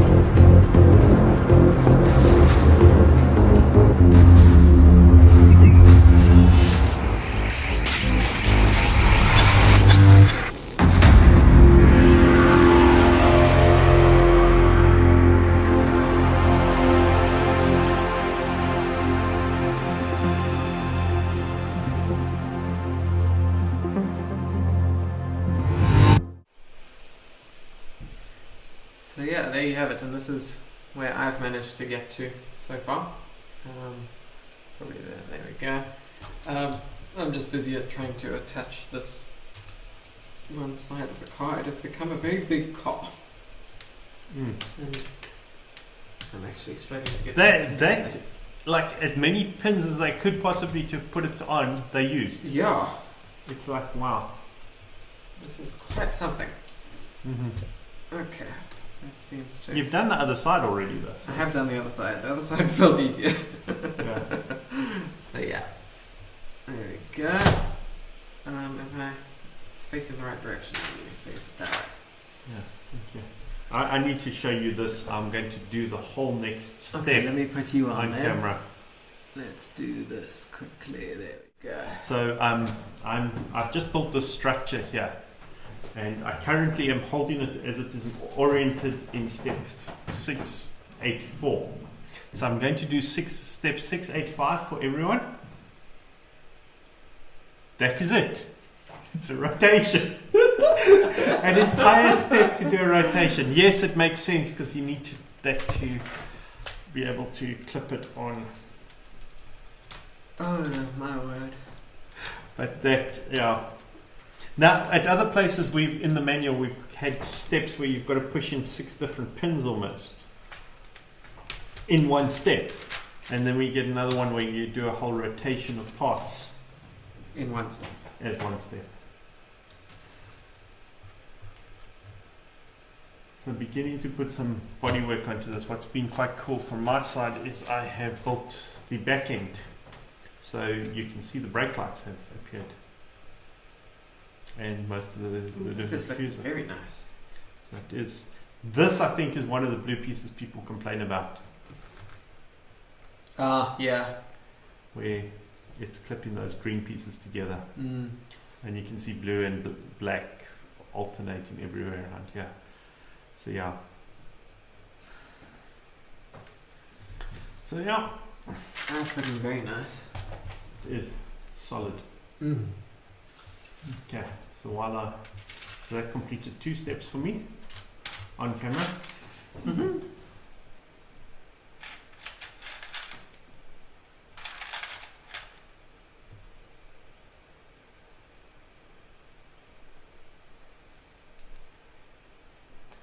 And I see on one of my chats the guys have been building the minion sets.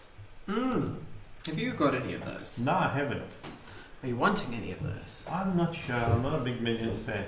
But it's actually Brett who joined the stream yesterday. So he put them all together. He's got all 3 built together. And he goes, he says, only downside is 2 sets needed to get all 3 big builds. But thanks, Christmas in July. Oh, that is good to hear. Yeah. So for those who are not Cape Town based, make sure you get onto the City Wings mailing list. So they have Christmas in July. They've had it for 2 years in a row, and different themes go on sale each week. What's it, 20% off? Yeah, that's around that sort of around 20%. Yeah, and stuff sold out insanely fast. Like everyone had worked out what was the final week. This is true. I got onto, I think I was on at 7 o'clock in the morning, and the friend set had already sold out. Yeah. Because it was the final week. Yeah. And then I thought, okay, I'll go through to one of the stores. And I went through to your Willowbridge store. And I said, so what's left that's on sale this week? And I think they had 2 old Creator 3-in-1 sets. Yeah. That was it. Everything else was gone. It went like crazy. It was absolutely insane. Yeah, everyone had worked out what it was, but also it didn't help that we actually enabled the specials at midnight. Yeah. And a few members of, particularly Lug members, but also just of the community in general, had realized that and we'd noticed a trend of more people staying up to midnight on that Thursday evening. We had several orders by 1 o'clock in the morning. We sold out of, I think, 4 of the Creator Expert sets by 1 o'clock in the morning. And we had 5, 6, 7, 8 of some of them, and they were gone. So that was quite something. Yeah, that was... Look, in some ways I was glad there was nothing left because it's allowed me to save some money. This is true. And I had managed to pick some stuff up on the sale in earlier weeks. So like, because the rumors changed, so this year Star Wars Lego released another Luke's Landspeeder. Now the old one was still on the shelf at Kittywigs, the previous release, which was a year and a half sort of time. And I was like, no, I'm not getting another Landspeeder. Just, no, I refuse to. Then the rumors changed about what the UCS set is for this year. The one coming out in the second half. And there's some theories about some of those sets can connect to it. Really? Specifically Obi-Wan's hut has some weird, has 4 clips on the back of it which don't do anything. Now that's not normal for Lego to put something out there that doesn't do anything. So there's some theories that it's going to be able to clip onto the UCS set. Well, let's not call it a UCS set. It may be a Master Builder set, but the big release for the end of the year. Because the last time they did, so when Hoth was released, it was criticized greatly because what was supposed to, it was delayed quite considerably, and the stuff which you were supposed to buy separate from it was not on the shelves. And now people are saying, well, is this stuff on the shelves to tie into the UCS set? So it's something based on Tatooine. That's as much as I will say that that's what the rumors are pointing to. And I will point out they are rumors. Yes. I'm not saying it is, but when there was 20% off the Luke's Landspeeder, I was like, well, I'll happily pick it up at that price. Guess what? What? I got to the end of book 1. Well done! So you've just reached step 500. I have. Well done. So let me swap to my screen and people can have a look at what. There we go. This is what step 500 looks like. You should be able to see that. That's what we've got so far. Oh, I'm slightly out of camera. There we go. So yeah, it's looking good. It seems a very arbitrary break because you're busy building stuff and you haven't finished what you did on the other side. Show you quickly. I still have all these pieces. So yeah, very much in a strange place. Let's swap to this camera here.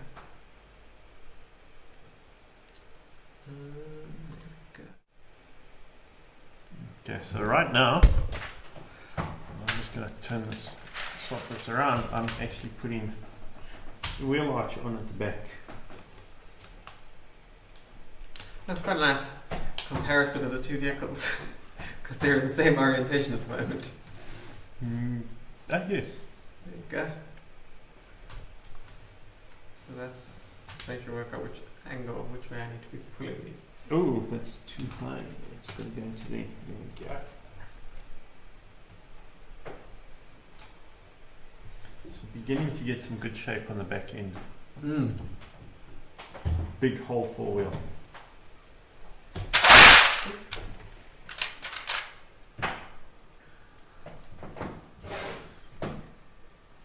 So as you can see, I've built the cross-base engine cover, I've built the top, a whole bunch more going on by the dashboard. We both have the seats in, and I've started putting all the back pieces on. And this is where the wing is going to raise and lower from. I don't think have you put those grey pieces in yet? No, they're lying. I can see them on your camera. No. I need to get the next instructions. So that's the last link on that page. Cool. I need the instruction manual again.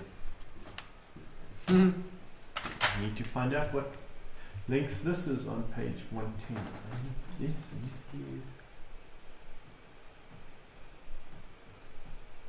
I think it's this one again, but I'll just want to check.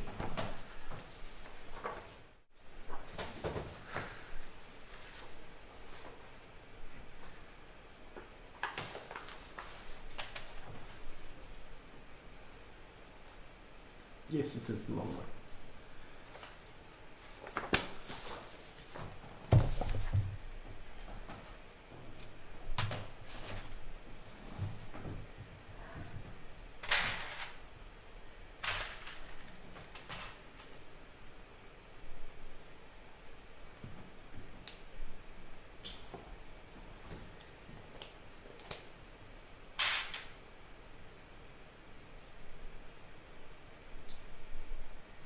So it's interesting that you build up one side and then you go to the other side of the car.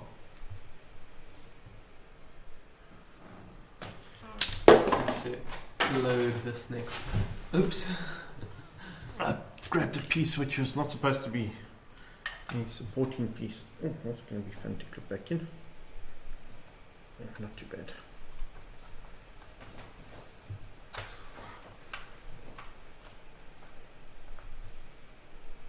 That's a cover for the exhaust. So this goes here.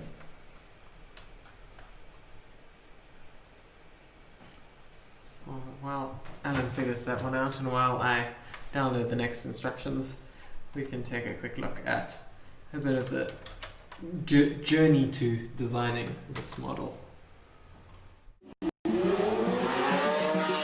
Recreating any vehicle in LEGO Technique is much more than just finding the right LEGO elements. You have to understand the story behind the real car and the company that created it. Every LEGO Technique model is a special journey.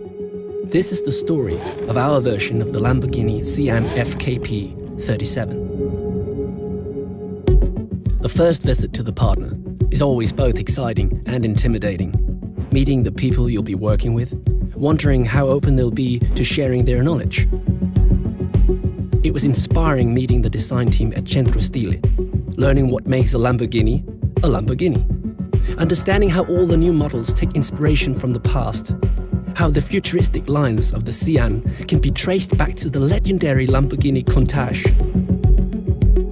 It was exciting touring the impressive St. Agatha facility, seeing the level of detail and perfection that goes into every vehicle.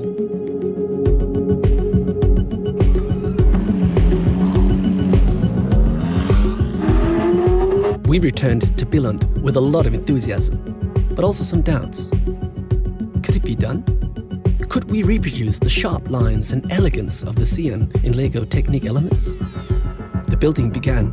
We tested different designs, investigated new ways of working with the Technique elements. The first of many models took shape. We had constant check-ins with the design team in Italy, getting feedback on what we'd got right and what still needed to be better. Slowly but surely, the model took shape. We reproduced the features and functions that had to be there to make it a real Lamborghini. The scissor doors, movable rear wing, the iconic rims, and a real functioning gearbox. We returned to St. Agatha with the final model. Always a special moment.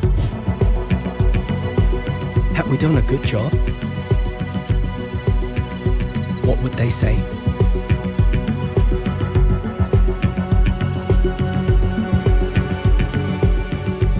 Our exciting journey was over. Now your building experience is just about to begin.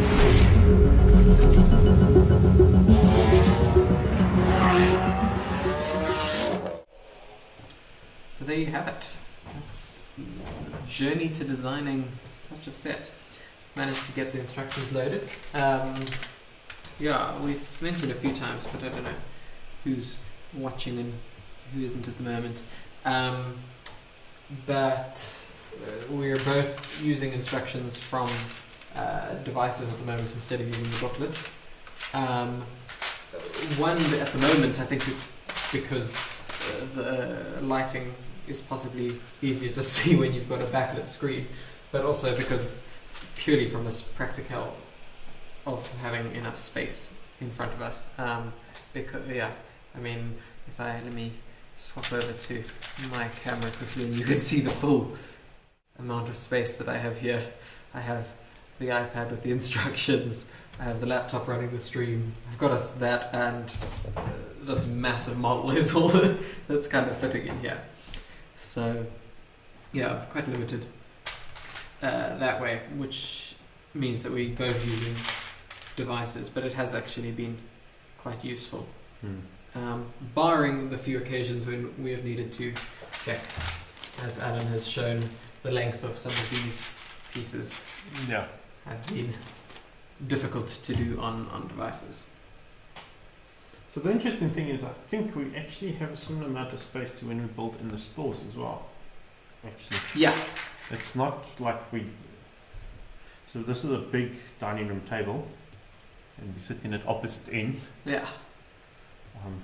To keep social distance. Obviously not wearing masks because we're streaming and it just isn't comfortable, and we're far enough apart that it's not an issue. When we do get close, it's a different story, but that's generally not on camera. Yeah.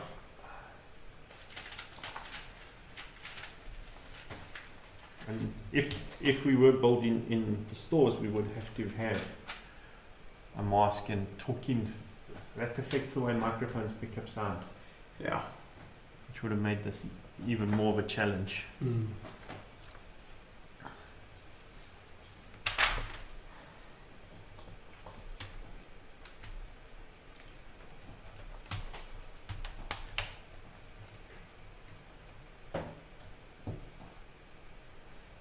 Yeah, that's what I'm not measuring. I'm just guessing because there's only one which reaches. Must be that then. Yeah.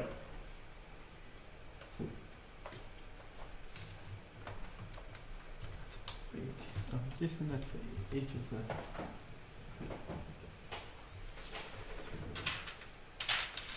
Okay, and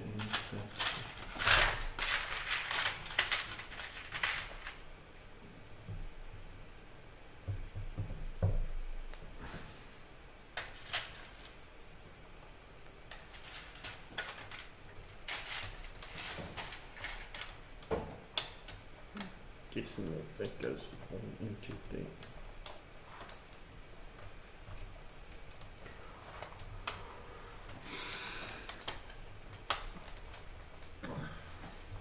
To anyone who is watching, do feel free to leave comments, letting us know that you're watching.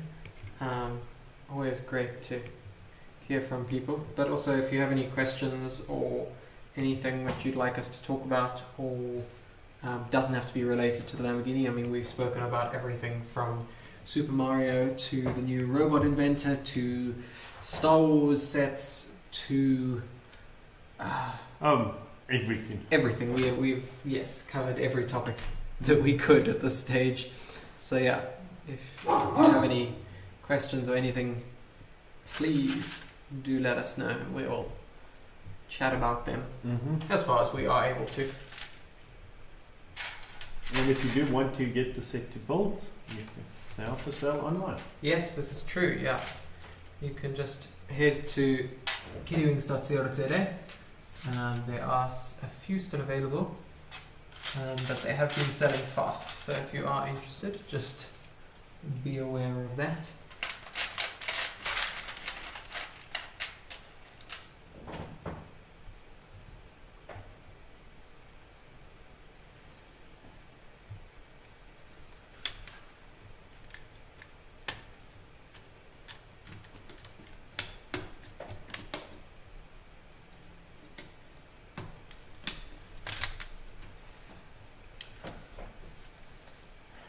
Really helps if you have a car rocking around you. So where's this supposed to go? Yeah. Below? I think it's this one.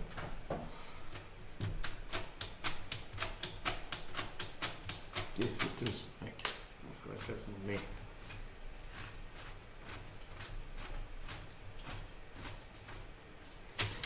Oh.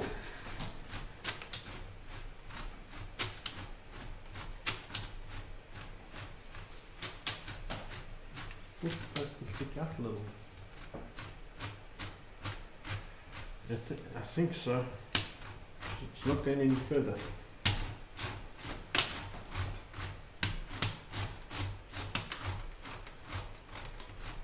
Just need to put this on.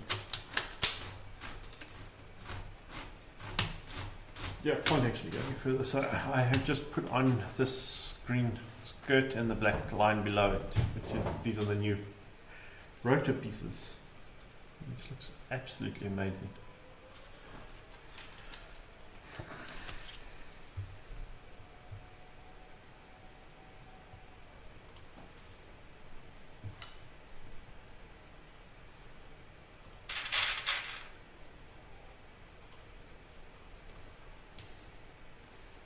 Okay, so let's do another question.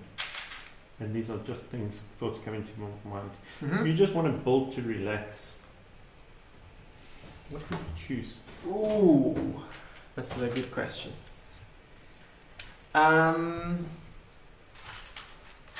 Architecture. Okay. The small scale architecture, the current architecture theme. Not the micro scale ones. The ones like not the skylines. Not the skyline. No, like the buildings. The falling water. Not so much the buildings either. The well, I suppose they are mostly buildings, but the what's that one? I haven't actually built it yet, but Great Wall of China. Yes, that's it.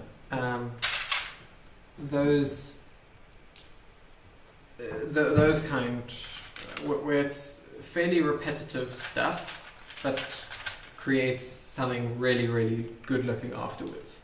Great Wall of China is surprisingly not that repetitive. Isn't it? I have built 2 of them. Okay. Because I did buy a second set to get it a bit longer. Yeah. I did not feel that the first set was great. It was a wall of China. Not great. And I did like the way the designers allowed you to put a second one on. 4 up to, like you could just keep alternating them from end to end, which is very cool. Yeah, no, that is quite fun. So yeah, but yeah, so that's interesting. Now I guess I need to answer the same question. You do. And I had a quick answer there. You did have a quick answer. You see, I asked these hard questions that need a bit of thinking time. Well, I can think of what else would I build? Because yeah, architecture would definitely be my go-to. I don't build enough of it, but I find it to be the most relaxing of themes to build generally. Okay. Other ones, yeah, I don't know.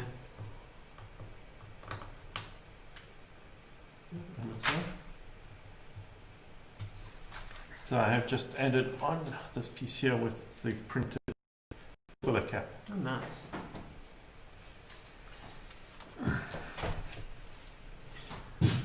So look, just for the enjoyment of it, I find the Creator 3-in-1s. That's a good one. Are very cool. They tend to be quite simple built, so you can do them quite quickly. Yeah.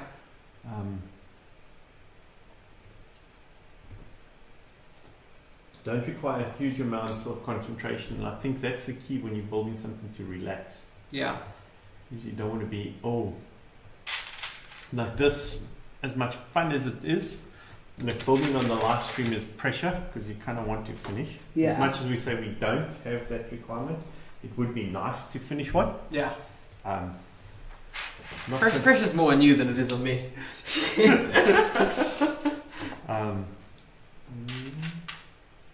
This is the wrong length piece. That doesn't help. No, it doesn't help. Yeah, so So that for me I find is something along that sort of lines. I do get some city sets, but not too many of them. But this year I've been kind of disappointed with the city. They've dropped that. As I pointed out with the Technic set earlier on, the age limits are quite odd. But I think going to a 5+ range, they look simpler. They look like they've simplified them a lot, and I don't feel that's right. Okay. So.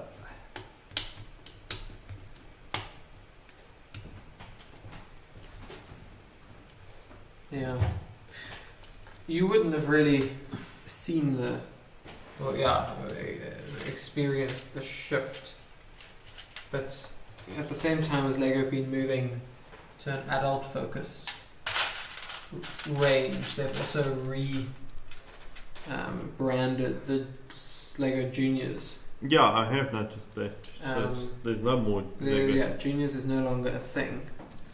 And it's now become a sub-theme called 4+. Yeah. But it's within the actual ranges. But it is interesting. I'm putting on the steering wheel now, which is fun. It is interesting that... Let me just make sure that I put this in right. Despite them having this now option to have 4+ sets within a theme, they still seem to be reducing some of the age categories. Because they now have this 4+ option.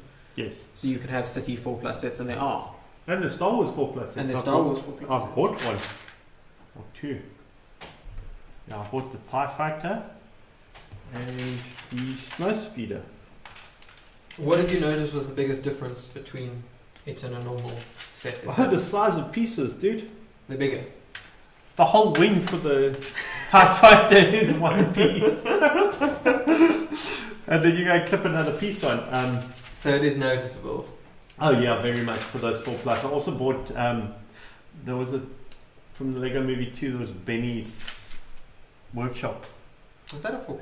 There was a 4+ one, yeah. Okay. And I bought that as well. Now, I was totally aware of it when I bought these.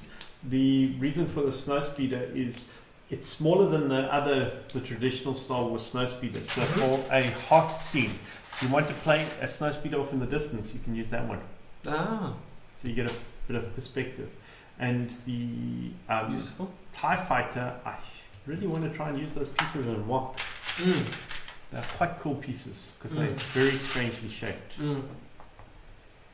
And the Benny spaceship thing had some really cool printed classic space pieces in it. Yeah. That was the whole motivation for that one. Some really cool printed pieces. Yeah. Come on. Because that's the thing, there's no stickers in those. Yeah.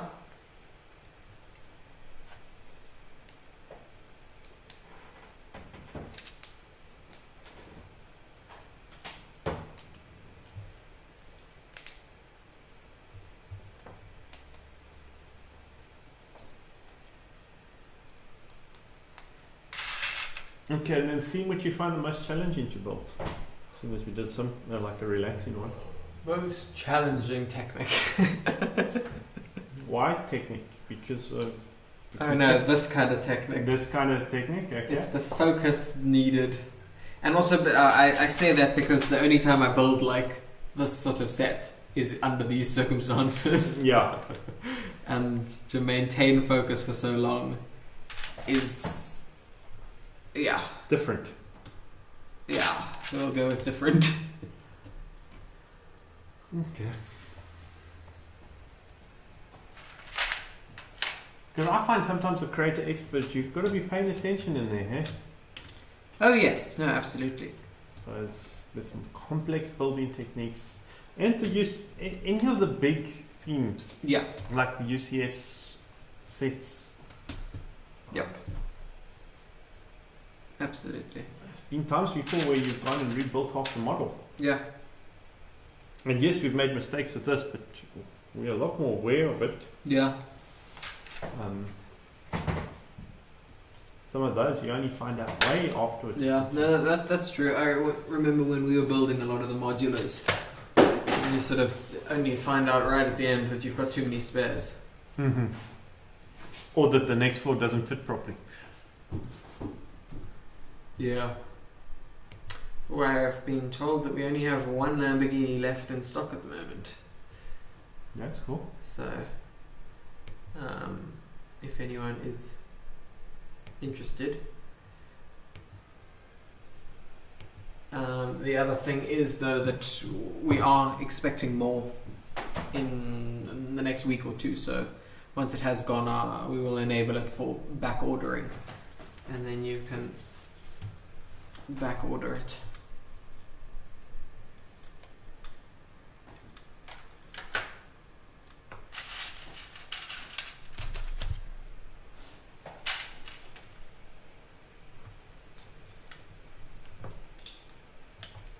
If you've had any doubts about it, it's worthwhile. It's a fun build. Yeah.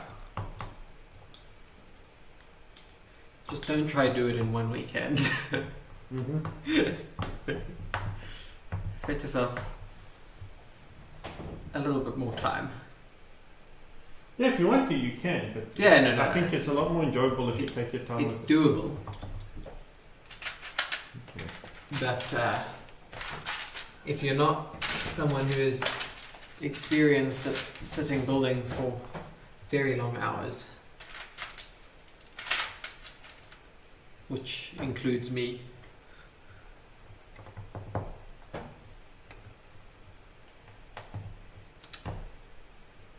the only time I'm building for this long is these.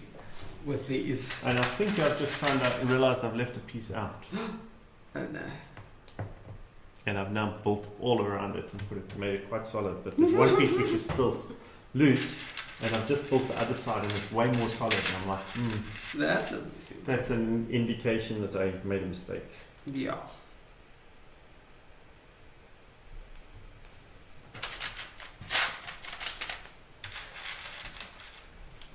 Because I was like, I don't remember putting that piece in.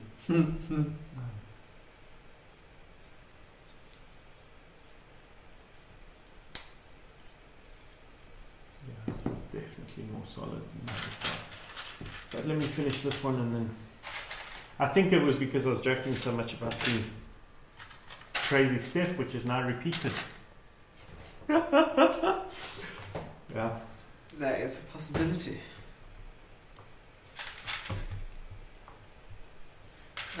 What other challenging themes are there?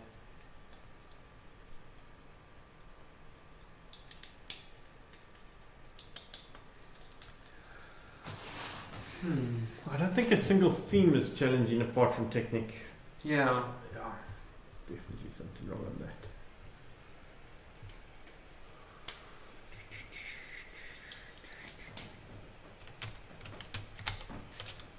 Okay, now where does that piece which... So that goes on white. I wonder if I can get to it with from underneath. No, that's going to be hard. Ooh.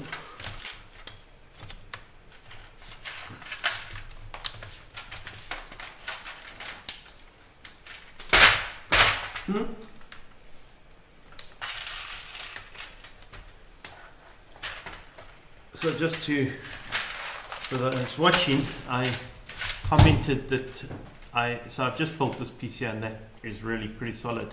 I'll move this way. You can see this side here is flapping around and this side is pretty solid. So I have left a piece out which goes underneath this. But now, of course, everything is built and clipped onto this, so you need to figure out how to get it apart.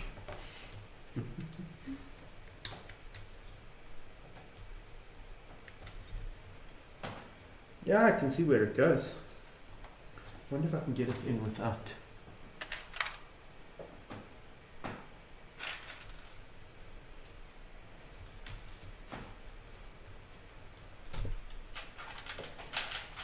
Technically enough space to do this. Hang on. I can pull that off, yes. Hopefully will give me enough. Now you want small fingers. which I do not have.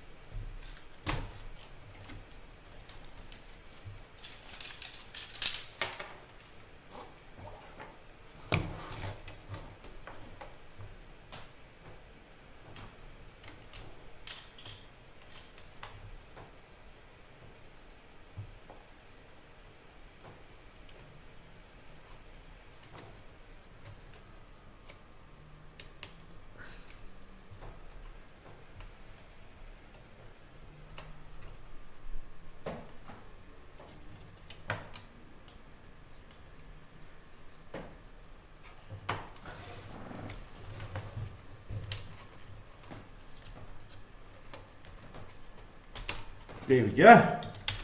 Got it. I only had to remove one piece. Done.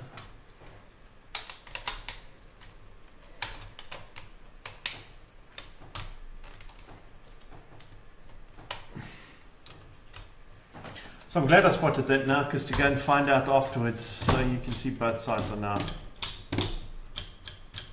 a lot sturdier. To go and find out that I had missed out a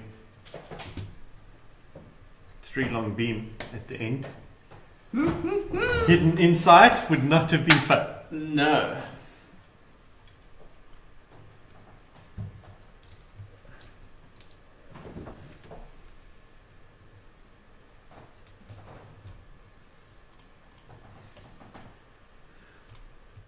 Let me show you here on mine. I've managed to fit this The engine crossbars. engine cross thingy. Oh, I've just pushed it out slightly. Yeah, that's what I've managed to do so far.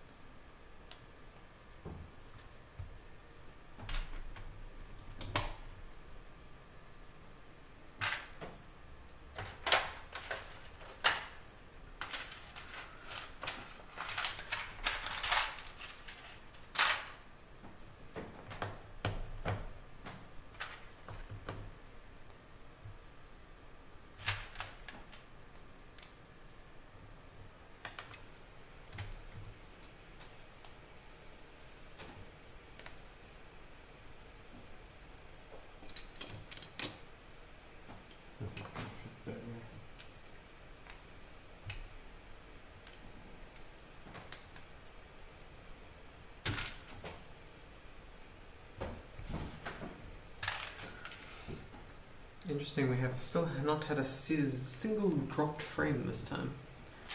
Today has been a really good day for streaming. Yesterday we had thousands. Yeah, yesterday was hundreds of thousands actually. It was quite something we learned a lot. But I'm glad to say that it seems that we have solved at least one of the problems with the streaming. So just to put it into perspective, we have 4 cameras, a microphone, all connected to OBS, which then goes to Restream, which then puts it out to Facebook, YouTube, Twitch and Twitter. And Twitter. Yeah. Could do Instagram too, but unfortunately we would then need to be recording in portrait mode. And then it would look weird on all the other ones. So.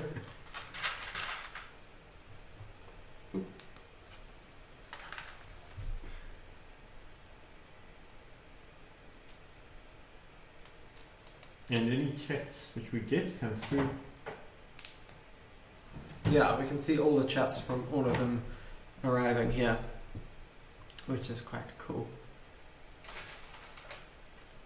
And then you can respond to them. So do let us know if you have any comments, questions, thoughts. And we only found out about Restream a week ago, huh? Yes. So it's not like we're experts in this. No.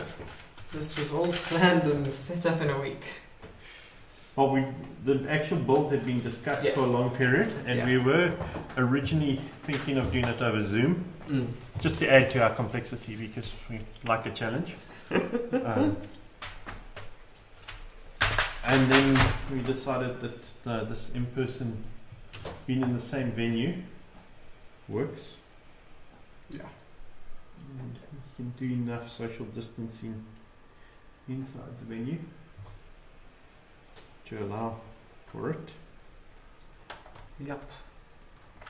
Which took that complexity out, and then we were trying to figure out how we can then send it to different platforms. And while Googling, we came across Restream. Yep, and I taught myself how to use OBS this week, which was an experience, I will say. And when you arrived yesterday evening, nothing worked? No. Absolutely nothing. And we got working, and we did get a stream out. Yeah. Not a great stream, but we did get a stream out.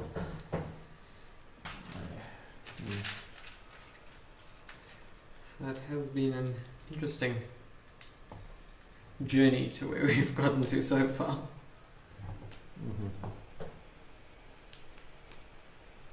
There's a bit more research done, and different setup today. Yeah.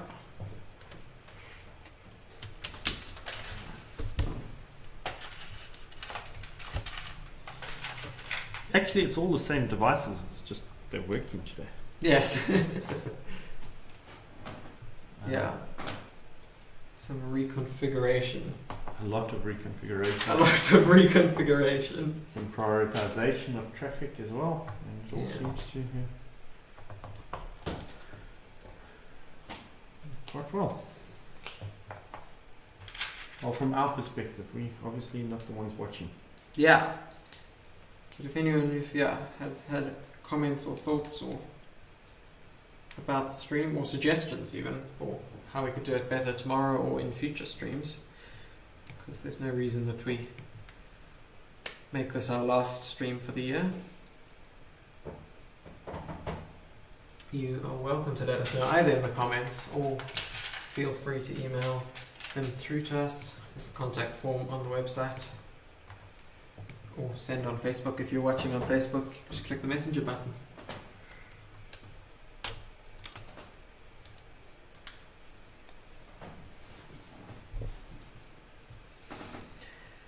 Okay, this is fitting on this side now.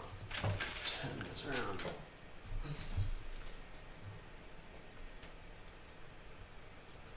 Oh, that's the whole back support for most of the back infrastructure, as I have since found out. Okay, so I better get it in the right place.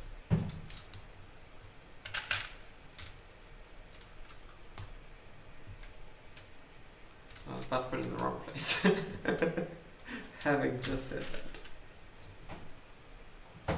It appears that is the correct pin to put it in. I think there's only one pin which holds that, if memory serves. Two. No. Four then in total, there's two on each side. Oh, okay. Yeah. There was something else early on which was like one pin. It's like, what? Interesting. What's this red thing going all the way through?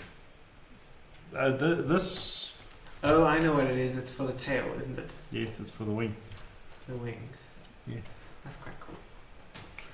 Okay. In the passenger footwell. Yeah. Of course, where you control your wing. Very realistically. You've got to reach across. Or tell your passenger to do it, and if you don't have a passenger, you can't use it. Yeah. Well, I was trying to demo the Bugatti to someone the other day, and I couldn't remember where the key goes. So I demoed the wing manually. Oh, that's great. I know it goes into the back wheel somewhere, but there's a lot of holes there and none of them seem to do anything. I think I can remember which one it is. Oh. And that was built in December. Yeah, I still could not remember if that was. Yeah, I built it ages ago. Yeah, you guys, that was the first stream. So That was like the 2 first, years. yeah, the first live build.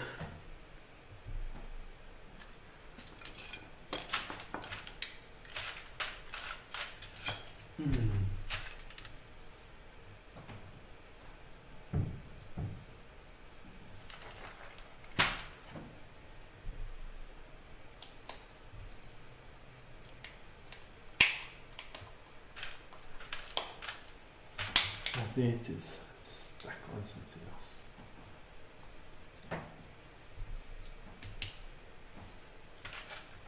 Luckily, some of these pieces are quite easy to find when there's only one left.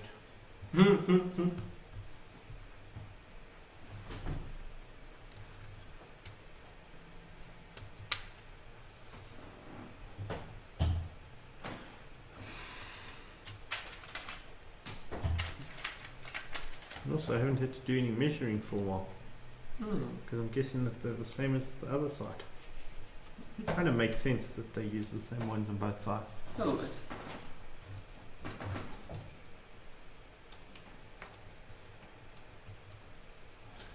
Going to go.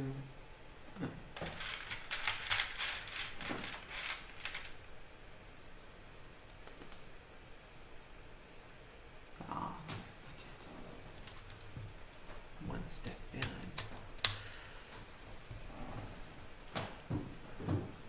Let's have a quick advert break, I think. Okay, so I want to get to that stage. And I'm going to Take a look at another one of the Lego Technic sets which have just been released. The 6x6 Volvo articulated hauler, which is quite a fun build too.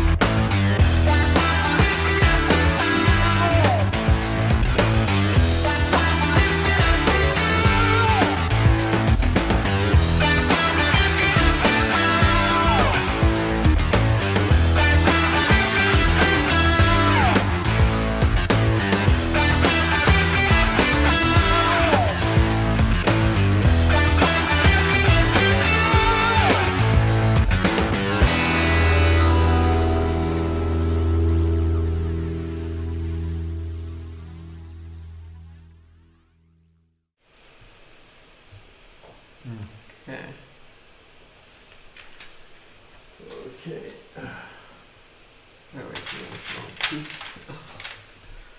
Yeah, I've kind of set myself a target here. Let's just check the audio is still working. Yeah, I've set myself a target of finishing this box before we call it an evening.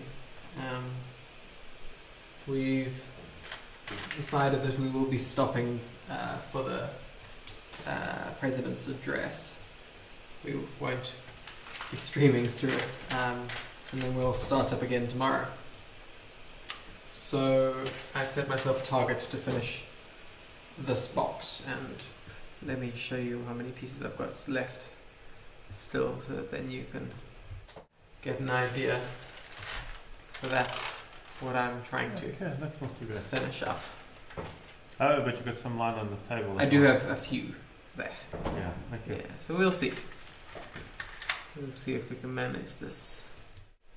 So from my side, I am just wanting to finish. I have the same left to right. So at the moment, that is putting on. It's building this little green piece to go on the top. I think that is as far as I'm going. Yes, because then tomorrow I will start assembling the rear wing. Okay. which is quite an intricate process. I don't want to get halfway through and then trying to figure out where it stopped. That just does not sound like a good plan. Then it's building the roof.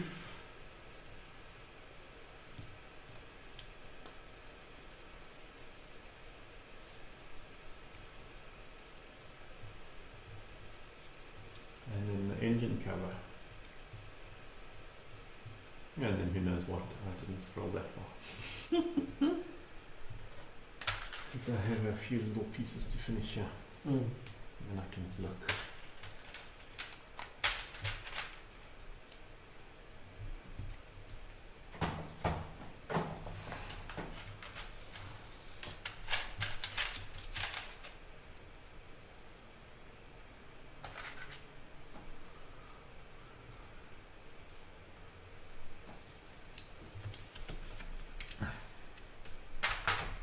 So you can see I've already put that piece on, and I'm putting the one on the other side.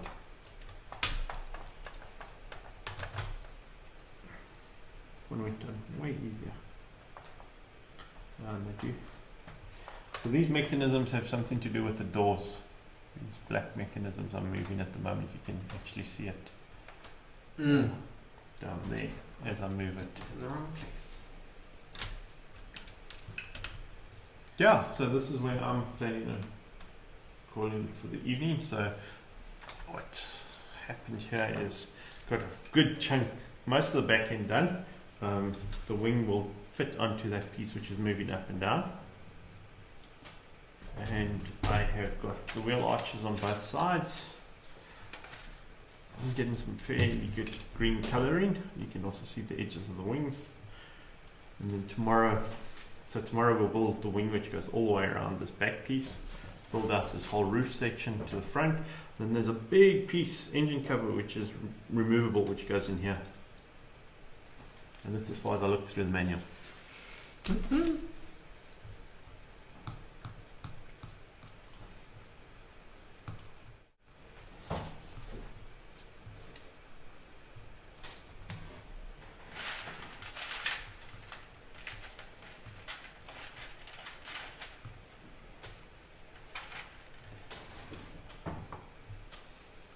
Ah, that's what those colors are for.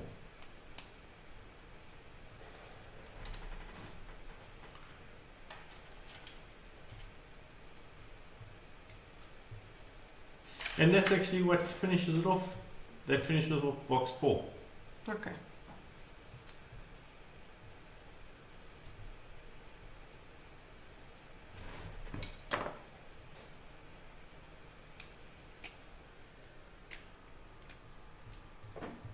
And then box 5 is labeled scissor doors.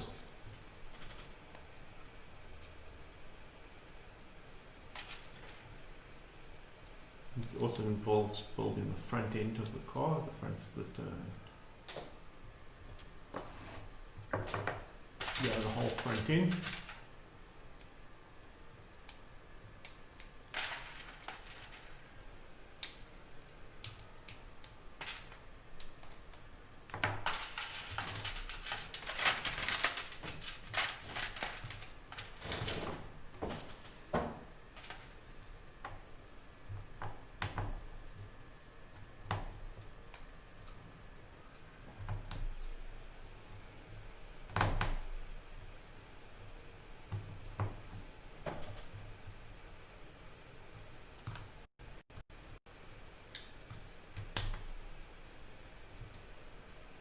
And then there's the light making the light. I need some coffee before that. That's what the video said today.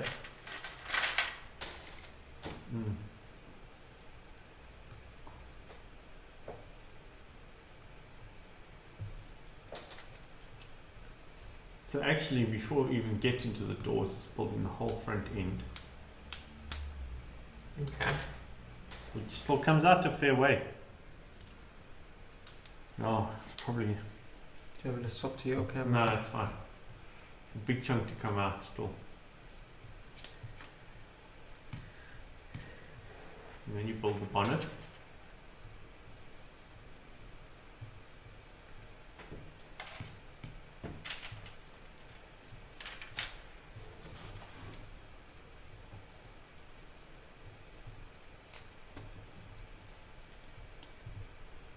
Ah, there's one of the doors. Then we get to the door, then the wheel arches.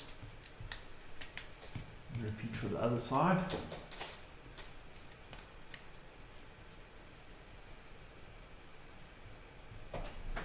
And finish off the whole windscreen frame.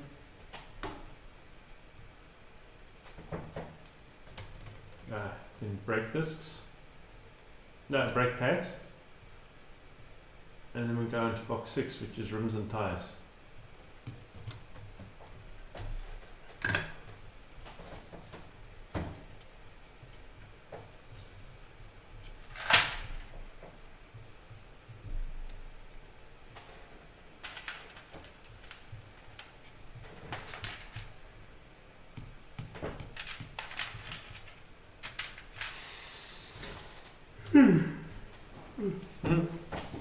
Yeah, long day.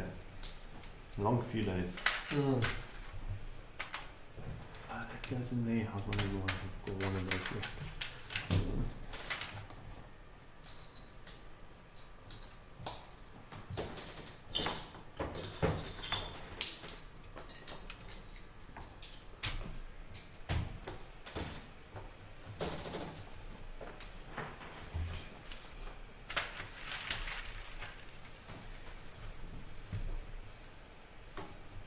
Oh, you just built the whole box around the wing. Right. Okay, so you know that whole black front piece you've got? This part. Yes. Yeah? That is actually inside the window.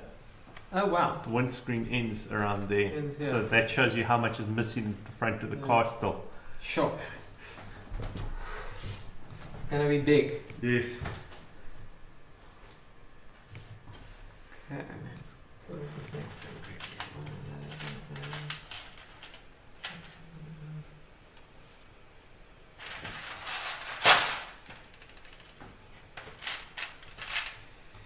Okay, so you have 25 minutes to finish.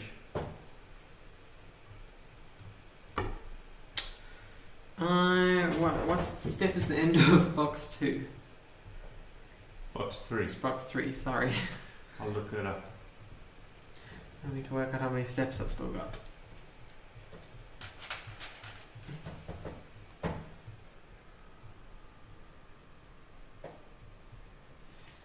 $580. Okay, and I'm on 557. Okay, that's not too bad. Some of them are quite simple. Mm. Like one of them is putting a beam in. Cool. I like that.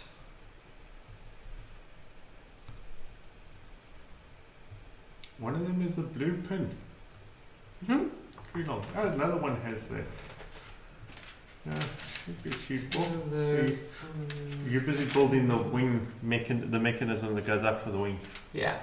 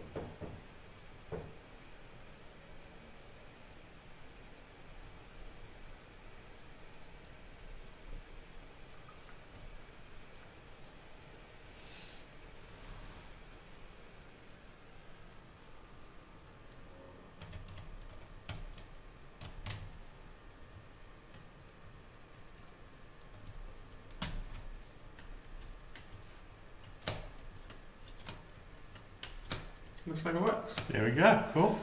Am I showing it in the camera? Yes, you are. Cool. So Matthew's just fitted the lifting mechanism for the rear wing. So now he's going to build a couple of supports behind the seats. Ah, yes. So he's now building the beginning of the back section of the roof.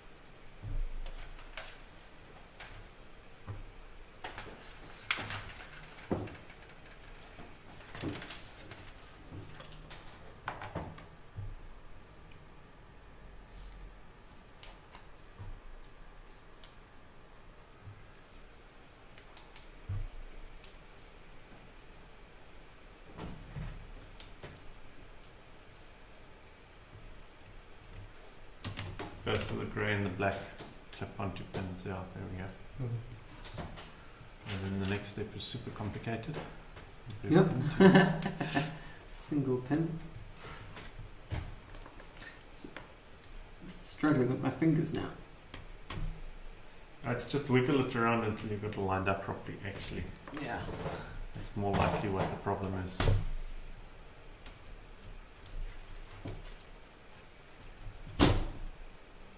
Okay, now you do the same for the other side.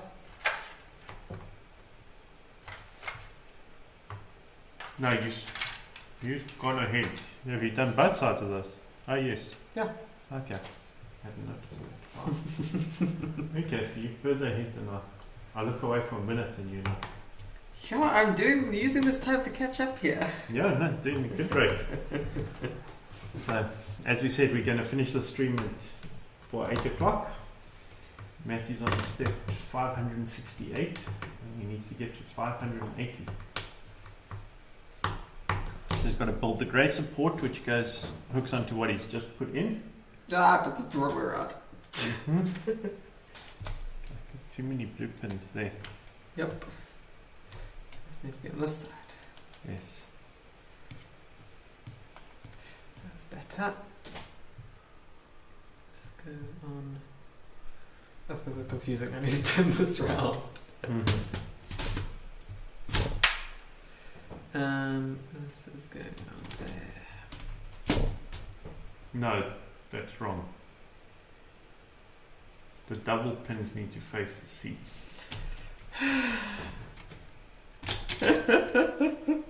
Keep making mistakes like this. I'm not gonna finish before. Yeah. Thanks for spotting that. Now, of course, I'm looking at a camera, so it's all. I'm having to look at other pieces as well to do a camera. Okay, so now he puts the black pieces on, and then there's a little build of the roof section. This is not these. I can move that out the way. That helps. Yes, those arm things are quite irritating. Fortunately, they move. You pushed the 3x grey out on the other side, by the way. You're quite observant. Or it happened to you and you just knew.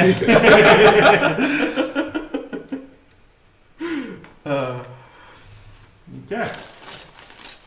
So now you can put that to the side for the time being while you build the little piece again on the front of it onto those.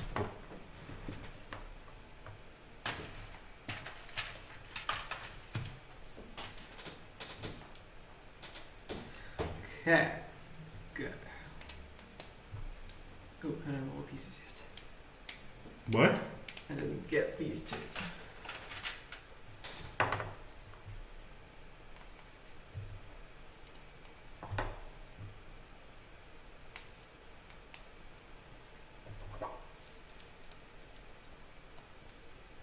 Let's shut it through.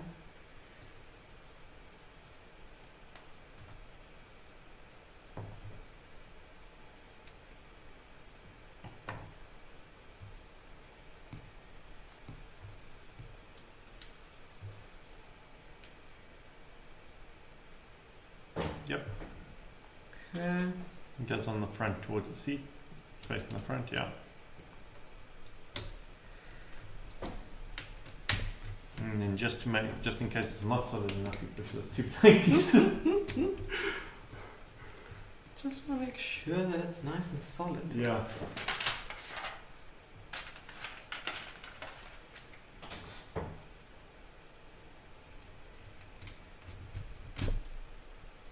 Oh, wait, I have to put the thing inside first. Yeah, and here comes another part to make the set not easy to disassemble. Not at all. Just wait, it gets even better. So you have to build the brick built black pieces now.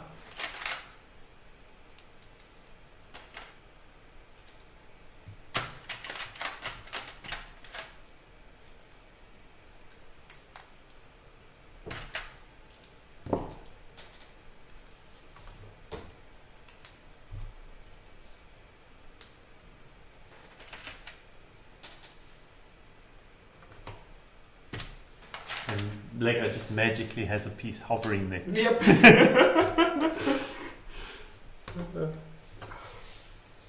Love that.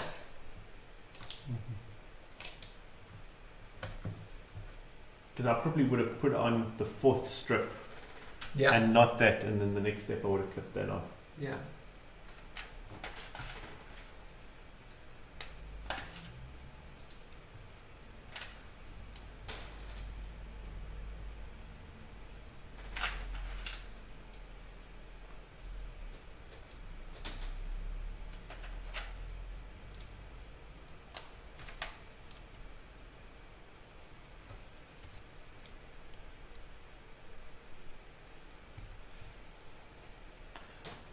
Don't know why you didn't just put on all 5 of those in one go.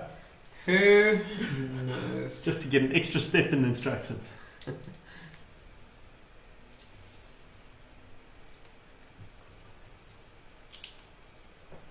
And why that wasn't put on while I was on the other side. Yeah. Oh my, okay.